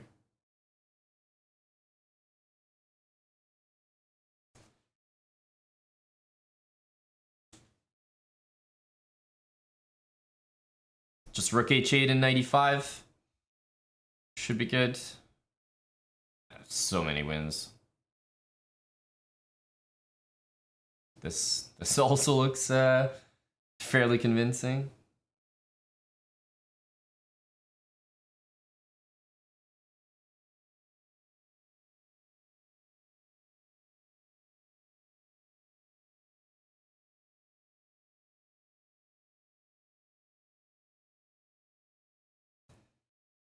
I think we go for the one where he thinks he has a way out. This looks like a way out for him, but it's actually just a even nicer and nastier mate.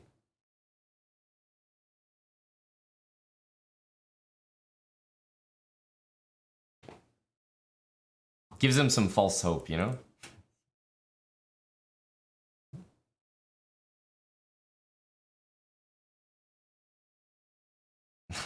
This is some guillotine stuff.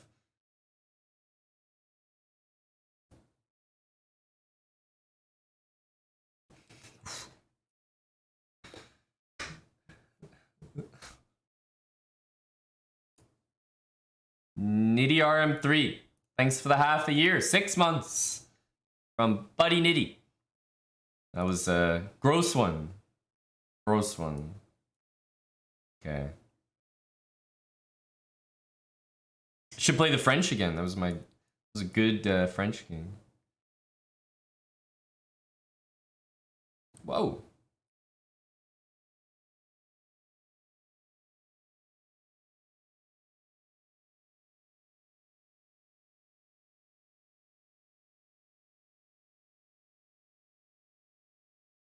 Suppose this can be taken.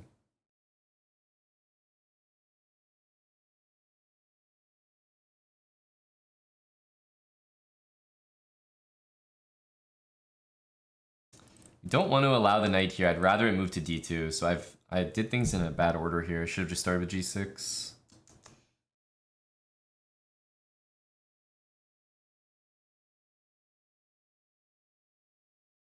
Okay, I gotta play this lame looking move.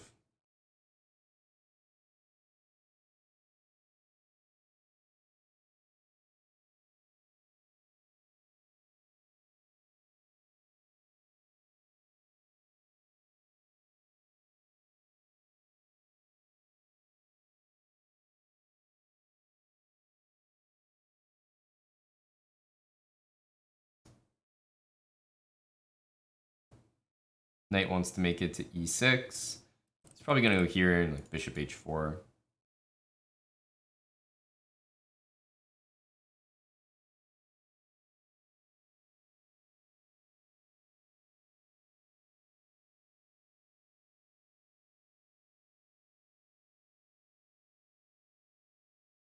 I wish this guy was here already. Okay, let's continue this plan. Rug 64, 27 months. Thank you, Rugs. Yeah, let's put the knight there. It's important to have this.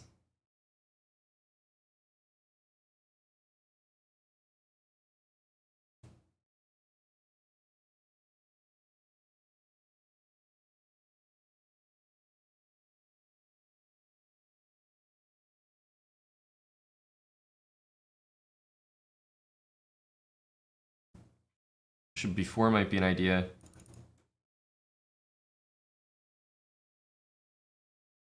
Here, knight e3, b4. You might think he has this move. Ah, no, his bishop is still here. Damn. Damn. Yeah, because he's going to go here and here. It's kind of unpleasant.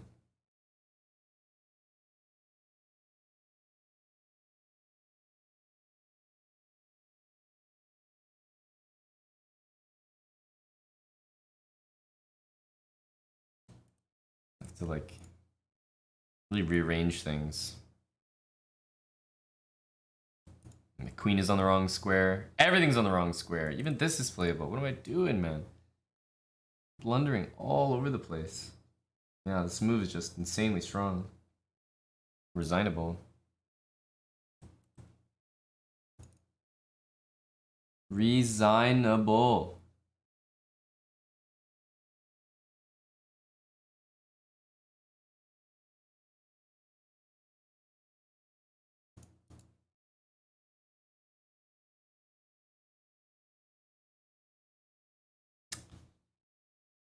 Really brutal. It's not even really a threat.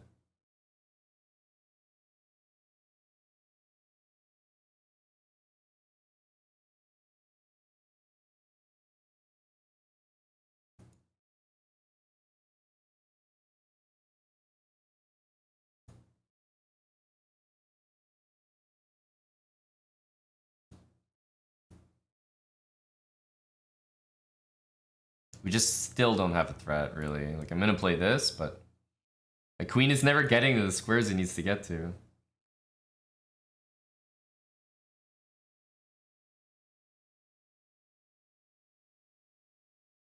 Yeah, he wants to play this. We have to stop that. Nasty position.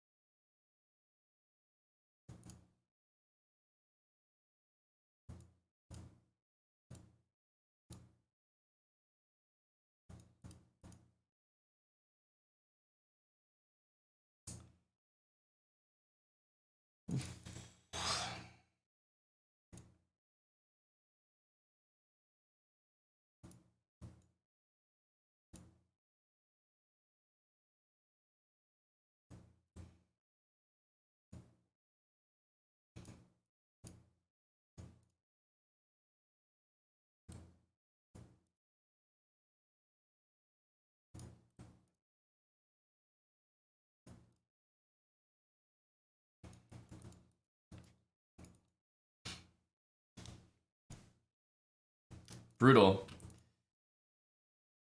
It was all from one move, though. Like, the entire game can be chalked up to missing, whatchamacallit, d5? c4. It's just lost after that. I'm also playing way too quick right now. This is also a losing thing. So I'm doing my best to troll.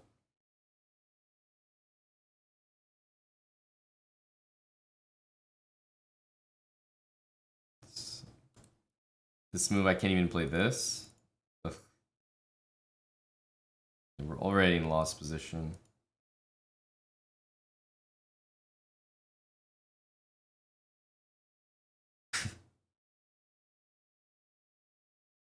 What development?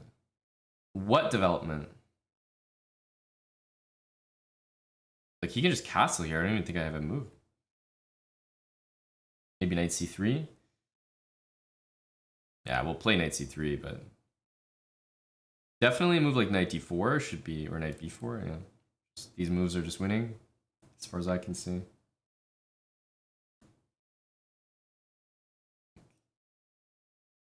This is a thirsty idea.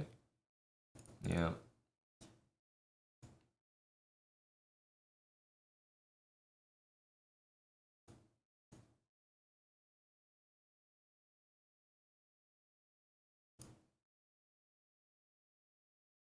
What's the material gonna be here? I have 2 pieces for a rook, no?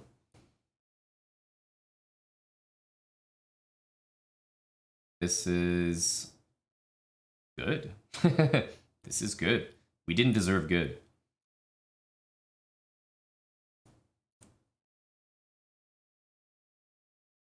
We did not deserve good. He definitely messed up, yeah. Went for something, I guess, just a little bit too fancy. It's one way to say.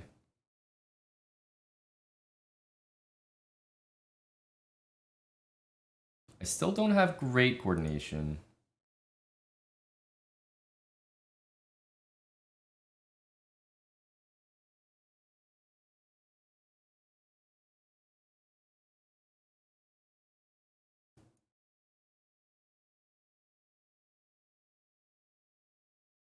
Yeah, my pieces are not perfect yet. I have too many pawns like kind of stuck on light squares and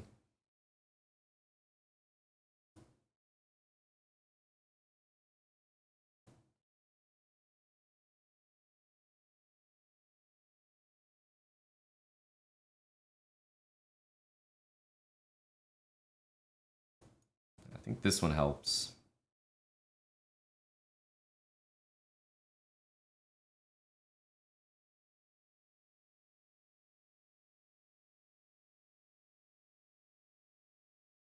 I need to get pawns on dark squares. If I put all my pawns on light squares, he's gonna have too much control.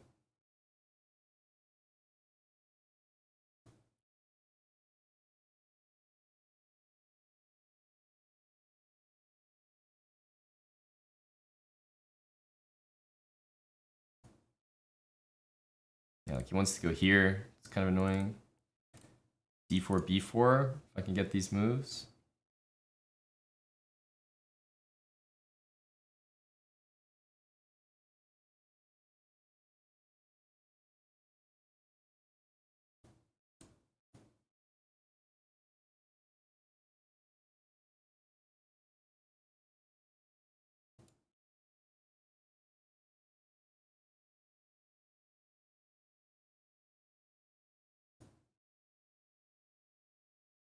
H5, H4. We're doing some good stuff.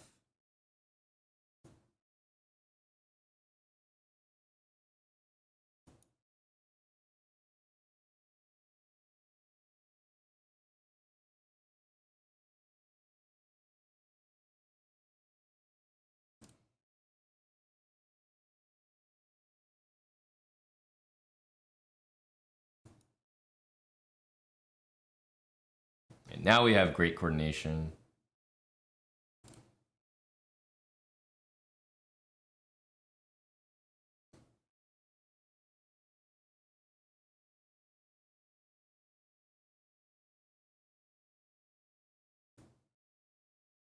Control this square.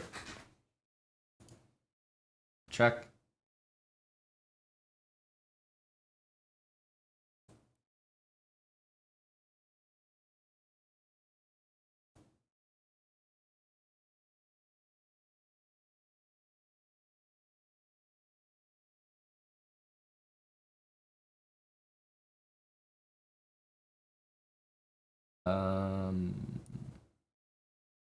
This. I want the knight on the board here, I think.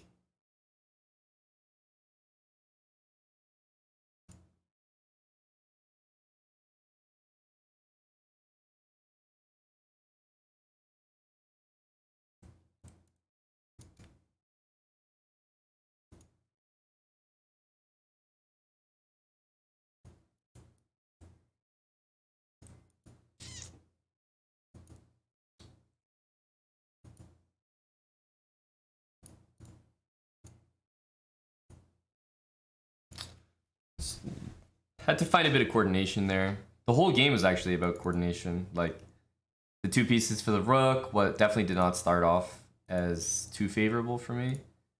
And even at the end, like, the queen and knight are a little bit clumsy sometimes.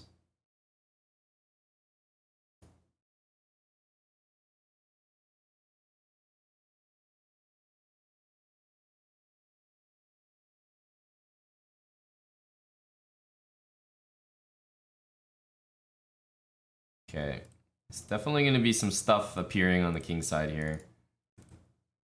Try not to castle too early. Not happy to drop that game last time.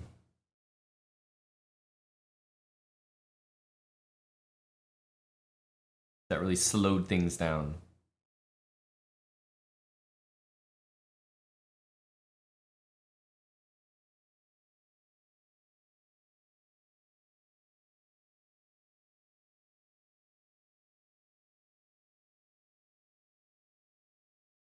Let's try to castle this way, see what happens. There's a plan for me to just trade like rooks like crazy, if I can. There's also a kingside attack kind of vibe with g5, h5. But trading these rooks like crazy should get me a bit closer to an endgame, which think is a bit nice for me.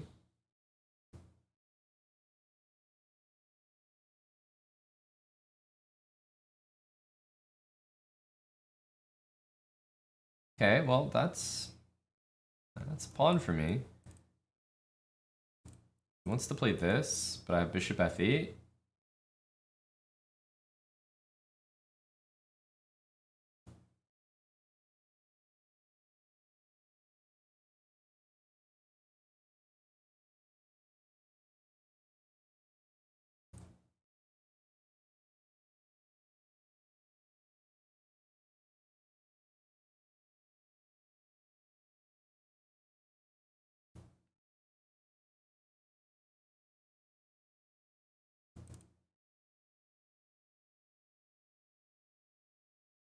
Knight d4, definitely possible, because it gives him this. I think it's good though. If I go here, queen d7, there's bishop e3, and f7 hangs. Not exactly what I want.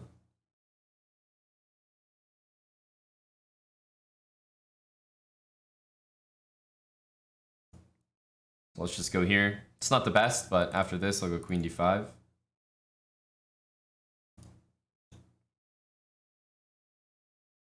Takes, knight f5, bishop f8, and I think I'm okay. I'm up a pawn, so it really shouldn't be smart for him to go into a full endgame with no queens. But it's hard not to. I'm attacking a2, d4. Yeah, like here, I can take this guy, right? I also have other moves, but takes, knight b5 seems like the only threat. And then just knight c6. Oh no, I can even go here. So yeah, just take.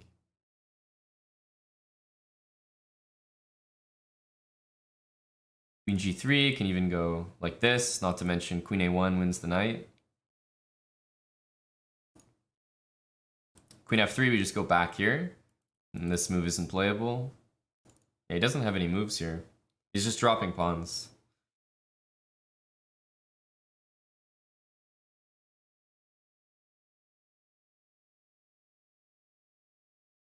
Queen back on d5, nice and central.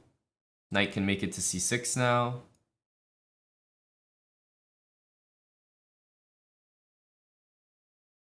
Now, I think we just get these pawns going. He doesn't have any threats.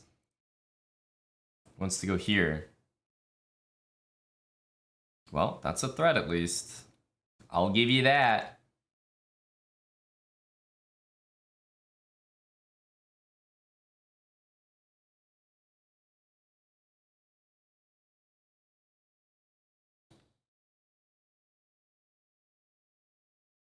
I think this move holds everything together. Guards this, and now I just can push. Okay, I keep saying now, and now I can, and now I can, and it never is the case. He always comes up with something, but I think it's okay.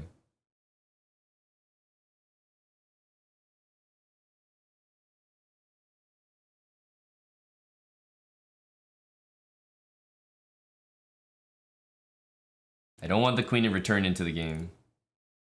I don't care about this pawn anymore.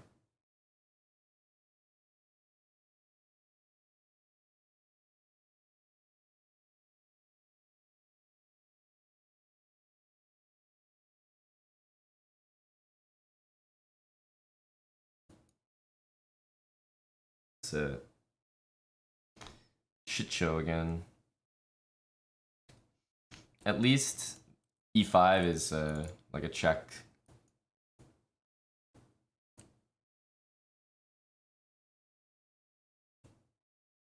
Oh, I don't have any time. Wasn't even looking at my time. I feel like I never got the proper time warning. I mean, you guys have seen me when I'm low on time. At least I'll play like I'm low on time. I didn't even see it.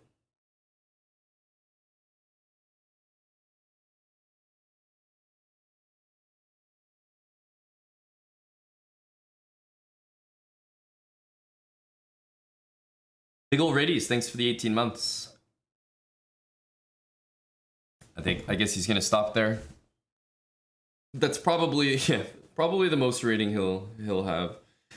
Me dropping 2 games is pretty embarrassing. Not happy with the not happy with that. I don't think we ended up gaining any rating. Push to 2800 incoming? No, I don't think so. Not tonight. I think recent performances have indicated it's not in the cards.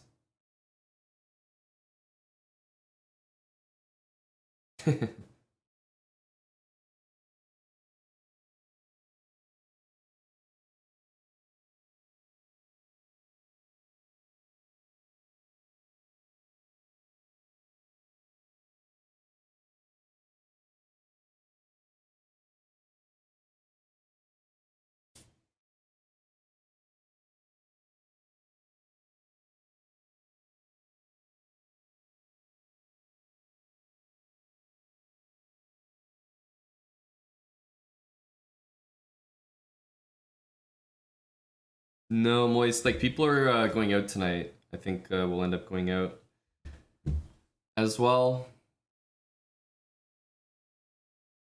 Eric was talking about some event that he was going to, and okay, we have Johnny visiting, so we could take the lad out.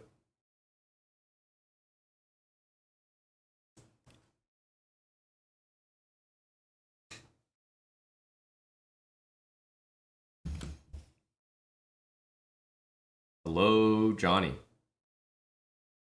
How's the house energy, Johnny? You getting started early on the drinks? I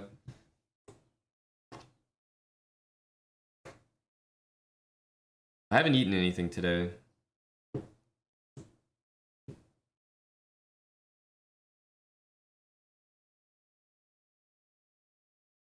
Ah, it's okay, Johnny. I guess I won't go too much longer, right? Because we have to get ready to go.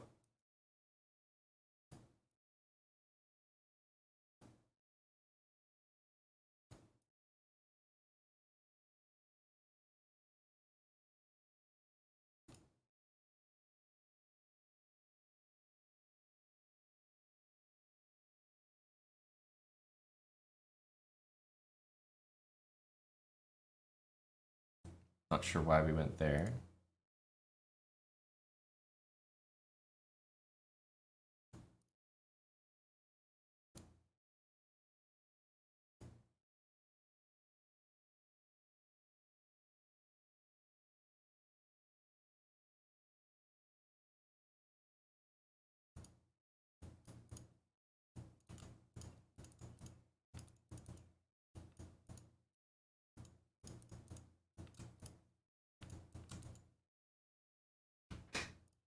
His moves come in like in weird intervals. I feel like he's such a fast player, but the way they appear is like almost like a rat-a-tat, rat-a-tat. I don't know. It's like they come very slow, almost like delayed, and then all at once.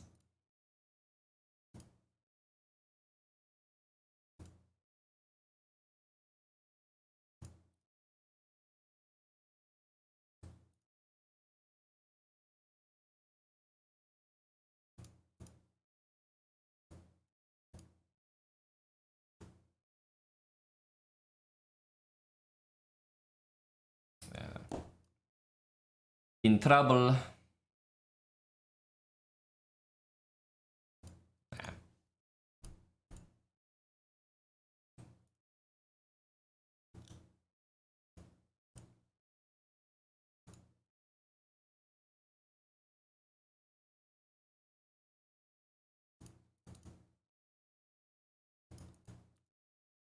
By the time I got the knight out, I don't think it was any use.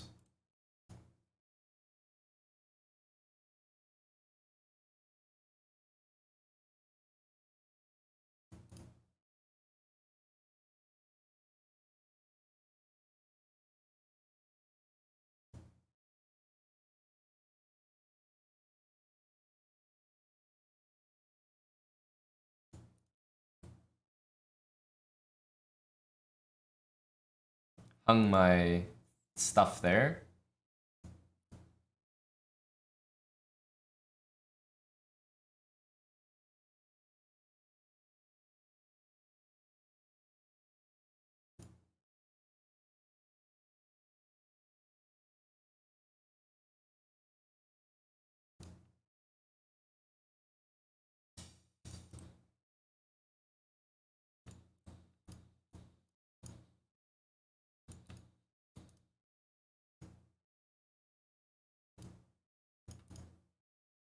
My moves feel like they're lagging, no?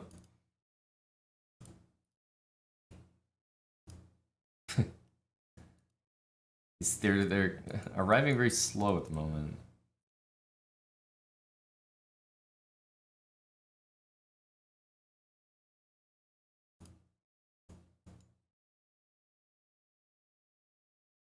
I'm a slow player equals I'm lagging.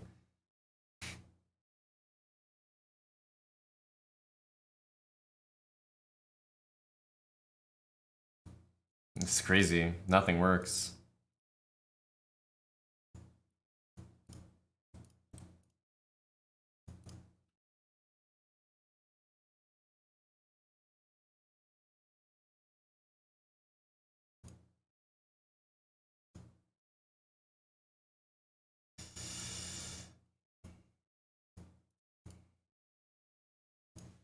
Oh, we won that game. Okay. So that's the game we win. Right. Makes sense.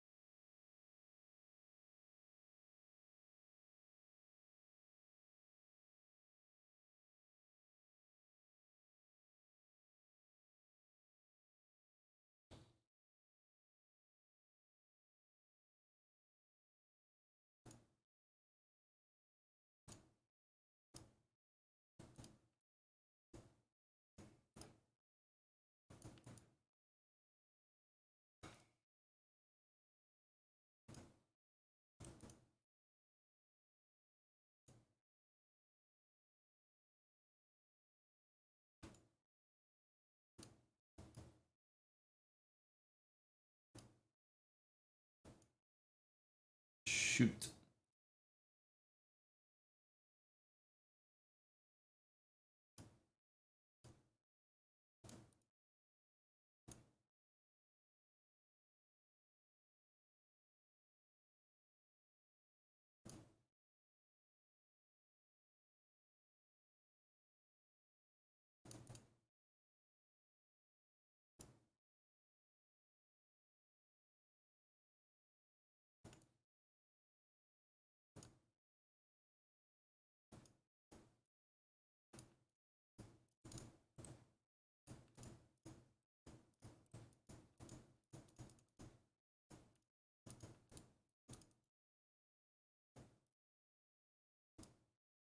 There's something weird about his moves. I don't know. My moves as well, except it feels very choppy at the moment.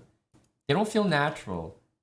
There's like periods where they don't show up, and they all just show up at once like a burst. When it should be more like consistent. It looks very weird to me. Something looks off.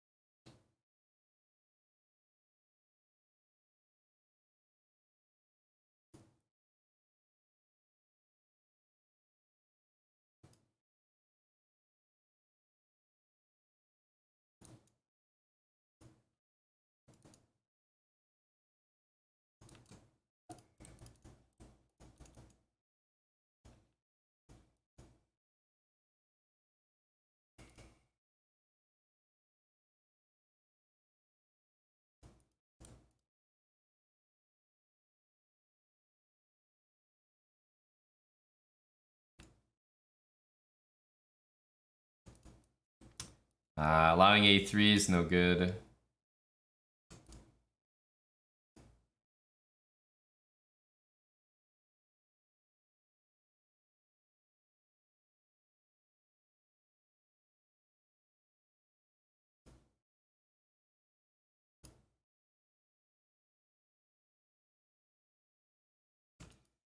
That's really bad.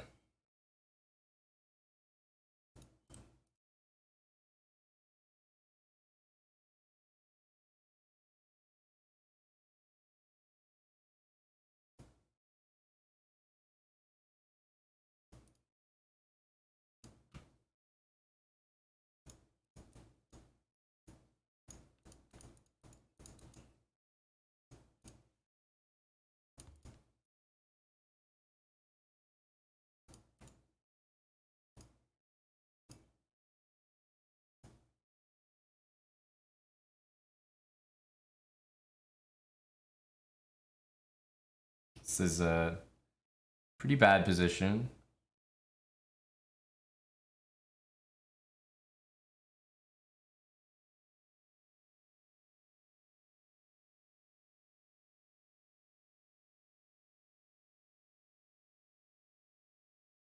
I think I had to do that.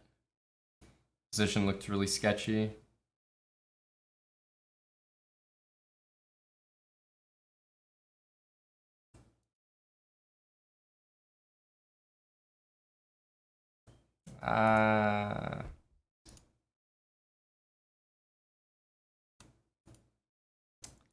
Oh, but these moves are literally out of nowhere.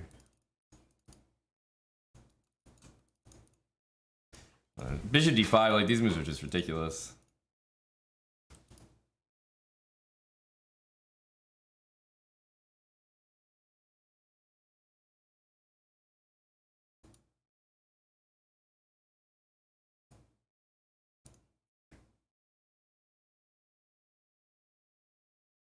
Nothing?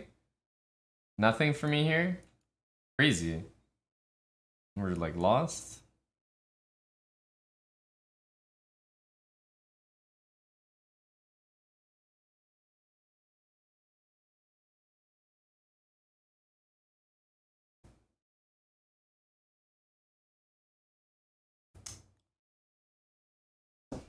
Don't see anything.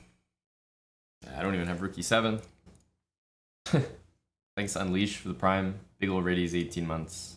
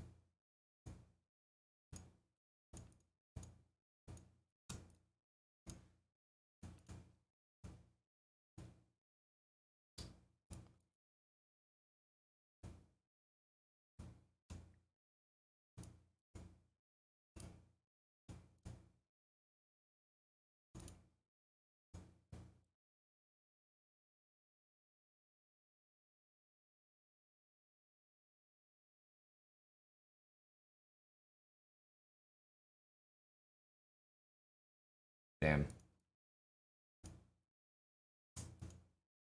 Okay. All these positions are lost.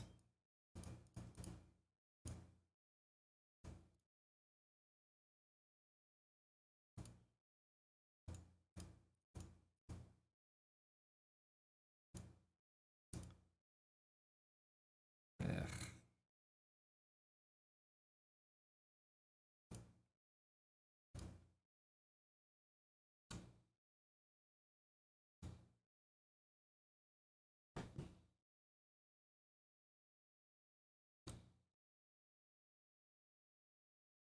This is brutal.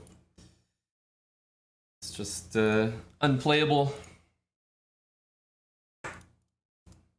Everything feels very choppy though. Not my finest bullet experience.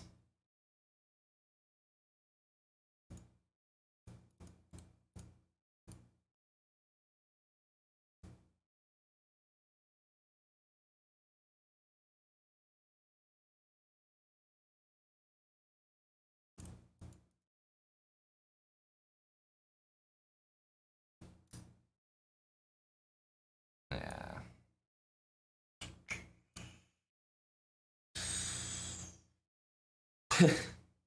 Not much in it, just a check. This is what I'm talking about. Like those two moves, I don't know, it's just me that sees it. Those two moves appeared at the exact same time on my screen. They both just popped, like two of them. It looks so weird. What's going on?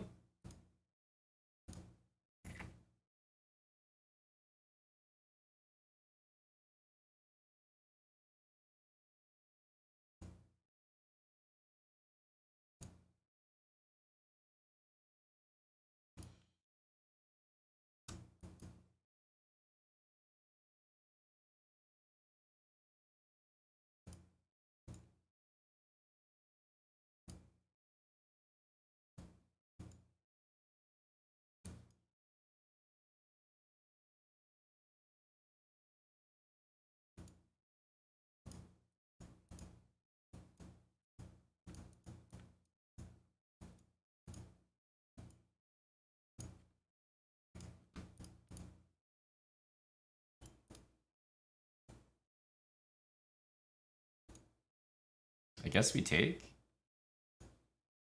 What happens here?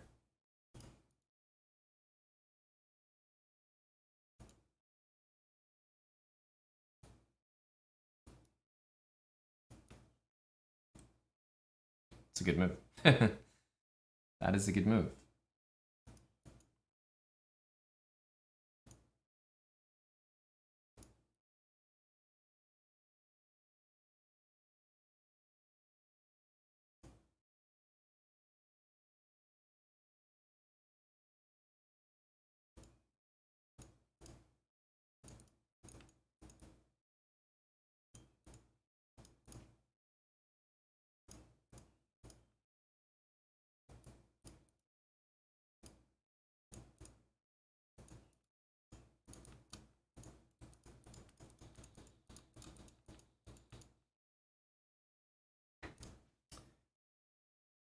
Oof.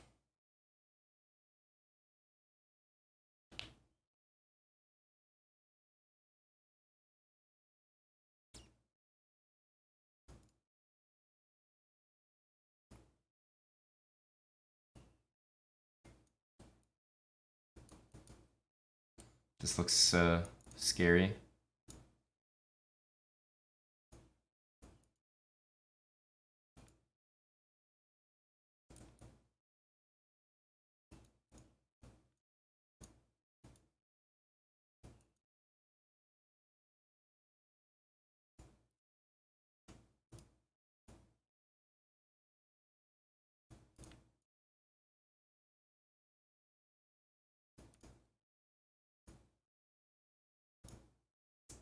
He's playing this game so fast, it's like throwing me off.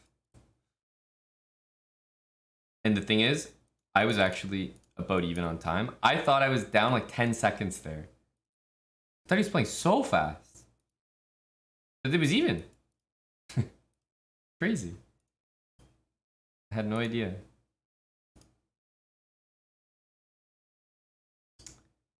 We are... Ooh, we should have really been in trouble there.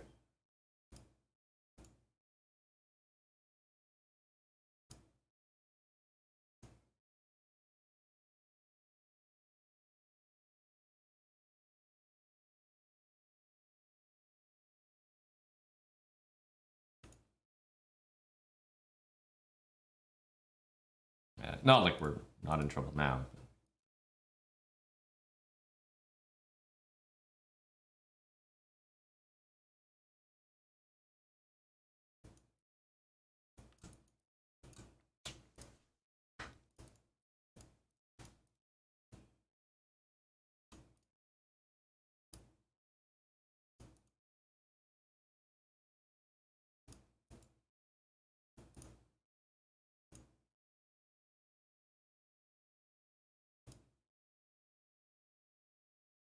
What? I'm not even paying attention to what he's doing over there. I'm just letting him walk right in.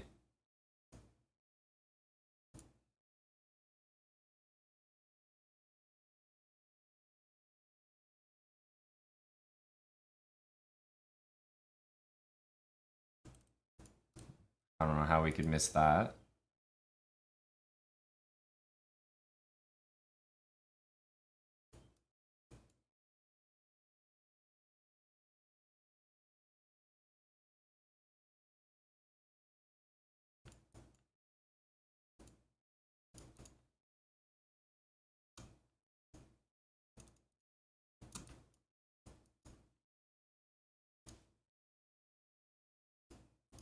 Wow.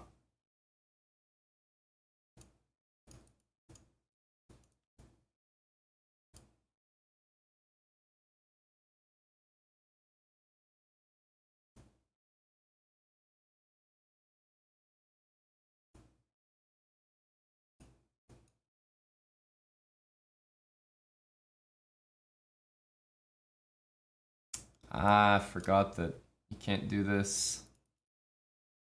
Like when you take it unpins the guy, so it doesn't work.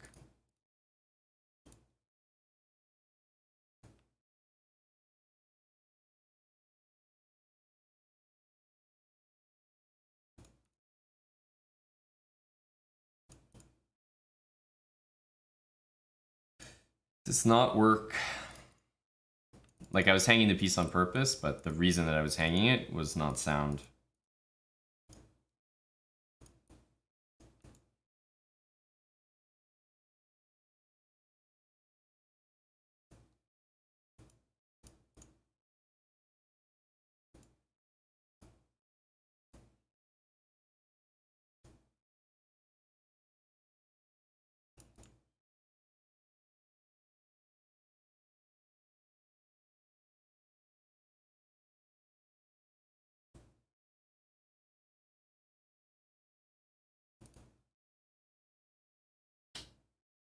Rip.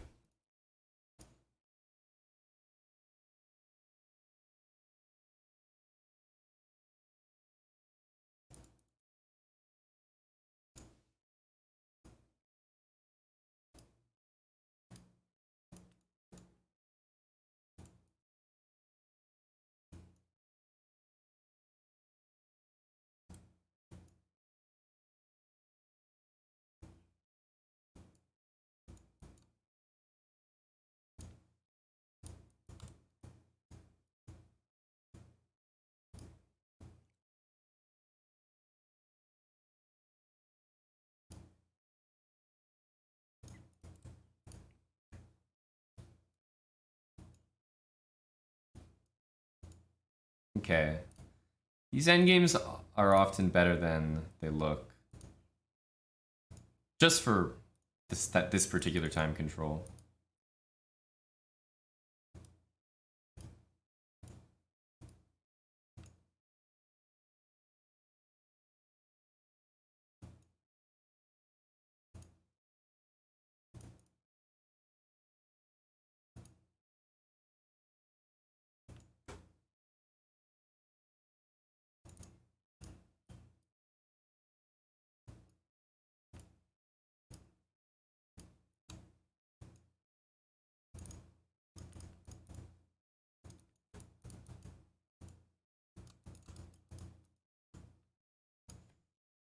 I even moved his king at the end.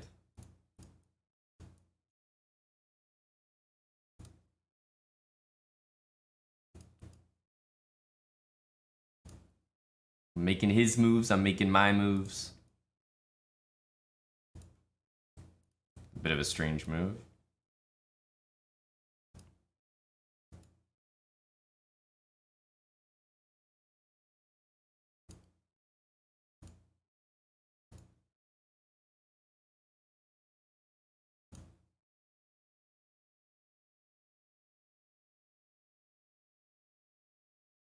Just not gonna pre-move there.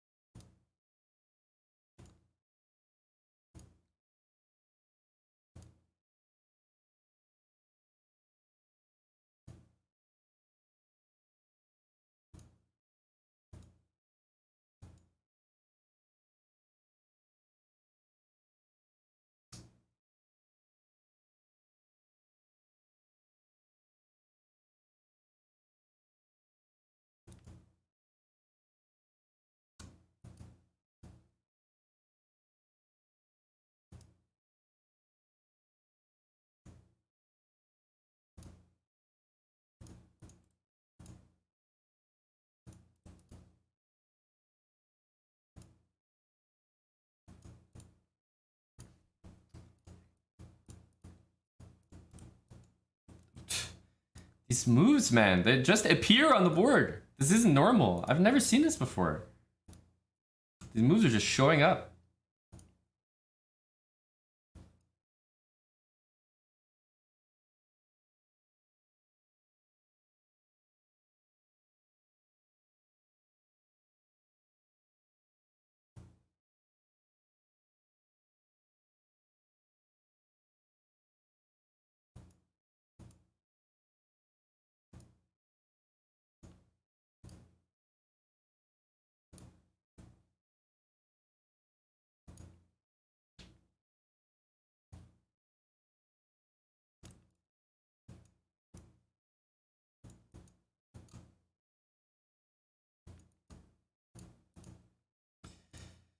I don't think it's normal.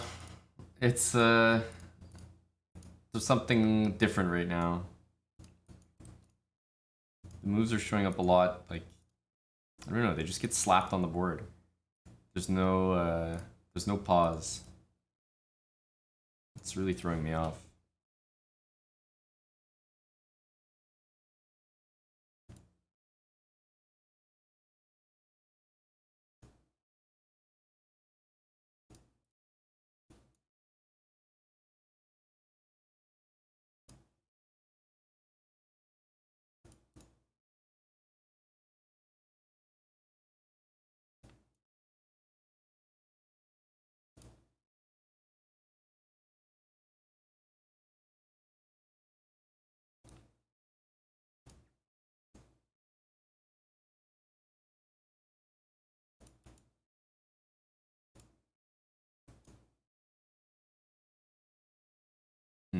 Knight on c5, but it's got a lot of counterplay here.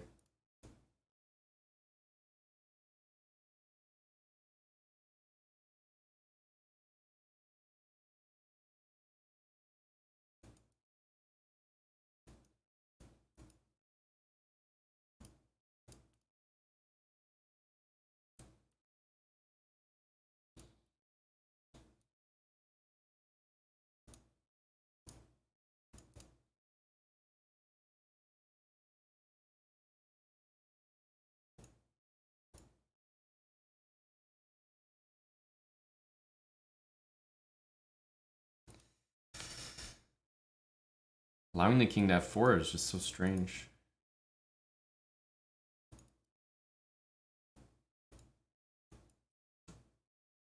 Why allow the king to f4? For no reason. It's not how you play against this. We are gonna get rocked here. This is a very, very bad position. Oh, this is pretty lost.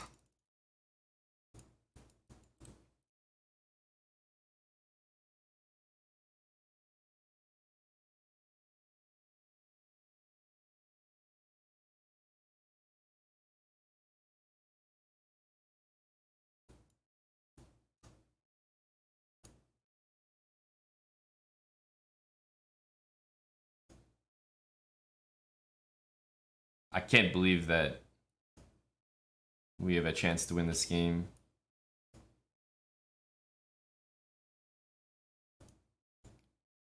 We're still not going to.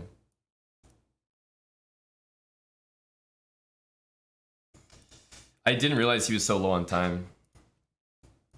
I thought that I was, again, for some reason, I just assume every game that I'm the one that's like way lower on time, which is not exactly great.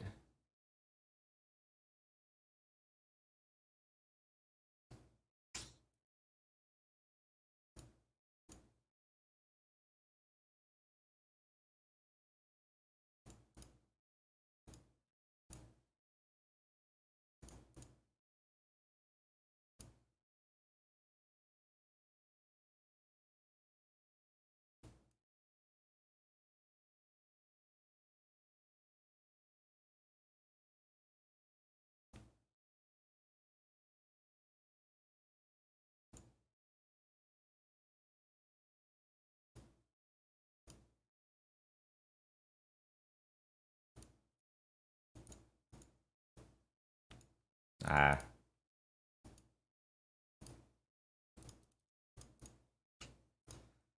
Oh, he hit 20. I meant to stop when one of us hit 20. Okay, we'll just do the last game then. Okay. I'll just play forever. You guys know me. Too much of a degenerate for this. So, gotta just stop at some point. Oh, I just resign. Games. Yeah, I guess I should probably go. I don't know. Don't really know what's going on tonight, but I think we're gonna head out, so I will do the same. Plus, Hyperbullet always kills the stream.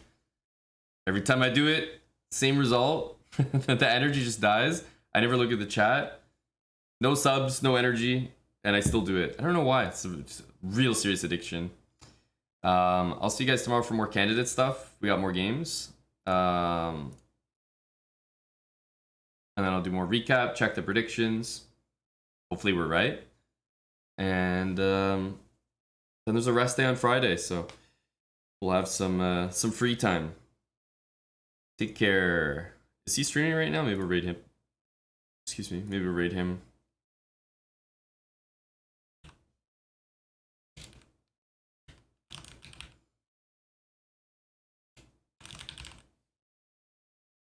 I don't know. I don't fucking know his name.